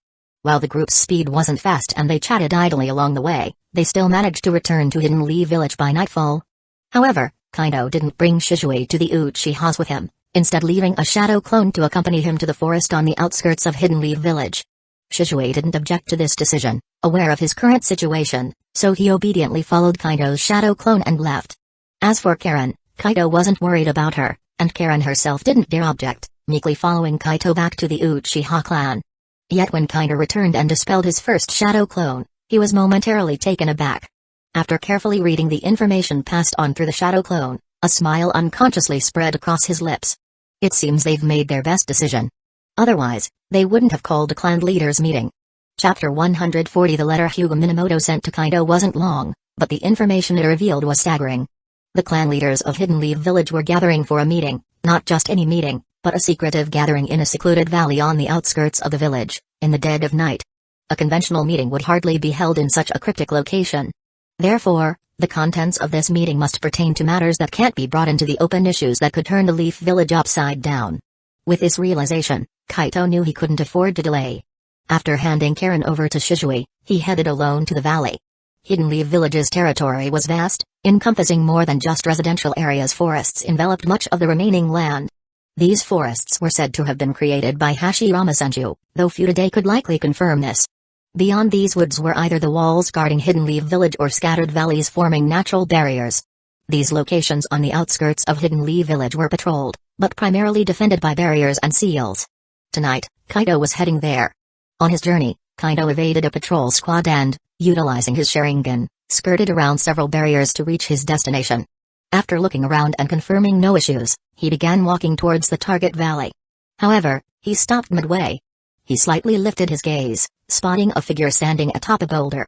This person emanated an intense aura, revealing to any onlooker that he was far from an ordinary figure. Backlit by the moonlight, Kaito instantly recognized him. Chief Hyuga, long time no see, Kaito greeted with a smile. Yes, this man was Hyuga Hayashi. Chief Kaito, you're late, Hayashi responded, then jumped down from the boulder and walked up to Kaito. I just returned to Hidden Leaf Village from outside, the one previously in the village was a shadow clone. So, please excuse my tardiness. Kaito nonchalantly replied, making no effort to hide this fact from Hayashi. You weren't in Hidden Leaf Village? Upon hearing this, Hayashi seemed slightly surprised, but quickly regained his composure without pressing further. I understand, let's go. Hayashi calmly suggested, and then led Kaido into the valley. The valley was deep and clearly purposefully arranged, filled with noticeable traps and ceiling barriers. If anyone were to forcefully intrude, they would undoubtedly alert those inside immediately, providing ample time to evaluate whether to retaliate or retreat. When Kaido and Hiashi reached the heart of the valley, Kaito saw the individuals present. Their appearance made him realize that this time, Hiruzen Sarutobi might truly be in serious trouble. Besides the Inoshikacho triad with whom Kaito maintained a reasonable relationship, he also saw Aburame and Inuzuka. Including Uchiha and Hyuga, that meant the 7 most influential clans of Hidden Leaf Village were all assembled in this small valley. Although Hidden Leaf Village hosted many other minor clans, none could truly compare in terms of influence and power with these 7. Aside from the Sarutobi clan, which had risen to prominence with the position of Hokage, and the Shimura, Yamanaka, and Akimaki clans, which had grown alongside them. Seems like everyone is here. Nara Shikaku spoke after seeing Kaido enter. By gathering everyone today, I believe we're all mentally prepared. Clan Chief Kaido has ample evidence showing that after the Danzō incident, Uchiha made their position clear. Yet, the Hokage still targets them. Uchiha is part of Hidden Leaf Village, even one of the founding clans. Targeting a clan of Hidden Leaf Village is absolutely not something a Hokage should do. Hence, we have tonight's gathering, and this meeting. Shikaku paused slightly, then turned to Kaido and slowly continued. Clan Chief Kaido, do you recall the conversation we had a few months ago when we met? Of course, I remember. Kaito nodded, knowing there were things he had to say. What Shikaku had accomplished had genuinely exceeded Kaido's expectations. The man was efficient and fast. During Kaido's 2-month absence from Hidden Leaf Village, Shikaku had managed to persuade not only Hyuga and Aburame but also Inuzuka, along with his allies Yamanaka and Akimaki. His finesse surpassed Kaido's. Had Kaido attempted this, he might have only succeeded in appeasing the Hyuga. He wasn't sure about the rest. After all, the Hyuga clan bore a deep grudge against Hiruzen Sarutobi. As long as things were feasible, they likely wouldn't refuse. As for Aburame and Inuzuka, persuading these 2 clans would be trickier. Aside from using the Danzō incident to convince them, Kaido didn't seem to have many other tactics. How Shikaku achieved this wasn't something Kaito needed to contemplate, all he knew was that an opportunity was now before him. If he didn't seize it, it would be an irreparable mistake. Several months ago, I told Clan Chief Shikaku, the Hokage is Hidden Leaf Village's Hokage, but Hidden Leaf Village belongs to all of us. The 3rd Hokage has started treating Hidden Leaf Village as his private property, placing himself above the entire village. While one cannot deny that Hidden Leaf Village remains his first concern, his thoughts and actions have proven a corruption of intent. This is absolutely not what a qualified Hokage should do. The tragedy of Hyuga Hisashi has already proven everything. The recent actions of Itachi Uchiha, along with the intelligence we've received, prove that Hiruzen Sarutobi is no longer suited to continue as the Hokage. As Kaido got to this point, he paused slightly, his gaze sweeping over all those present, before he spoke resolutely. Therefore, as I mentioned to Elder Shikaku, we need to replace the Hokage with someone competent and capable of truly leading Hidden Leaf Village. At the very least, someone who profoundly understands the responsibilities of the Hokage, and not someone who treats Hidden Leaf Village as their personal possession. Although we, as members of various clans, are all ninjas of Hidden Leaf Village, we each have our own pride and dignity. Hence, I propose that we initiate the appropriate action mechanism to impeach the Hokage. When everyone heard Kaido's impeach the Hokage, even though they were prepared for it. After all, they had been persuaded by Nara Shikaku to be here and were well aware of what they were gathering to do. Yet, when they heard Kaito say it, apart from the Inoshikacho trio, everyone, including Hiashi Hyuga, couldn't help but be moved. Impeaching the Hokage, this was unheard of, nobody had ever proposed such an idea before Kaido mentioned it. But, upon reflection, it seemed that all the previous Hokages of Hidden Leaf Village were not lacking. The first Hokage brought peace to a chaotic world with his unimaginable power. Even if historical records depicted him as somewhat naive, he had the aid of the second Hokage, Tobi Ramasenshu, who was famously strong. All the fundamental policies of Hidden Leaf Village were his, the meticulous planning of most departments was his work. He also established Hidden Leaf Village's education system, perfected its defense system, and proposed the idea of increasing political power for civilian ninjas. Crucially, he put this idea into action. He contributed many of his researched ninja techniques. And he got many of the major clans to contribute some insignificant things, so the civilian ninjas had a basic system of ninja techniques to learn and use. Even though this policy weakened the interests of the major clans, it improved Hidden Leaf Village, building its foundation. Therefore, even now, while the major clans dislike this policy, nobody opposes it. Without Hidden Leaf Village, they would be finished. As for the current third Hokage, to judge him, we must separate his tenure into two phases. In the beginning, the third Hokage was acceptable. After all, he knew he had been handpicked and had not received approval from the major clans. So he was humble and practical, and during times of war, he personally led the troops into battle. His performance earned him the respect of everyone. He demonstrated his dedication to Hidden Leaf Village and carried the dignity befitting a Hokage. At that time, he was called a ninja hero, and even the major clans had to admit that he was a competent Hokage. But after that, the victorious Hokage began to consolidate his power in Hidden Leaf Village. He favored his former classmates and stripped many clans of their interests, naturally causing dissatisfaction among the clan ninjas. However, while he was doing this, he tirelessly expanded the policies of the second Hokage, and talented civilian ninjas began to emerge like spring bamboo shoots after a rain. Moreover, when Hiruzen Sarutobi did these things, he did it with caution. Though the clans lost some benefits, Sarutobi found ways to compensate in other areas, ensuring they could continue to coexist harmoniously. But everything changed when the Third War arrived. During the war, he did not go to the battlefield. Instead, many children were pushed into the battlefield, and these kids were only 7 or 8 years old. In terms of command, the clan ninjas admitted that he did not have any problems. But in negotiations with the Sand, Mist, and Rock, Hidden Leaf Village did not have its own interests. Perhaps because the Mist Village was too far away to get anything, and the Sand Village allied with Hidden Leaf Village out of war considerations, it was tolerable. But why didn't you want anything from the Rock Village? To let them fight to the death with Cloud. But could they really fight? It turned out they did not fight, but the third Hokage was forced to step down due to public pressure, and he appointed a new fourth Hokage when he left. Although the new fourth Hokage was a puppet of the third, he was a young, energetic person with ideas, and he had good relationships with the heads of the various clans. This made the clan leaders feel that, even if this Hokage is unlucky now, he will surely make a difference in the future once he shakes off the control of the third. But the harsh reality is that the fourth Hokage died, the third Hokage took power again, and made a series of actions that were deeply loathed. The situation has reached this point, and indeed there is not much choice left for everyone. The impeachment of the Hokage, though unprecedented and truly shocking to everyone, once this idea emerged, it couldn't be controlled anymore. I second the motion. Hiashi Hyuga didn't think for long before he raised his right hand and spoke softly. The third is no longer a competent Hokage. If we continue like this, none of us will have good days. First it was the Hyuga, then a series of actions against the Uchiha. These are not things a Hokage should do. It's us now, it might be you in the future, so I support this. I also second the motion. After a slight hesitation, Shibuya Barame also raised his right hand. The Hokage has always been ambiguous about the matter of Danzō, and keeps emphasizing that it has nothing to do with him. But I find it hard to believe that this would have nothing to do with the Hokage. Without his approval, many things Danzō did would not have been possible. The Hokage has changed completely, he is no longer the low-key, pragmatic Hokage he used to be for Hidden Leaf Village. So, I support this matter, clan head Kaido. With the stance of Shibuya Barame, the head of the Inuzuka clan had little hesitation, and he quickly raised his hand to express his opinion. And the Nara, Akimaki, and Yamanaka clans were already supporters, otherwise, they wouldn't have been able to pull so many people over here. It could be said that they've already expressed their positions. And although everyone came here prepared, it's a historic moment when this matter is officially confirmed. These clan heads have absolutely pioneered history.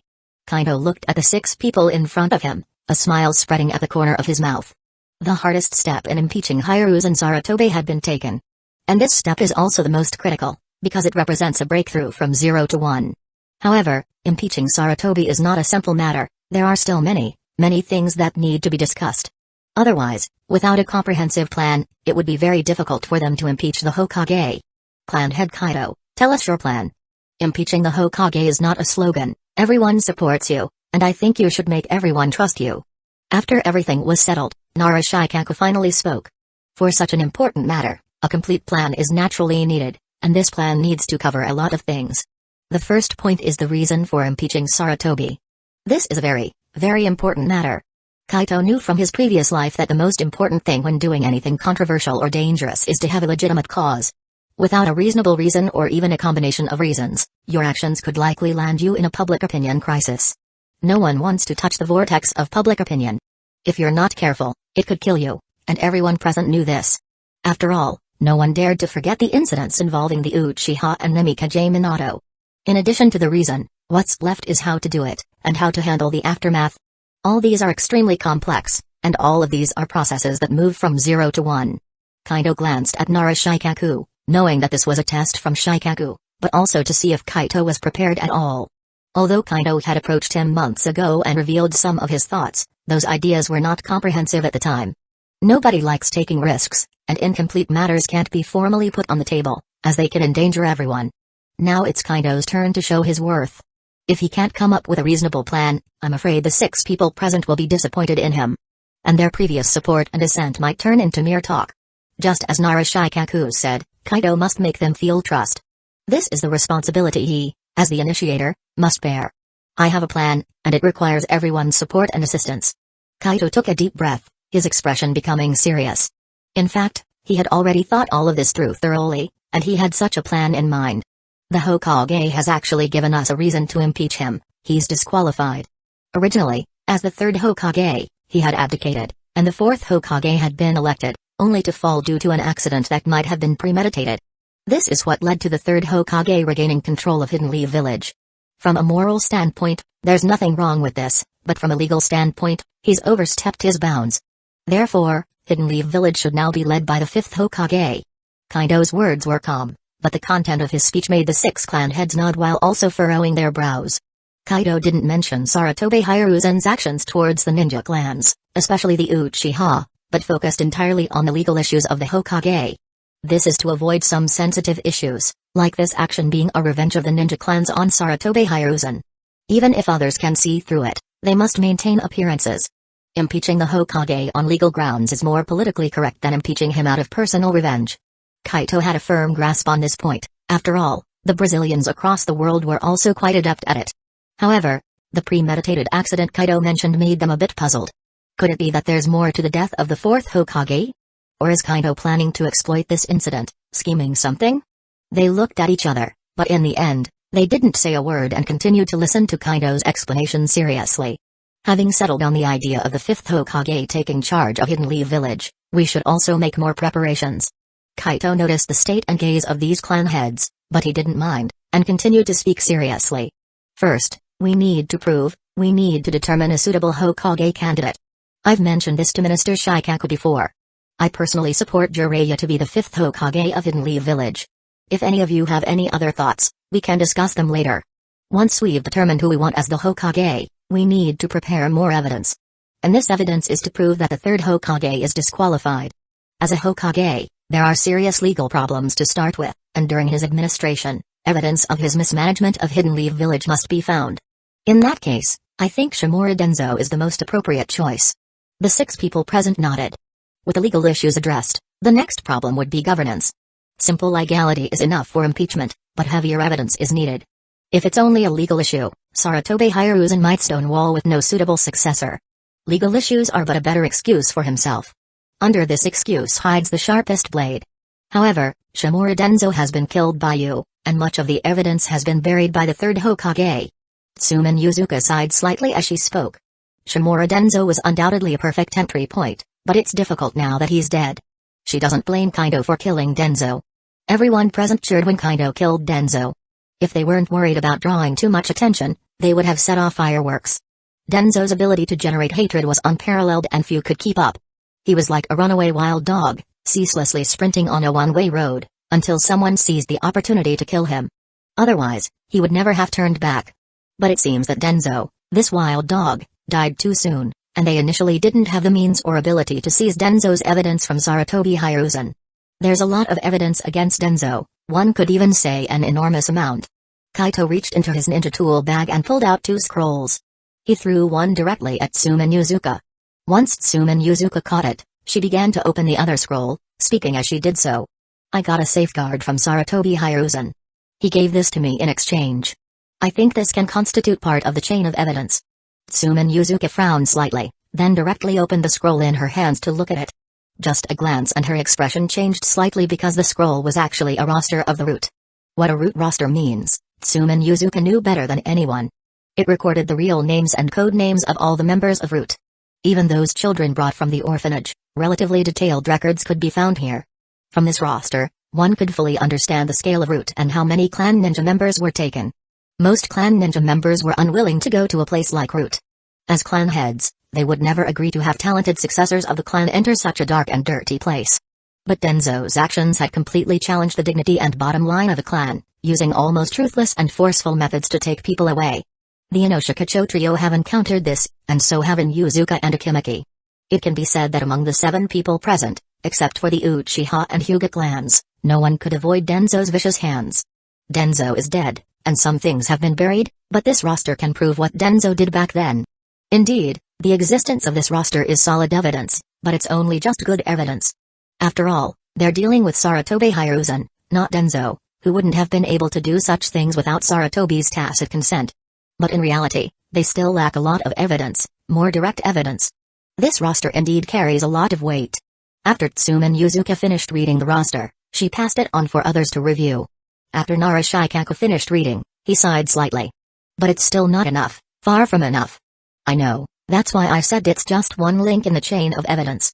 At this moment, a slight smile appeared on Kaido's tense face, and he formed a seal with one hand. As the smoke appeared and quickly dispersed, a pale arm appeared in front of everyone. The chain of evidence needs multiple pieces of evidence to complete the loop. The roster is just a small part of it. When I got it from Sarutobi Hiruzen, the goal was just to gain your support. I didn't expect Minister Shikaku to help me so much.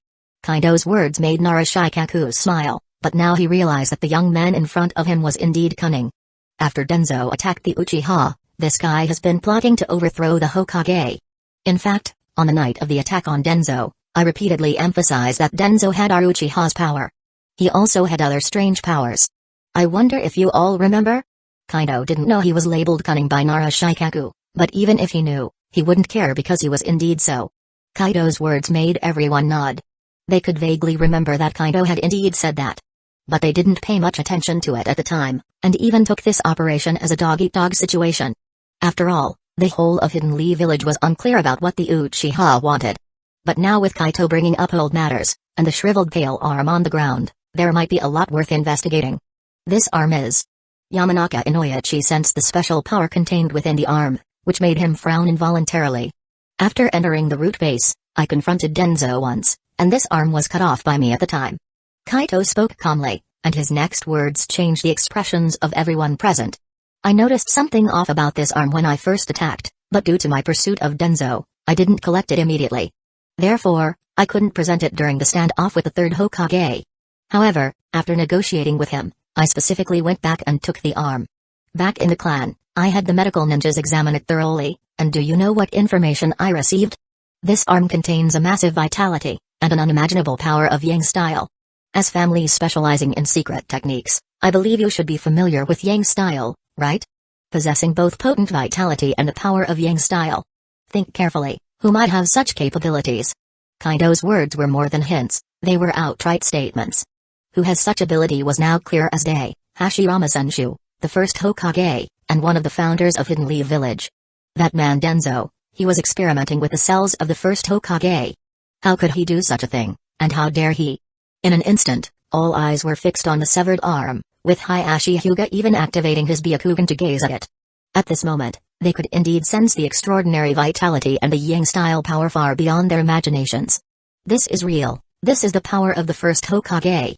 Hayashi Hyuga murmured softly, but his expression quickly changed, as did those of the other 5 clan heads. At this moment, fury ignited within them. The power of the Kekkei Genkai and secret techniques were vital to their clan heritage. Wantonly researching the power of the clan's bloodline was a death-wishing act. No clan would forgive such a deed. And to recklessly research the power of the first Hokage was the ultimate taboo. Sarutobi Hiruzen and Danzō Shimura, their deaths were well-deserved. However, they soon felt a sense of helplessness. They remembered the words of Sarutobi Hiruzen a few months ago, where he admitted to discovering Danzō's research. And it was then that Sarutobi cleanly absolved himself. The ones who approved of his actions were the very people present. Clan head Kaido, you should have brought this out sooner. Narashikaku spoke bitterly, his face a mask of regret, though he quickly shook his head. If Kaido had presented this evidence back then, would they have supported him against Sarutobi? Did they even have the right or power to oppose Sarutobi at the time? Clearly, they didn't. They truly lacked that ability. Whether sooner or later doesn't really matter. What's important is that this happened. Kaito saw the helplessness in Narashikaku's words and couldn't help but chuckle and shake his head. Moreover, this is just one piece of the evidence, We still lack an even more crucial piece of evidence. As long as we can obtain that, there will be no issues. Right now, Kaido is quite satisfied with the reactions of these clan leaders, because he knows that all he's done, all the preparations he's made, are about to pay off. Kaito never denies that he's a vengeful person, and the characteristic of such people is clear: once they bear a grudge, they must seek retribution. Sarutobi Hiruzen is a Hokage who cares for Hidden Leaf Village. Kaito acknowledges this point. But Kaido doesn't approve of his self-righteous attitude, and even less so his treatment of Hidden Leaf Village as his private property. Therefore, Kaito's revenge is inevitable, and the other ninja clan's revenge is also a result of his own actions. Kaido's existence merely kindled this fire ahead of time, making what was originally a passive situation become proactive. Seeing the puzzled looks of the 6 people present, Kaido chuckled lightly and then spoke. Do you all still remember the child left behind after Minato no Mikage's death? Kakashi? Okimeki Chauza asked with a puzzled expression upon hearing Kaido's words. Isn't that kid in the Anbu now? What's happened with him? Kakashi is a person Sarutobi Hiruzen trusts, but don't forget that Kakashi's eyes hold a Sharingan. Kaito spoke calmly, and a sly smile unconsciously crept onto his face. This eye is a symbol and legacy of Kakashi's bond with Obito Uchiha. And I suspect Kakashi may not trust our third Hokage as much as you all think. You've tried to win him over? Narashikaku reacted quickly. He thought of something. Could it be that those pieces of intelligence came from Kakashi?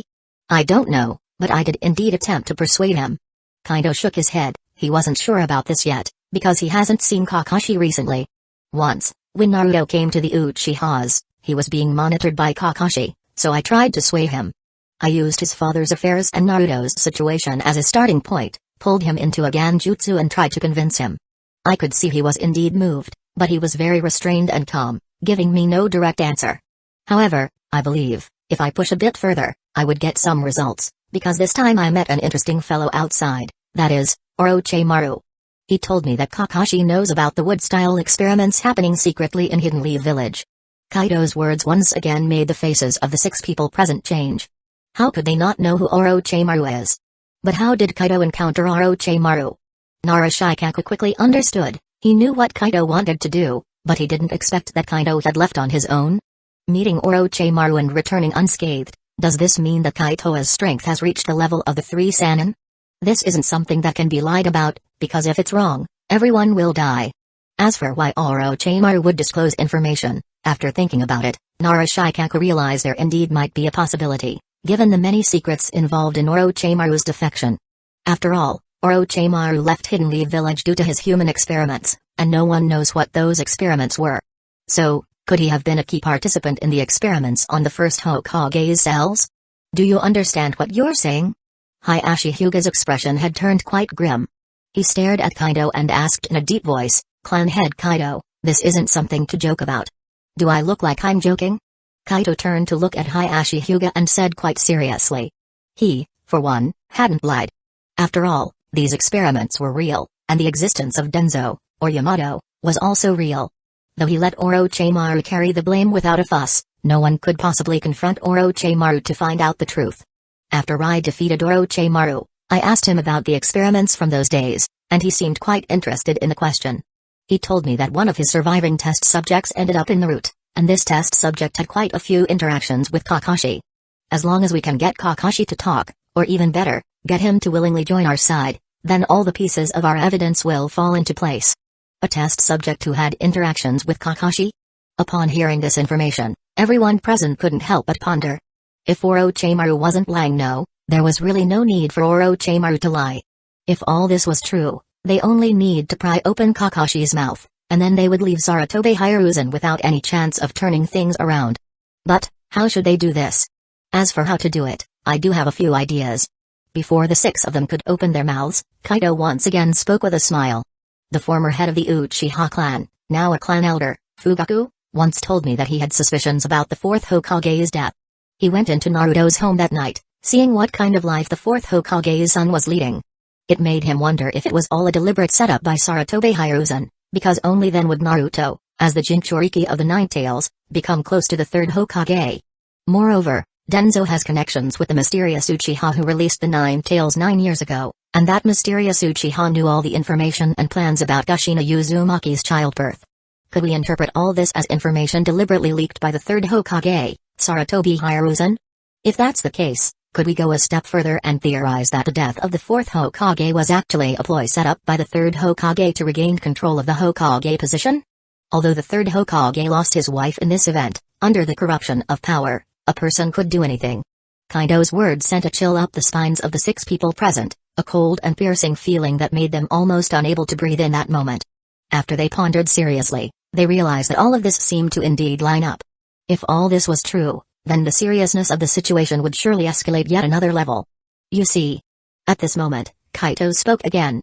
I will share this matter with Kakashi, telling him my suspicions, regardless of whether it's true or not. So, as a student of the fourth Hokage, what decision will Kakashi make? As Kaido finished speaking, the 6 people present felt as if they had fallen into an ice cave. Only at this moment did they realize that the ruthlessness of Kaido Uchiha was directly proportional to his intelligence.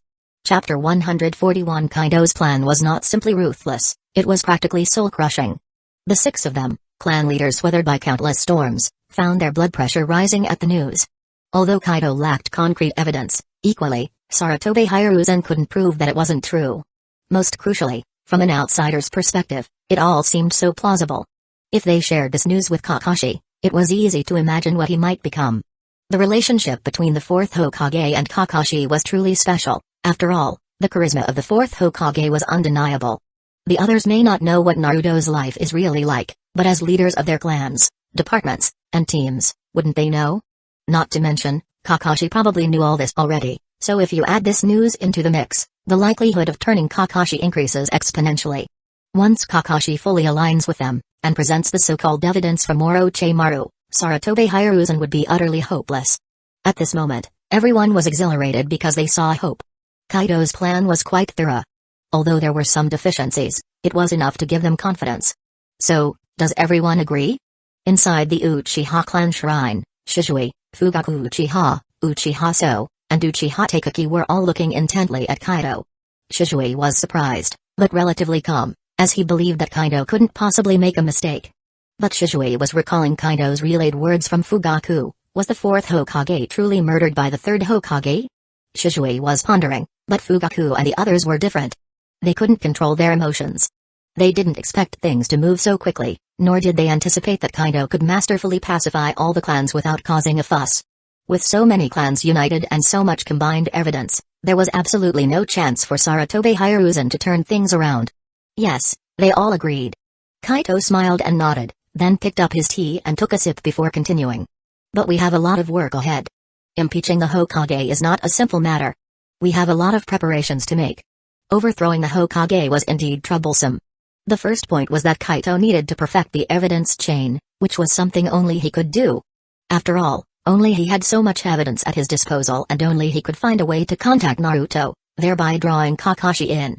Moreover, only he had previously contacted Kakashi and Orochimaru, so he was best suited to handle this task.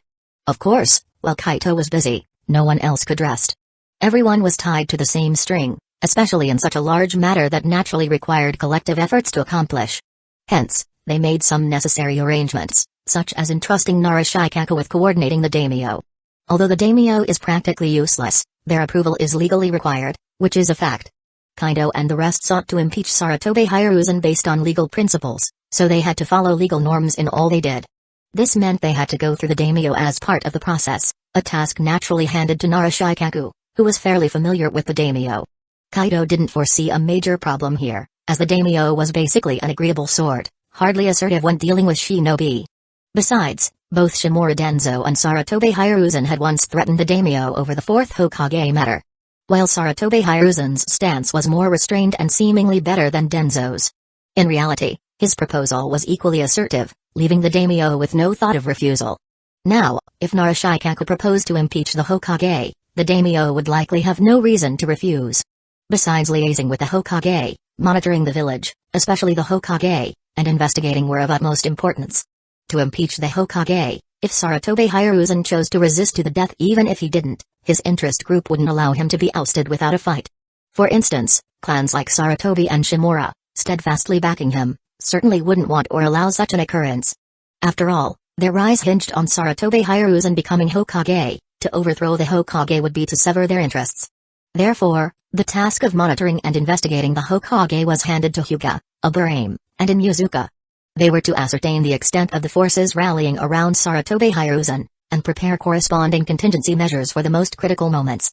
As for Yamanaka and Akimiki, these clans would assist in various tasks, although they weren't the main forces. Their primary direction of action was still in the domain of weapon and supply dealings orchestrated by Kaito. The other clans were aware of this, as Kaito voluntarily disclosed it. After all, neither he nor Narashikaku had any intention of concealing this matter. Furthermore, they both understood that to truly establish a certain level of binding commitment, more interest exchanges were required. After this transaction concludes, could the esteemed elders interact with them and invite them to join our trading venture? Based on their actual contributions, determine and allocate their respective shares. After explaining the rough details, Kaito addressed the elders, who promptly nodded in response. We understand. This matter is indeed important, we will handle it properly. Both Uchiha So and Uchiha Taikeki responded swiftly. Despite their age, they were surprisingly efficient. Essentially, once you suggested an idea, they instantly knew what to do. Even though they had once been adversaries, nearly pushing their rivalry to a disastrous point, they were now comrades, working together under Kaito. Kaito treated them well, providing them a platform to showcase their experience and skills, and they naturally performed better and better. Of course, the most important factor now was that they harbored more hope for their clan, naturally wishing to see it prosper. In addition to this, Fugaku, Shisui, your tasks are also very important. Kaito turned his head to look at Fugaku and Shisui, and then he said with a smile, I showed them the future construction plan of the security department last night, and I think you know what this implies. The future construction plan of the security department was certainly a grand blueprint, and everyone in the Uchiha clan already knew how enormous the future security department would be. However, Kaito had not reported this yet, and he had no problem doing so, as all the changes he made were within the purview of the security department. As for the announcement of the plan, it was entirely up to Kaito's mood and thinking. When Kaito shared his plan with the 6 major clans, one could only imagine their shock and astonishment. These old foxes, were truly clear about how huge the 3 main administrative institutions were in the vast area they covered. But no one dared to question Kaito's actions, because the security department did have such enormous power, it was just that the Uchihas themselves were not aware of it in the past. Now, the newly appointed Kaito clearly understood all of this and quickly grasped, optimized, and improved it, and no one dared to criticize him for anything. What they were considering now was how to get into this massive power structure. No one was a fool. It was clear to everyone what Kaito wanted to do by so explicitly displaying the blueprint he had constructed. Kaito was telling them that the security department was such a large division that the Uchiha clan alone could not support it and ensure its operation. To construct such a large department, especially one with 3 prominent administrators with specific responsibilities and significant influence and power, required a vast number of personnel. Whether it was lower-level execution staff or high-level management, the security department needed them. One can only imagine what was going through the minds of the people of these 6 major clans at this moment. They knew that the ultimate administrative power of the security department was definitely in the hands of the Uchiha clan, or more specifically, in the hands of this Uchiha in front of them. Even the subordinate 3 administrators would be firmly controlled by the Uchiha, but there were too many vacancies in the security department, and they had too many opportunities to get what they wanted. Therefore, there was no need for Kaito to say much more. They all took the initiative to suggest sending members of their clans who were not currently assigned to the security department. And the Hyuga clan, which had already done this, and the Nara clan, which had expressed that they would send personnel, both indicated that they would further increase the scope of their input. One could say that their actions greatly helped Kaito solve some problems, especially those concerning management personnel. So you're saying, a lot of clan ninjas will be entering the security department soon? Fugaku Uchiha was the first to respond, and he immediately nodded in understanding. I know what to do. I will properly coordinate and arrange their training plans, as well as guide their future job directions. I will work well with Chief Fugaku, Chief. Shisui immediately responded. Despite the fact that this would greatly increase his workload and difficulty, Shisui had no complaints or regrets. Good, we also need to start our own work now. Kaito smiled and nodded, then his expression became somewhat serious. The addition of clan ninja members cannot make up for the vacancies we need in the security department. Even if our plan is to proceed step by step, and at this stage we are only focusing on building the security department, we still need enough people to fill the ranks.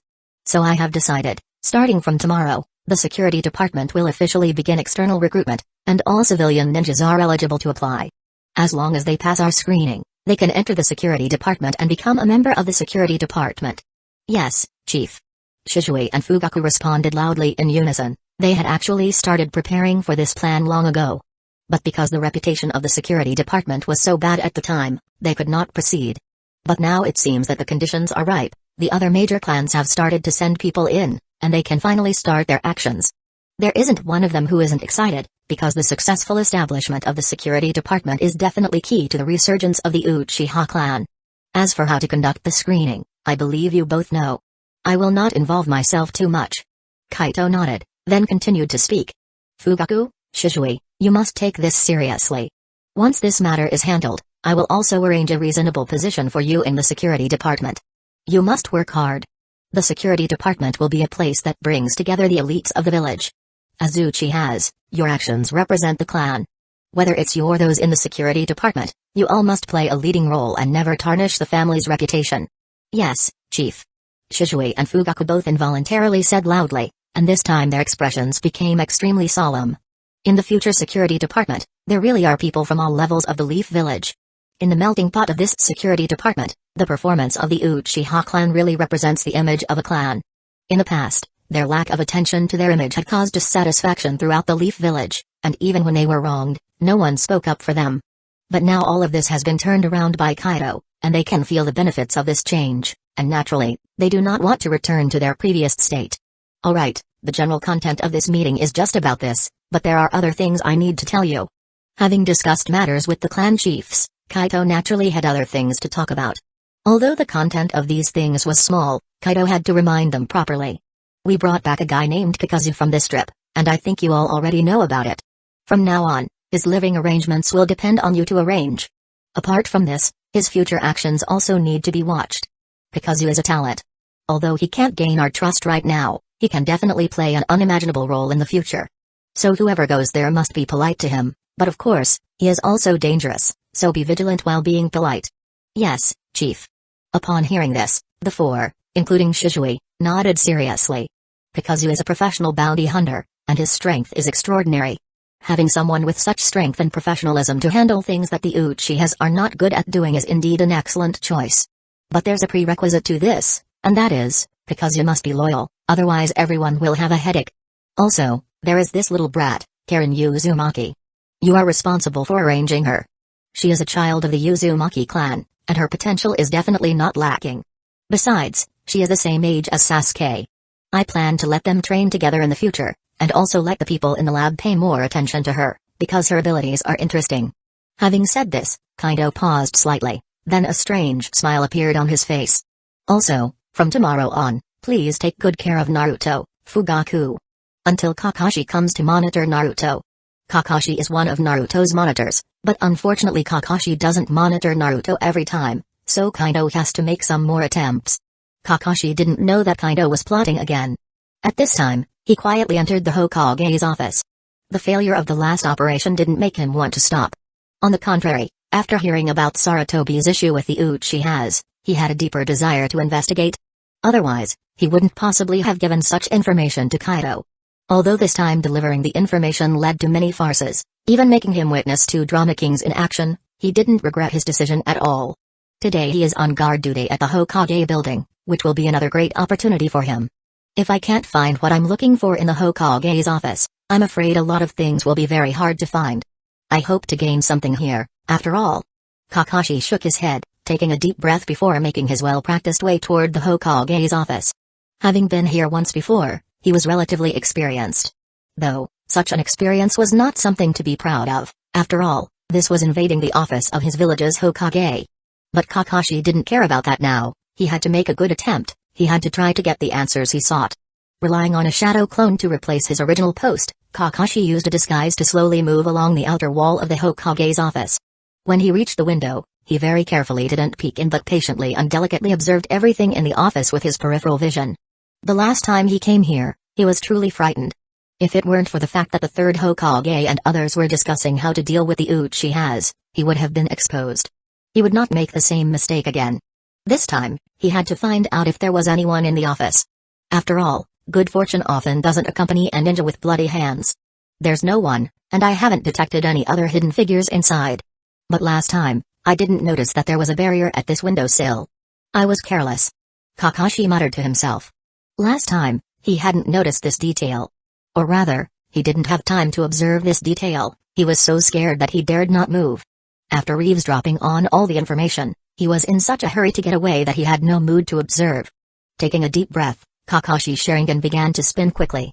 In an instant, he had comprehended the structure of this barrier. Kakashi had always known that his Sharingan was very useful. Not only could it instantly help him see the enemy's action patterns in battle, but it could also help him quickly deconstruct the enemy's ninjutsu, allowing him to crack and even replicate it. Even with some barrier-related problems, it could help him quickly understand and try to quietly crack them. Without being modest, the power of this Sharingan was simply perfect. Whoever obtained it could gain a huge boost. And this Sharingan was given to him by Obito, which held a more significant meaning for him. That is, the consumption of chakra is too great. Perhaps this is the price I have to pay for using it. Kakashi muttered to himself.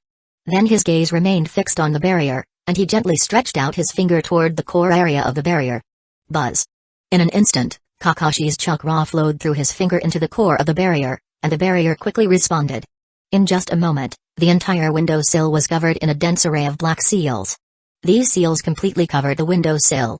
It was clear that anyone who acted rashly would be instantly detected or even attacked by the seals. But as quickly as these seals appeared, they disappeared just as fast. After all, Kakashi had completely seen through this seal. Under his chakra's influence, the seal was quickly broken by Kakashi. Though Kakashi hadn't completely deactivated the barrier, it certainly wouldn't trigger any alarms. After accomplishing all of that, Kakashi finally let out a soft sigh, but just at that instant, he felt nearly a fifth of his chakra had drained away. However, he was too focused now to care about these details. He cautiously surveyed his surroundings and then quickly opened the window to jump into the office. When his feet finally touched the floor of this office, an office he'd entered countless times before, he exhaled a genuine sigh of relief. As Anbu, they had many duties, such as protecting the Hokage during his meetings with others, concealed within this office. But the people who did these tasks were essentially those the Hokage had faith in. Kakashi was counted among those trusted by Hiruzen Sarutobi, and so he had spent quite a lot of time inside this office. His experience had made him intimately familiar with many things in this office. So, after entering the office, aside from promptly closing the window, Kakashi's gaze immediately locked onto a particular cabinet. This cabinet held such important items as the seal scripture. Kakashi speculated that what he sought might be in there as well. How is it not here? Under the enchanting moonlight, silver beams streamed through the office window. Kakashi hid himself in a place where the moonlight didn't reach, slowly going through the contents of the cabinet. But his expression wasn't great. Indeed, this cabinet housed many scrolls, some of which didn't even have a name to indicate what they contained. And these scrolls were secured with a variety of sealing jutsu, indicating their immense value. Hence, Kakashi had no choice but to expend a considerable effort to break each seal and check whether the contents were what he was looking for. Thankfully, his sensei's wife, Kushina, was a master of sealing jutsu, and he had learned quite a lot from her. Even if he hadn't specialized, even if his skills had become somewhat rusty, he still had his Sharingan to aid him, and he could still manage to break these seals with some effort. However, to his disappointment, he had unsealed nearly all the scrolls, viewed all their contents, but he found no trace of what he was seeking. These records held action plans that were sealed away, many of which were extremely dangerous. Should they be implemented, Hidden Leaf Village would suffer significant damage. But without exception, all these plans were vetoed by Sarutobi, ultimately stored away here. After going through these plans, Kakashi felt a twinge of doubt. Could I have been mistaken? He was genuinely unsure now because after reviewing so many sealed records, every single one showed Sarutobi had rejected aggressive plans for the sake of Hidden Leaf Village. This was vastly different from what Kaido had told him, leaving him momentarily at a loss for what to do. However, thinking of his father's death, his own past circumstances, and Naruto's current situation, Kakashi regained his calm. He had his doubts. Was his persistent search a result of Kaito's Genjutsu? After all, he had witnessed the potency of Kaido's eyes. Yet, after much thought, he felt that his heart had always yearned for an answer that could soothe his inner turmoil. Just as Kaido had said, this wasn't for him. It was for his teacher, and even more, for his father. Taking a deep breath, Kakashi resealed the unsealed scrolls and returned them to their original places. Unable to find a breakthrough in the Hokage's office, Kakashi decided he would have to look elsewhere. But before leaving, he had to clean up after himself. He didn't want to expose himself, which would undoubtedly have a significant impact on his future actions. In fact, if discovered, he might not have the opportunity to act at all. However, as Kakashi was returning these files, his hand accidentally knocked against the back partition of the wooden cabinet. A faint knocking sound resonated in his ear. At the sound, Kakashi froze because he was very familiar with the difference between solid and hollow sounds. This was one of the fundamental skills of a Nanbu member, often employed during their missions, and Kakashi was adept at it. Is there a hidden compartment here? Kakashi thought to himself. His Sharingan began to spin once again. First, he needed to ascertain if there were any sealing jutsus present. Fortunately, he found none, and only then did he begin to search for the switch to this secret compartment. He was meticulous and patient. He couldn't help but wonder, what kind of items would be stored in a hidden compartment in the Hokage's office. Before long, Kakashi finally located the switch, cleverly concealed on the Hokage's desk. If it wasn't for his Sharingan, Kakashi wouldn't have found it so effortlessly. After carefully inspecting the switch and confirming there were no issues, Kakashi turned it, unveiling the hidden compartment within the cabinet. Kakashi slowly approached the cabinet once more. What appeared before him was a huge sealed scroll. Although the large scroll didn't have any annotations to clarify what it contained, just the sight of it made Kakashi's heart pound uncontrollably. During this period, besides the Hokage's office where he couldn't make his move, he had carefully inspected other places, more or less. This included Anbu, even the former base of the Root, that deserted place. However, he always came away empty-handed. Initially not finding any information in the office, he had planned to revisit the bases of the Anbu and the Root. But now, the tables had turned, leaving him feeling a mixture of excitement and concern. On the one hand, he was elated, having found a new lead. On the other hand, he was worried that all his efforts might be in vain once again, which would be truly disheartening. Hope, it's what I desire. Kakashi murmured, then slowly extracted the massive scroll. After careful inspection, he quickly formed hand seals. Boom.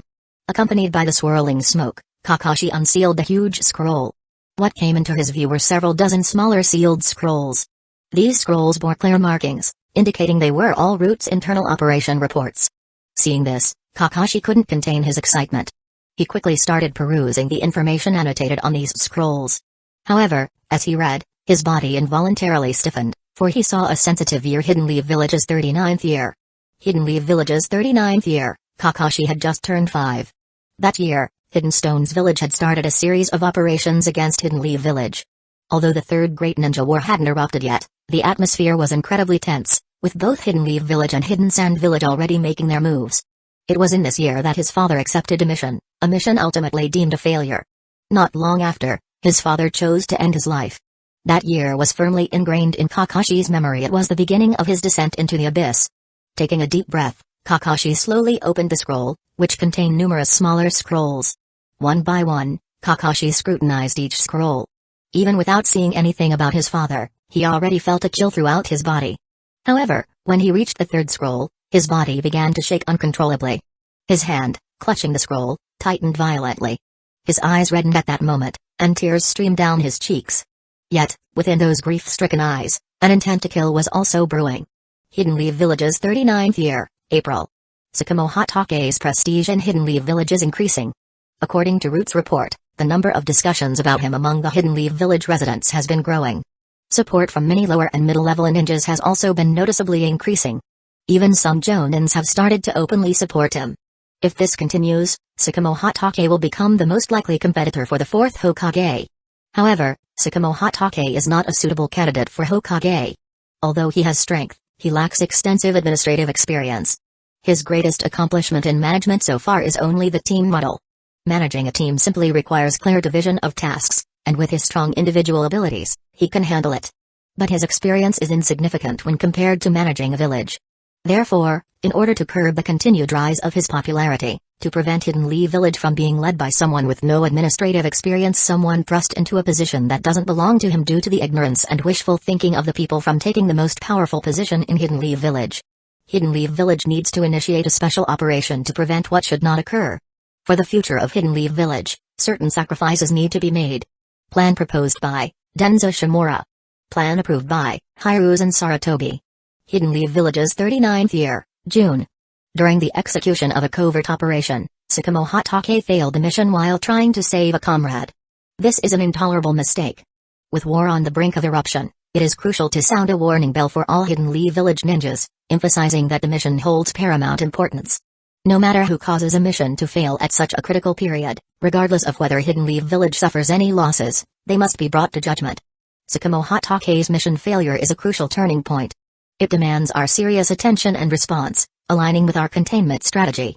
Therefore, we need to find the person saved by Tsukumo Hatake, using necessary means to make him understand that war is no child's play. We need him to testify against Tsukumo Hatake's actions, ingraining this lesson into all Hidden Leaf Village ninjas. At the same time, we need to expand the scope and scale of our containment strategy, using our control over public opinion to our advantage. Let those who originally supported him despise him, and let the ignorant public see him for who he truly is. Only then can we achieve our goals. We can steer Hidden Leaf Village clear of a person without any practical experience ascending to power, someone who could bring about Hidden Leaf Village's downfall. And we can ensure that every Hidden Leaf Village ninja keeps their mission firmly in mind in the face of a potentially erupting war, remembering their duty to serve Hidden Leaf Village wholeheartedly. For Hidden Leaf Village, even though the means are ruthless and somewhat despicable, it's all worthwhile. Plan proposed by Danzō Shimura. Plan approved by Hiruzen Saratobi. Hidden Leaf Village's 39th year, August. Tsukumo Hatake's reaction was somewhat unexpected. It's indeed a pity he chose to end his own life. However, this also demonstrates that he was not suitable Hokage material. A Hokage needs unwavering will and understanding, and absolutely cannot choose to escape over minor incidents. Seppuku is an extremely irresponsible form of escape and is a romantic notion belonging to samurais, not ninjas. Ninjas need to endure darkness and keep moving forward. Tsukumo Hatake's actions make him unworthy of being a Hokage, and he could never become one. Moreover, his death will bring further complications for Hidden Leaf Village. It appears that Hidden Sand Village has accelerated their plans due to receiving intelligence, knowing that Hidden Leaf Village has lost a powerful combatant. His actions have hastened the outbreak of war between Hidden Leaf Village and Hidden Sand Village, and who knows how many lives will be lost because of this. He is a man who should be nailed to the pillar of shame. At this point, war seems unavoidable. While actively preparing for battle, we also need to find ways to alleviate the public's panic over the war and to keep the Hidden Leaf Village ninjas alert to not violate the ninja code. Therefore, the containment strategy cannot stop and should be expanded. We must make the ninjas understand the true meaning of their existence. Their purpose is to complete missions, no matter how difficult the task, no matter whether they will pay with their lives. That is the ninja's destiny. Tsukumo Hatake needs to be held up as a warning, a bottom line, a boundary that no one can cross. Only in this way will the ninjas who carry out missions keep all this in mind. Only then can we have fearless warriors in the war. Only then can we protect Hidden Leaf Village. Plan proposed by Danzō Shimura. Plan approved by Hiruzen Saratobi. Looking at the report in his hand, reminiscing about that time, Kakashi's emotions ultimately collapsed. His father indeed committed suicide, but it was not out of guilt for failing the mission. Just as Kaido Uchiha had said, his father was driven to death by maliciously spread rumors. Looking at the series of action plans, at the glaring names of the plan's proposer and approver, he felt a raging anger burning in his chest. He had never hated someone so much, never wanted to kill someone so much. But now he had such feelings. Such emotions had probably only emerged when Obito died in front of him, and when Rin was killed by his own hands. Such feelings were so strong, so overwhelming, swallowing all the rationality in his heart. But in the end, he took a deep breath, forcibly suppressing his inner anger. He knew there was nothing he could do right now. He sought revenge. He had two enemies. One was Danzō Shimura, and the other was Hiruzen Saratobi. One of them is already dead, and the other is still the Hokage of Hidden Leaf Village. If he made a move on the Hokage, all of Hidden Leaf Village would be thrown into chaos. Hidden Leaf Village is the place Obito, Rin, his teacher, and his father protected with their lives. He absolutely would not allow it to be destroyed due to his impulsive actions. He must control his emotions. He must find a suitable and rational way to resolve all this. Lifting his head slightly, Kakashi looked out the window. He already knew what he needed to do, and this time he could no longer hide his identity. Kaido Uchiha, it was you who asked me to investigate, and you also know that the Hokage is after you now. Now I am coming to find you. Only you can deal with the Hokage now. Chapter 142 Naruto ran to Sasuke's house early in the morning today, and honestly, he was no stranger to Sasuke's home. In the past year, he has lost count of how many times he has visited Sasuke's home. Uncle Fugaku is Sasuke's father, which gave Naruto quite a shock. He never imagined that the uncle who took him out a year ago would have such a status. As for the one called Kaido Uchiha, his status is even more extraordinary. He is not only Sasuke's teacher but also the head of the Uchiha clan. Of course, Naruto, This little guy doesn't have a clear concept of what being a clan head truly signifies. But he knows that this position and title are probably extraordinary, especially since Kaido is Sasuke's teacher. However, Sasuke seems to have some complaints about big brother Kaido, implying that the elder brother has not really taught him anything. But such complaints are merely that. Naruto can see that Sasuke's admiration for big brother Kaido runs deep. After all, who can resist such a gentle and kind big brother? Naruto thought quietly to himself, unaware of the extent of Sasuke's admiration for Kaido. All he knows is that within the Uchiha clan, he can always feel something rarely experienced in the outside world. No one here discriminates against him or despises him. Everyone has their tasks to handle. Sasuke told him they were busy studying and revising for the assessment Kaido had assigned them. But when they see him, their natural expressions honestly convey that they don't dislike him. They simply treat him as an ordinary person, and that's something Naruto has long yearned for but could never find elsewhere. Besides, in Sasuke's home, Naruto has felt a different kind of warmth, a warmth that inexplicably evokes a sense of home in him. Uncle Fugaku always keeps a straight face, but the tenderness that subtly exudes from him makes Naruto feel particularly warm. And Aunt Mikoto's constant attention to his living conditions has brought tears to Naruto's eyes more times than he can count. This feeling, like what a family should feel like, is something that Naruto relishes. Every time he comes here, Uncle Fugaku's family invites him to dinner. Although Naruto wants to refuse each time, not wanting to burden the others because of himself, he can never voice his refusal. Because he really loves this atmosphere. Yesterday, after school, Sasuke reluctantly invited him to his house the next day, which made Naruto incredibly happy. So, Naruto got up early today. He first ran to a Kairaku ramen for a hearty meal to express his excitement, and then went to Sasuke's house. Ah, big brother Kaido. But what he didn't expect was that not only were Sasuke and a red-haired girl he didn't recognize there, he also saw Kaido, the big brother who had been particularly kind to him and whom he hadn't seen in a long time. Naruto? What brings you here? Kaido feigned surprise upon seeing Naruto, while Sasuke wore a resigned expression on his face. His father had mentioned yesterday at lunch that it's been a while since they last saw Naruto, and asked Sasuke to invite him over the next day, which Sasuke didn't refuse. Even though he always thought Naruto was a bit of an idiot and wondered why he found himself constantly irritated by him, their relationship was strangely not bad. So, without hesitation, Sasuke agreed and invited Naruto over to his house after school. However, what he never expected was that last night, Kaido Uchiha informed him that he would be tutoring him today, and that made Sasuke ecstatic. Ever since he became Kaido's student, other than diligently studying the various materials newly issued by his family and occasionally attending Kaido's lectures, Kaido hadn't really taught him anything else, not even conducting individual assessments. This made Sasuke question his own abilities. Could it be that Kaido didn't bother with him because he thought Sasuke was incapable? Receiving this news now naturally overjoyed Sasuke, but as a result, he completely forgot about Naruto. It was only when he saw Naruto arrive that he remembered that he had invited Naruto over today, and he forgot to inform Naruto.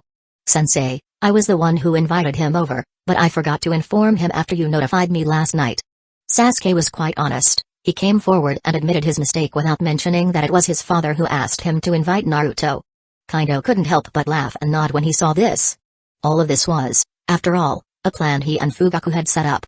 But they wouldn't dare tell the children about such a devious plan, although Sasuke's responsible attitude pleased Kaido greatly. Since he's here, let him stay. After all, I've heard that this kid Naruto comes over here quite often. Kaido said casually with a smile before continuing. Let me introduce you all. This girl is named Karen, and she'll be living here with us from now on, so you guys can get to know each other. Also, I invited you here today to assess your abilities. A ninja needs knowledge to fill his cognition, but the most crucial thing is to have the strength to protect oneself, to protect the things one needs to guard. If a ninja doesn't have enough strength, he can't protect his homeland, his family. You three are here, so consider yourselves as a small squad, and let's see what you're capable of. A squad? Sasuke, Karen, and Naruto looked at each other, somewhat stunned for a moment. Sasuke felt helpless in his heart. It was supposed to be a personal training, but how did it turn into training three people all of a sudden? He didn't even know who this girl Karen was, although he had heard his father mention that she was brought back from a mission by Deputy Clan Chief Shizui. Her living arrangements were also made by his own father, but this was their first meeting. Naruto was someone he was familiar enough with, but this kid was a total imbecile. Turning to look at Naruto, the boy was already brimming with uncontainable excitement. This made Sasuke sigh inwardly, but he dared not go against Kaido's words. As for Karen, she was utterly bemused. Being brought back to Hidden Leaf Village was already baffling enough. Even though she had moved into a family almost entirely composed of handsome men, she hadn't forgotten that she was captured and brought back because of her unique body. She had originally assumed that she was destined for a tragic fate of enduring endless experiments, but now it seemed that wasn't the case. This left her quite puzzled, but she didn't voice any objections. After all, for her, it didn't make a difference where she was. As for Kaido, although he was talking to the three youngsters, his senses were locked onto the figure hidden in the shadows. What made him sigh was that it didn't seem to be Kakashi who had come today. After wrapping up an all-night mission, Kakashi once again paid no heed to his teammates and stealthily left the Hokage building. The hot sun beamed down from the sky, the brilliant rays making Kakashi's eyes squint slightly. Yet, bathing in the sunlight, Kakashi felt no warmth. Instead, his heart remained as cold as solid ice. Last night, he had discovered the action records and reports belonging to the Root Division that had been hidden by the third Hokage, and he had spent the whole night reading them. Everything was so shocking that it made him feel incredibly naive. He thought that by joining the Anbu and spending so many years there, he had already seen the darkest sides of the world. However, compared to those action reports, he realized he was still as pure as a child. In those action reports, the most frequently mentioned phrase was "for the sake of Hidden Leaf Village." For the sake of Hidden Leaf Village, countless people were wiped out as detailed in those reports. For the sake of Hidden Leaf Village, numerous dark deeds had taken place within its borders. For the sake of Hidden Leaf Village, his own father met a cruel end. For the sake of Hidden Leaf Village, his teacher's child had to bear such an unbearable fate. Was all of this truly for the sake of Hidden Leaf Village, or was it for their own control over Hidden Leaf Village? The icy chill in Kakashi's heart continuously assaulted his defenses, while the anger in his heart was steadily consuming his will. It was this peculiar ice and fire blend that kept him sane, allowing him to discern how he should choose. Taking a deep breath, Kakashi slowly returned to his residence, but the moment he arrived, he immediately used the shadow clone jutsu. He left the clone at his residence, while he himself quietly left the room, using the transformation jutsu to blend into the crowd and head towards the Uchiha clan's territory. He had read all the materials last night, but he didn't take all of them, since he wasn't sure if Hiruzen and Sarutobi would meticulously inspect everything. He didn't have that many sealing scrolls on him, so he only picked a few documents he deemed important, replaced them with his own scrolls to ensure the quantity remained the same. These materials might prove useful, but everything would require confirmation from Kaido Uchiha. In truth, Kakashi really didn't want to seek out Kaido, but at present in the Hidden Leaf, the only person who openly expressed dissatisfaction with the current Hokage was Kaido. Kakashi's options were truly too scarce, so even in his reluctance, he could only attempt to find Kaido. But just as Kakashi arrived at the Uchiha clan's premises, he froze in place because he didn't know how to get in. He had come stealthily, of course, not wanting to draw any attention. Other than Kaido, he really didn't want to meet anyone else. But now, if he wanted to enter the Uchiha clan, he would likely stir up huge trouble if he didn't report his visit first. Moreover, the Uchiha clan had significantly strengthened its defenses and measures. Monitoring devices were everywhere, and the clan also had its own patrol squad. If he forced his way in, he might draw the attention of Fugaku Uchiha or Uchiha Shisui before even meeting Kaido, and these two were no joke in terms of power. What should I do? Kakashi murmured to himself. Suddenly, he remembered that there was a forest at the back of the Uchiha clan, and in that forest, a decently sized training ground. Kakashi had heard from Shisui, still part of the Anbu, that Kaito seemed to like training in the back, day in and day out, year after year, rarely missing a day. Perhaps it was this kind of perseverance that allowed him to possess such terrifying power at such a young age. But no sooner had he thought this, Kakashi shook his head. In fact, many people in the Hidden Leaf followed Kaido's method. And among those who matched Kaido in age was Shisui, whose power was also formidable. After much thought, Kakashi could only sigh at the fact that these Uchihas were really like monsters, especially characters like Kaido and Shisui. They were the monsters among monsters. Kakashi turned around and directly left the entrance of the Uchiha clan's grounds, then swiftly ran towards the rear hill of the Uchiha clan. His speed was quick, but the Uchiha clan's area was also large. Even for him, it took almost 5 minutes to detour to the back. However, as soon as he arrived, his expression slightly changed because he keenly detected someone lurking in the dark, which took him by surprise. What's going on? An Anbu member watching Kaido Uchiha. Kakashi murmured inwardly. Although the relationship between Kaido and the third Hokage was abysmal, the third wouldn't be so foolish as to provoke like this, would he? But now Kakashi didn't have the leisure to consider all of this. His gaze was locked on the Anbu member, and then he pounced onto the back of the Anbu agent. Who's there? The spying Anbu agent sensed movement behind him and quickly turned around. But the next moment, he felt a sharp pain at the back of his neck, then lost consciousness, falling heavily to the ground. Indeed, everyone who enters the Anbu are elites, but there's a vast difference even among the elites. For instance, Kakashi's individual strength was far greater than a regular Anbu agent's. Looking at the unconscious Anbu, Kakashi sighed faintly. But in the next moment, he instantly felt a chilling aura locking onto him. This chilling sensation almost suffocated him, accompanied by an intense killing intent that surrounded him. However, this feeling vanished without a trace in an instant, as if it had never existed. At that moment, Kakashi finally breathed a sigh of relief, knowing that he must have been recognized. Naruto, your arm strength is too weak to smash the enemy. Sasuke, your leg speed is too slow, it will give the enemy a chance to exploit your weaknesses. Karen, you're also too bad, are your fists just for tickling the enemy? As Kaido continued to dodge the attacks of the three little guys, he couldn't help but mock and ridicule them. These three little ones weren't as bad as Kaido made them out to be in his remarks. In fact, they are quite decent among their peers. But they are only good among their peers. If they were compared to the era of Kaido and Shisui, they might not be up to par.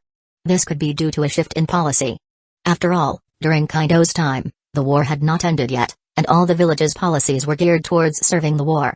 Even Narayanko, who was a bit lazy, had very impressive grades back then. Growing up in such an environment, Kaido naturally used his own standards, which may seem a bit unfair to Sasuke and Naruto. But Kaido didn't care, and neither did Sasuke and Naruto. Although they were constantly mentally attacked by Kaido, they held on and continuously improved. Even Karen, who had always been clueless, was now incredibly focused. Although she didn't understand why Kaido was teaching her these things, her adaptability was always fast, and her sensing ability was extremely exaggerated. She could clearly feel what Kaido's chakra was like. Although Kaido's chakra was a bit cold and made people feel uncomfortable, it didn't have any malice. Since arriving at the Uchiha clan, she had investigated the chakra of others through her own sensing ability. As a result, she found that the chakra of everyone in the clan seemed to be the same. Somewhat cold and somewhat uncomfortable, but surprisingly without any malice. Underneath some people's cold chakra, she could even feel warmth. Like Shisui, his chakra was such a contradiction. Strange family, strange people. After figuring these things out, Karen could only lament this kind of family, but now it seemed that she no longer resisted these people in her heart. Back in the hidden grass village, she could clearly feel the malice others held towards her. The attitude of treating her entirely as a tool, as if never considering her as a human, filled her with both disgust and fear. Here, though Karen didn't know what the future held, at least for now, everything seemed pretty good. Thus, Karen began to exert effort. The trio was tormented quite miserably by Kaido, but under his continuous guidance, they began to show some noticeable progress. They also seemed to realize that they would never trouble Kaido if they each fought individually, so they must unite. Slowly, the trio's attacks began to show some semblance of coordination. Quite interesting indeed. Kaido noticed this and couldn't help but feel amused, even though such coordination was virtually useless against him. He could even, like Kakashi, casually read a book while dealing with them. After all, he also had a copy of Gekkei Paradise. But he thought it best not to do so, at least not to leave any negative impressions on these little ones. This could be considered as showing them some respect. Suddenly, Kaido noticed someone heading towards him, which struck him as odd. But in the next moment, his expression changed slightly, and his aura exploded instantly, zeroing in on the figure approaching from a distance. He realized that this figure had attacked the Anbu shadowing Naruto. His sudden outburst, even some strong ninja could hardly withstand, let alone the three little ones before his eyes.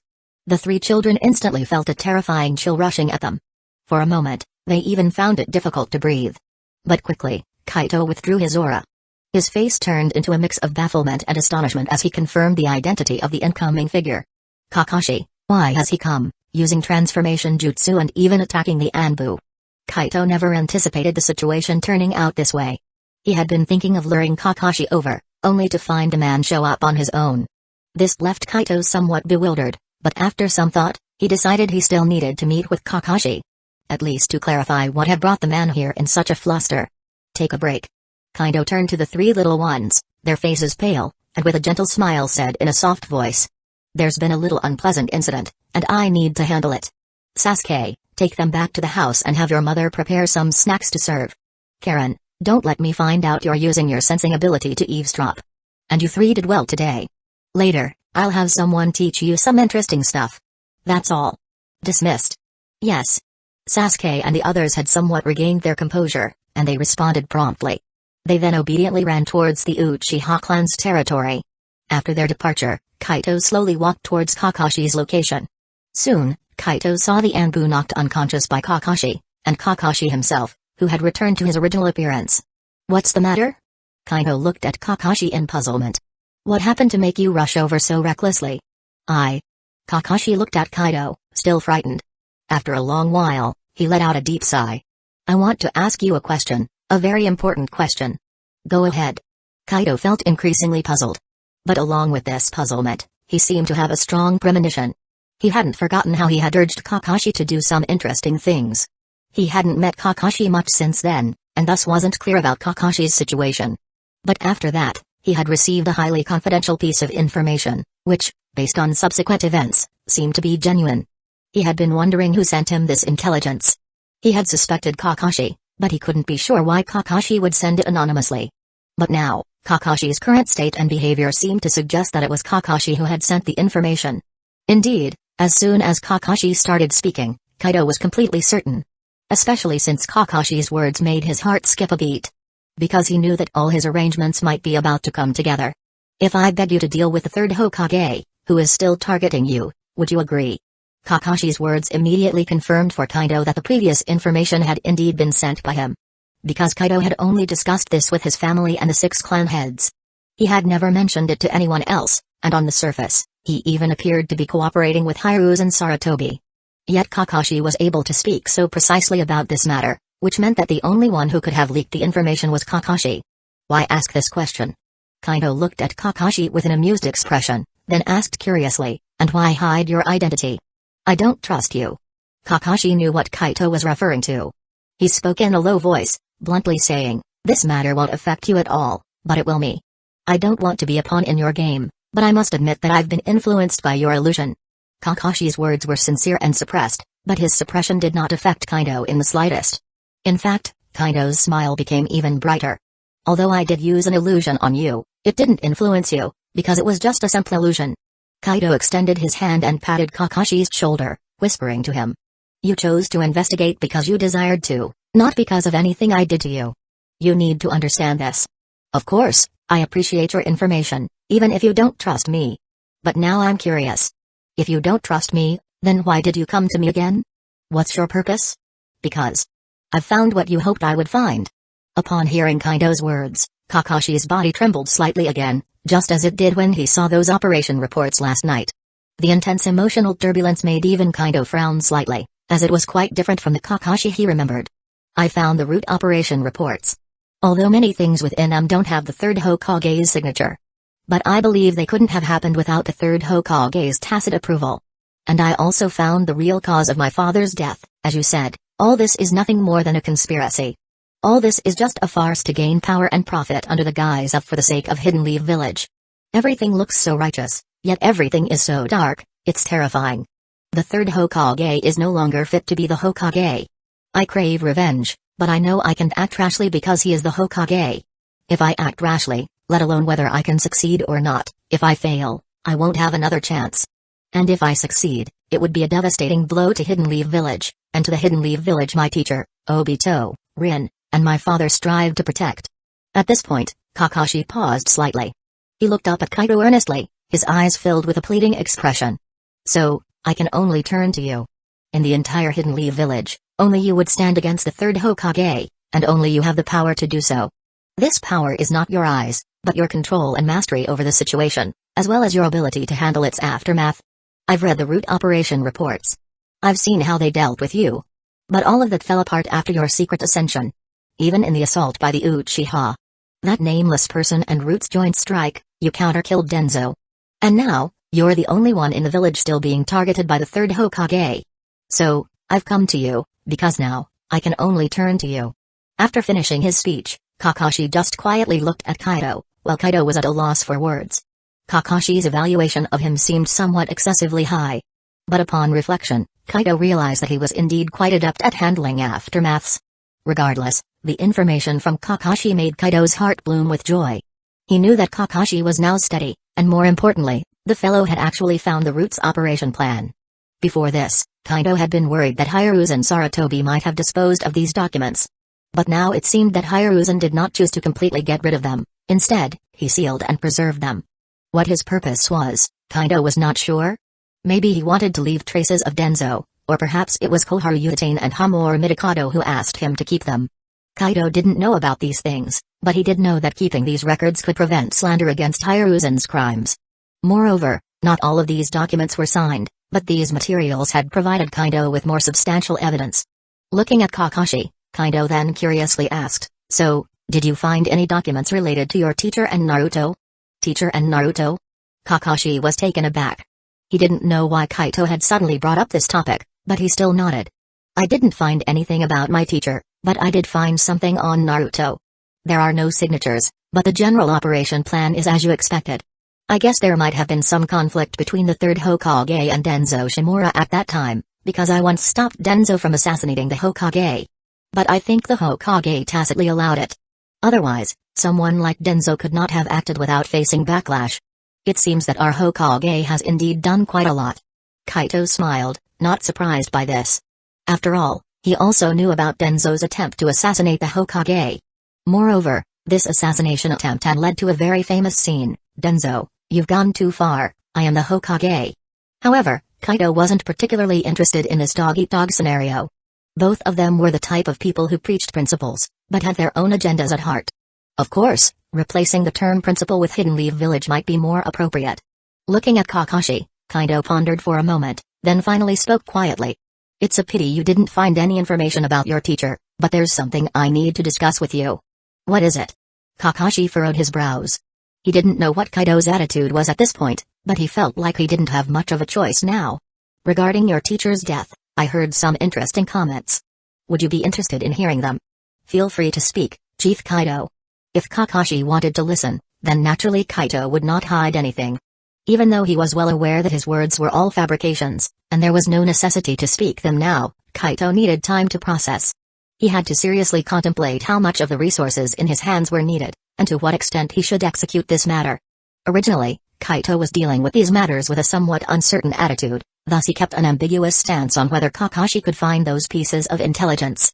If they couldn't be found, Kaido would persuade Kakashi in another way, getting him to expose Hiruzen Sarutobi's experiments on the first Hokage's cells. This was what he and the 6 clan heads planned, basically the most prudent method.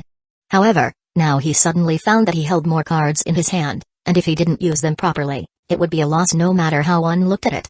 With the cards in hand now, I'm afraid Hiruzen Sarutobi wouldn't even have a chance to counterattack. While Kaido recounted everything Fugaku Uchiha once told him, he was also rapidly pondering in his mind. But those pieces of evidence are still in Hiruzen's hands, hence Kakashi is the key. Whether it's finding those pieces of evidence, or his own significance as a witness, both are of immeasurable importance.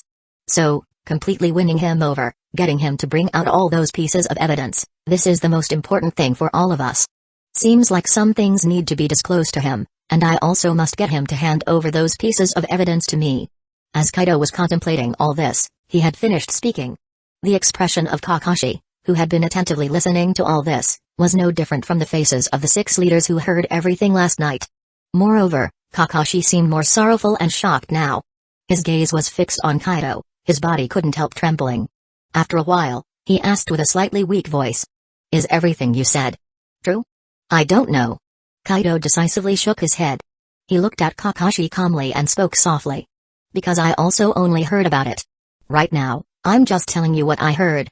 After all, you are his disciple, and I'm not." Kakashi was silent upon hearing this, facing this question he didn't know how to answer. But Kaido could see that Kakashi seemed to be truly moved by his words, because people can truly become unrecognizable when corrupted by power. "As for your request for my help." Just as Kakashi was silent, Kaido spoke again, and his words made Kakashi tense up. "I'm sorry, but I can't help you alone. As I've said, I've already gotten what I wanted, and so I don't wish to get involved further." Kaido's words made Kakashi feel as if his blood had frozen, because he never expected such an answer. "Why, isn't he also targeting you, targeting the Uchiha?" Unable to bear this situation, Kakashi seemed to lose control and shouted out loud. His voice was so loud it even startled the birds nesting here. "You're losing your composure, Kakashi." Seeing Kakashi in such a state, Kaido couldn't help but shake his head with a laugh. As the disciple of the fourth Hokage, you should become her. As a shinobi, you need to become too. I said I can't help you alone, but I never said that I wouldn't help you when others are aligned with me. Kakashi, your understanding of Hidden Leaf Village is still too shallow. You really don't know how much anger this current Hokage has provoked. Having said this, Kaido paused slightly, then his gaze shifted towards the Hokage's rock. As it stands, quite a few clans wish to do something about the third Hokage with me. I have agreed to this. After all, dealing with the Hokage will not be a simple task, especially considering there are so many things we need to think about. For example, how can we make our Hokage step down from his current position without shaking the foundation of Hidden Leaf Village? At the same time, we also need to consider what kind of response we should make to minimize losses in case the Hokage fights back desperately. And after we succeed, who should be elected as the new Hokage to stabilize the situation as quickly as possible? Kaido paused here momentarily, then patted Kakashi before slowly continuing. So, you're not calm enough. You came to me alone hoping that I could help you, but have you considered what just the two of us can do? Obviously, we can't do anything, and might even cause great chaos within Hidden Leaf Village. However, I must admit, without your evidence, it would be hard for us to do anything. From the beginning, we needed you. We needed you to help us verify, to help us catch someone. Kakashi listened to Kaido's words in stunned silence, feeling somewhat ashamed because he hadn't thought things through. His heart was already filled with anger and hatred. If it weren't for his considerations for Hidden Leaf Village, he might have assassinated Hiruzen himself. At the same time, he felt somewhat relieved. Luckily he had came to find Kaido, otherwise, he would have caused a huge mess. After some thought, Kakashi seemed to realize something. He asked, "The person you want me to catch, is it?" "I don't know who you're talking about. My information comes from Orochimaru." Kaido looked at Kakashi calmly and spoke softly. "He told me that you know of a survivor of his experiments in Hidden Leaf Village, one who can use wood style. I don't care who this guy is, but I know that you are aware of all this. It must be him, he's the only one who can use wood style now." Kakashi slowly nodded. He didn't ask how Kaito had made contact with Orochimaru, because none of that mattered to him. What mattered was that he now knew what to do. What mattered was that he could see the dawn of a resolution for this matter. Taking a deep breath, Kakashi seriously looked at Kaito. He hesitated for a moment, then finally asked in a low voice. "May I ask, just how many people are involved in this?" "You should ask, how many clans are involved in this?" A gentle smile curled at the corners of Kaido's mouth. He lightly patted Kakashi's shoulder, then spoke softly. "You can imagine that all 7 of the highly influential clans in Hidden Leaf Village have joined in. And you can also imagine that if you deceive us, we won't hesitate to eradicate you and anyone connected to you.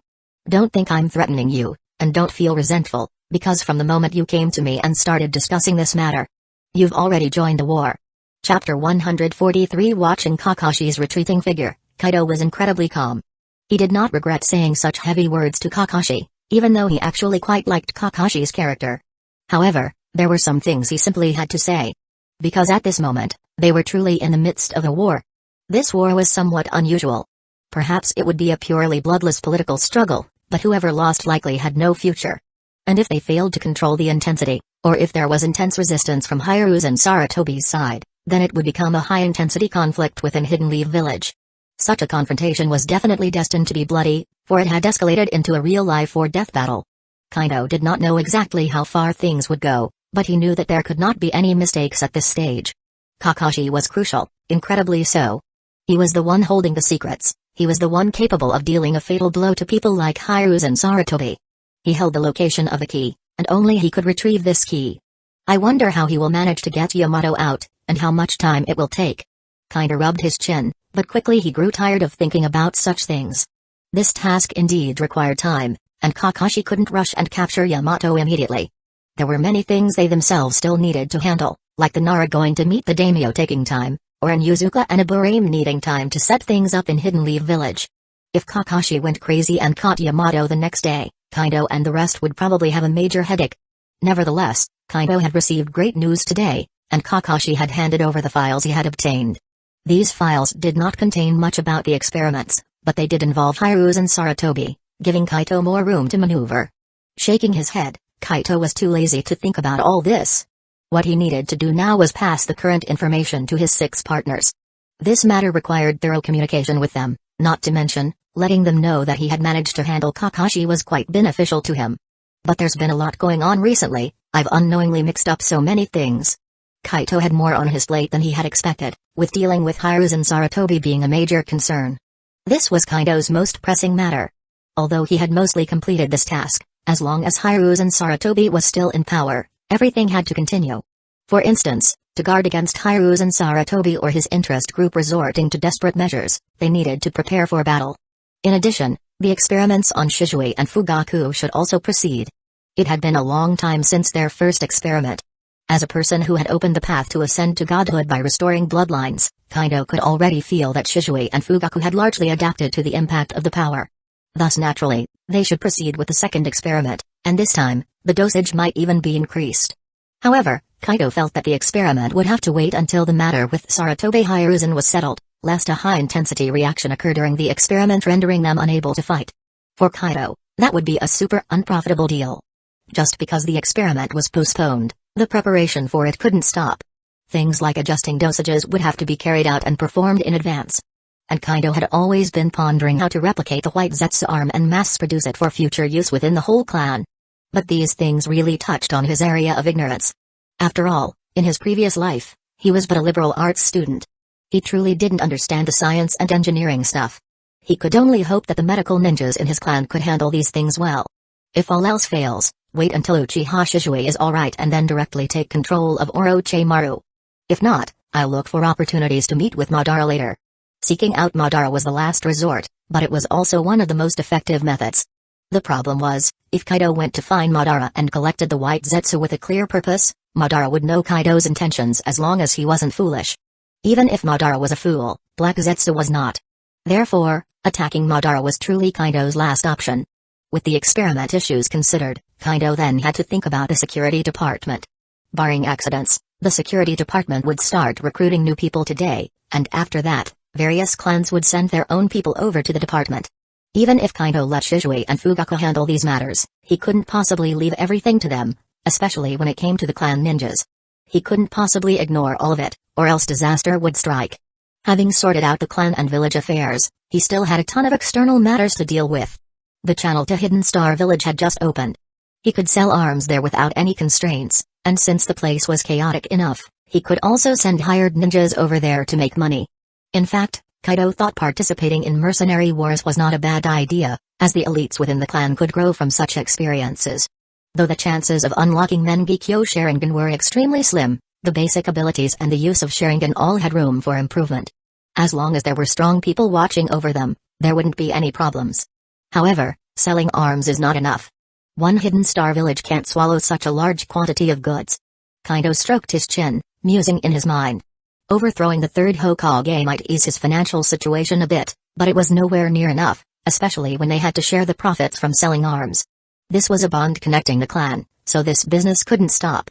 Especially now with other clans joining in, this further enhanced their power but also meant they'd have to spend more money. Anyway, this money doesn't necessarily all have to be invested in the security department.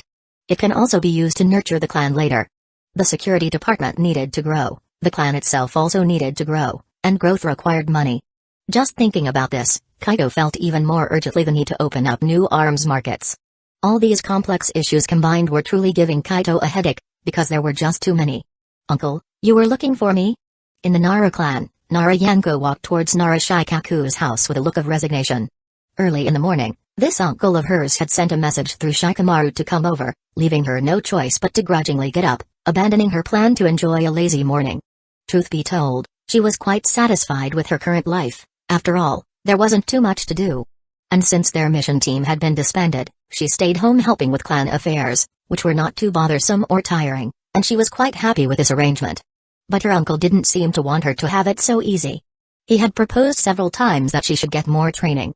For example, he suggested she should help him at the administrative department, which gave Yanko a headache. What was there to like about going to such a boring place? Let's not even mention the unfamiliar environment, just the type of work the administrative department dealt with was hard to get passionate about. Moreover, the administrative department was her uncle's turf. Although she could get special treatment there, her uncle was quite strict. In other words, she'd likely have to work diligently alongside other clan elders in the administrative department, with no chances to slack off. Today, her uncle called her over, and Yanko was afraid it was going to be another such proposal. How could she not feel uncomfortable about it? "You're here, sit down." Narashikaku looked at Yanko's demeanor and knew what she was thinking. He couldn't help but chuckle and shake his head. Yanko obediently sat down, then lowered her head and fell silent, looking like she'd maintain the same attitude no matter what was said. But to her surprise, Narashikaku's first words made her raise her head. "I wanted to ask you, what are your specific thoughts about your old classmate?" "Old classmate?" Yanko looked at Narashikaku in confusion. After a while, she asked uncertainly, "Kaido?" "Yes, Kaido Uchiha." Narashikaku nodded. The youngest clan leader of the Uchiha, and the stir of the Leaf Village's situation. Hearing her uncle's words, Yanko didn't know what to say, especially about the stir of the Leaf Village's situation, which left her speechless. Of course, she couldn't deny that Kaido was indeed a stir of the Leaf Village's situation, because what he did really turned the situation of the Leaf Village upside down. But why was her uncle mentioning him now? Had he done something else? Yanko began to think carefully. In fact, Kaido had been quite behaved recently. Aside from taking out a group marked as remnants of the Root Department, it seemed he hadn't done much else. And, according to Leaf Village's understanding, it was the remnants of the Root who attacked Kaido in an attempt to avenge Danzō. This really didn't have much to do with Kaido. Could it be the security department? Suddenly, Yanko had a sharp intuition about something. Her uncle would never let a chance go by unnoticed, so there must be some hidden information here, things she had noticed but hadn't thought about in detail. And this information likely came from the security department, as the changes in the department were truly profound, particularly the rapid improvement in their reputation. While Yanko admitted, a lot of this definitely stemmed from changes within the security department itself. After all, when Yanko was free, she specifically watched how the current security department handled things. It has to be said that the security department's performance is markedly different from before. They used to be infamously iron-faced and possessed that unique Uchiha arrogance. Anyone would be angry or disgusted seeing that attitude.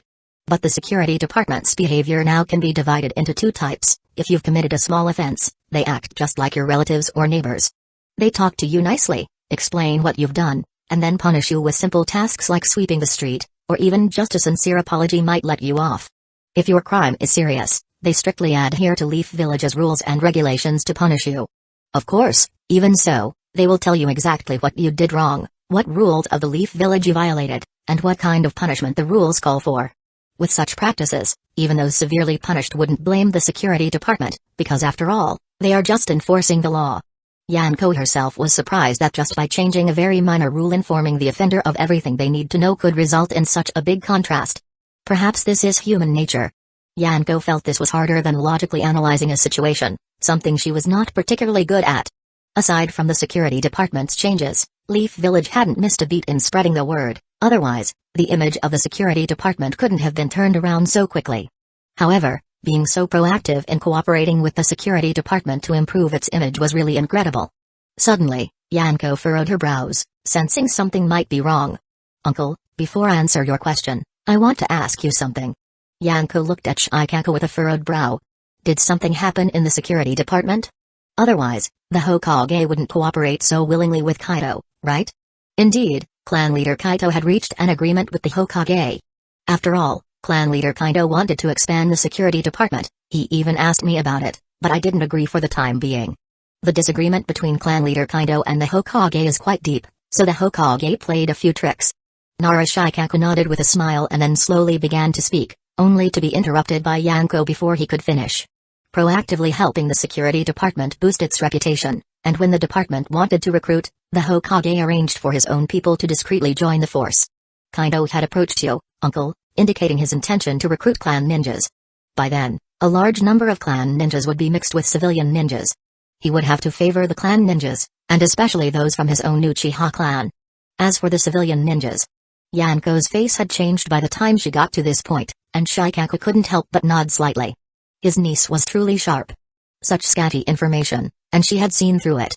She was undoubtedly his cousin's daughter. But seeing his niece with such a worried look, he couldn't help but find it a little amusing. It was a rare sight on this niece of his who always appeared calm and indolent. "Don't worry, your old classmate is sharper and harder to deal with than you think." Shikaku shook his head lightly, a smile creeping onto his face.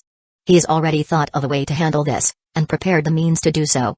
Even I am standing by his side now. But my opinion of your old classmate is only based on what I've seen, while you've spent much more time with him. Though it's not the first time I've asked you, I still want to know your opinion of clan leader Kaido. In your view, What kind of person is he? He is intelligent, can appear cunning at times, but is also a very reliable person. Narayanko didn't hesitate for long this time and spoke earnestly to Narashikaku. This is my perception and understanding of him from knowing him at school, and then being teamed up with him again. He's not a traditional Uchiha, he has always been considerate of others' feelings. Of course, this is the kind I see from my perspective. He is now the leader of the Uchiha clan, perhaps his mentality has changed. Yanko did not make definitive statements, but everything she said was considered from her own perspective. Seeing this, Narashikaku couldn't help but nod seriously, then he suddenly spoke with utmost earnestness. You're right, people do change, just as some people might, driven by power, harm those they love most. Upon hearing Narashikaku's words, Narayanko was filled with questions. Although his words were correct, her uncle made her feel like he was implying something more, as if there was a hidden message. But regretfully, her uncle stopped talking at this point, which left Yanko feeling somewhat disappointed. Because she always felt that there might be something momentous in there, but the next moment she couldn't bring herself to pry. So, in order to understand Kaido Uchiha well, I plan to send you to the security department. The security department? Me? Yanko pointed at herself incredulously. Yes, you. Narashikaku nodded seriously, then said with a smile. After all, you are familiar with him, and I have also promised him to have members of the Nara clan join. Of course, it's not just you alone, there will be many others with you, because your old classmate's ambition is quite grand. Great ambition. Narayanko looked at Shikaku somewhat helplessly, sighed, then muttered softly. Even uncle says he's ambitious. Do you think he can handle it? And why are you joining him in this madness, uncle? Because I believe he can handle it, and his ambition is grounded in rational rules and expansion. Narashikaku's smile remained bright, he completely ignored the resentful look in his niece's eyes. He had seen plenty of such expressions from his son. Maybe it's better not to call it ambition, but what he does forces me to think and speak this way. Yanko twitched at the corner of her mouth, not knowing how to respond to her uncle's words. And she had this nagging feeling, had she been sold out? Oh, by the way, when I said I'm with him, I meant that we're in a partnership now. This partnership is multifaceted, and it can help the clan become better in every aspect. Even your father is involved, and in a few days, he's going to the capital of the Land of Fire to meet their daimyo. Now Kaido wants to set up a basic framework for the security department. I've promised him before, and I won't slack off this time. So, as your former teammate, and you two still maintain a good friendship, I really can't think of anyone else more suitable than you for this task. So, I'm entrusting this matter to you. Yanko looked at Narashikaku's full-faced smile, savoring his words about a multifaceted partnership in her mind. She sighed inwardly. Just as expected, she had been sold out by her uncle. Hey, hurry up, or we'll be late. What's the rush? Even if we get there, we might not have a chance. I'll go ahead and check it out. Wait for me. On the main streets of Hidden Leaf Village, many people were rushing towards the outskirts of the bustling part of Hidden Leaf Village where they seldom went, and clearly, most of these people were ninjas. Today was a rest day, whether for students or ninjas, apart from the ninjas on duty, patrolling, and those on rotating government service.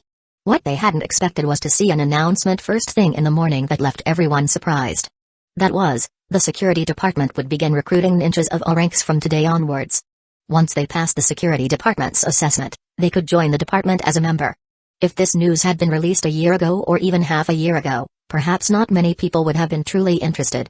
Back then, the security department was notorious, no one was willing to suffer there, not even those living in the most difficult circumstances would have considered it a priority.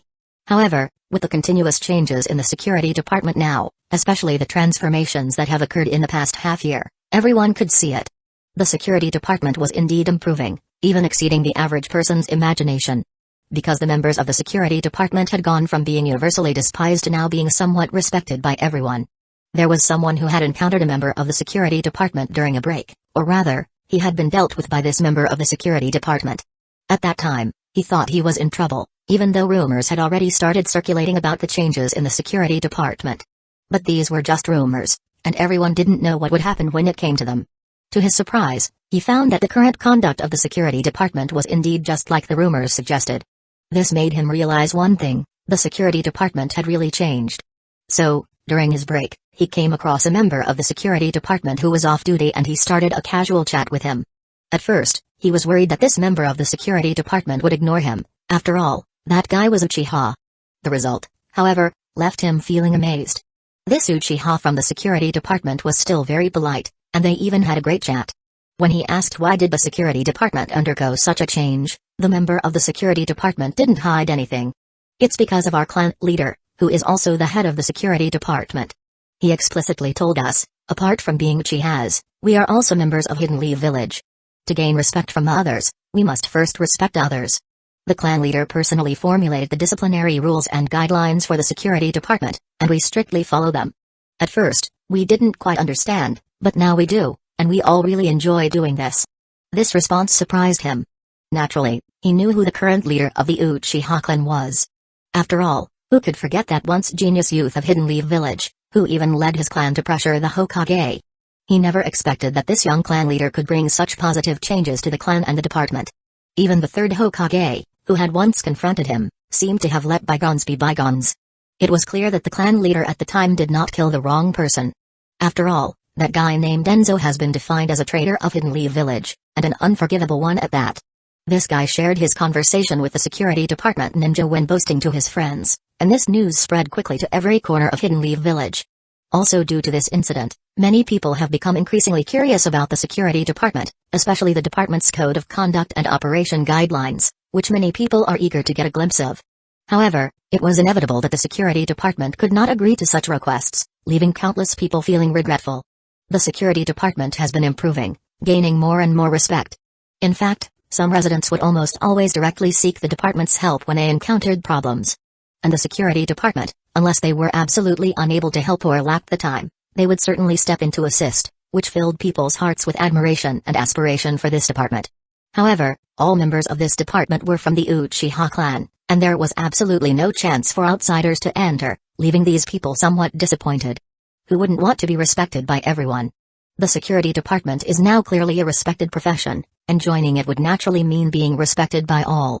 And today, the security department suddenly announced that it would accept non-Uchiha members. How could such news not shock everyone? Without the need for more words, almost everyone rushed towards the security department, especially when they saw that the department's income and benefits were not low. Formally hired individuals could even learn some ninja techniques. Even if they knew that the conditions for joining the security department might be stringent, they couldn't help but try. For a time, the entrance of the security department could be said to be bustling with people, and the registration was incessantly ongoing.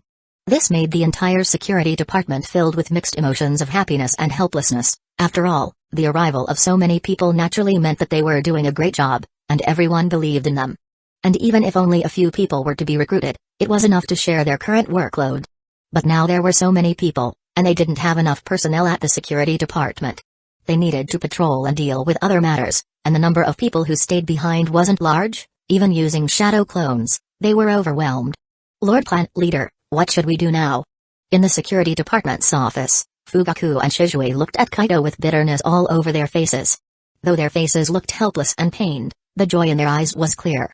They, like everyone else, were the embodiment of pain and pleasure. After all, the feeling of being recognized and trusted by others was really great.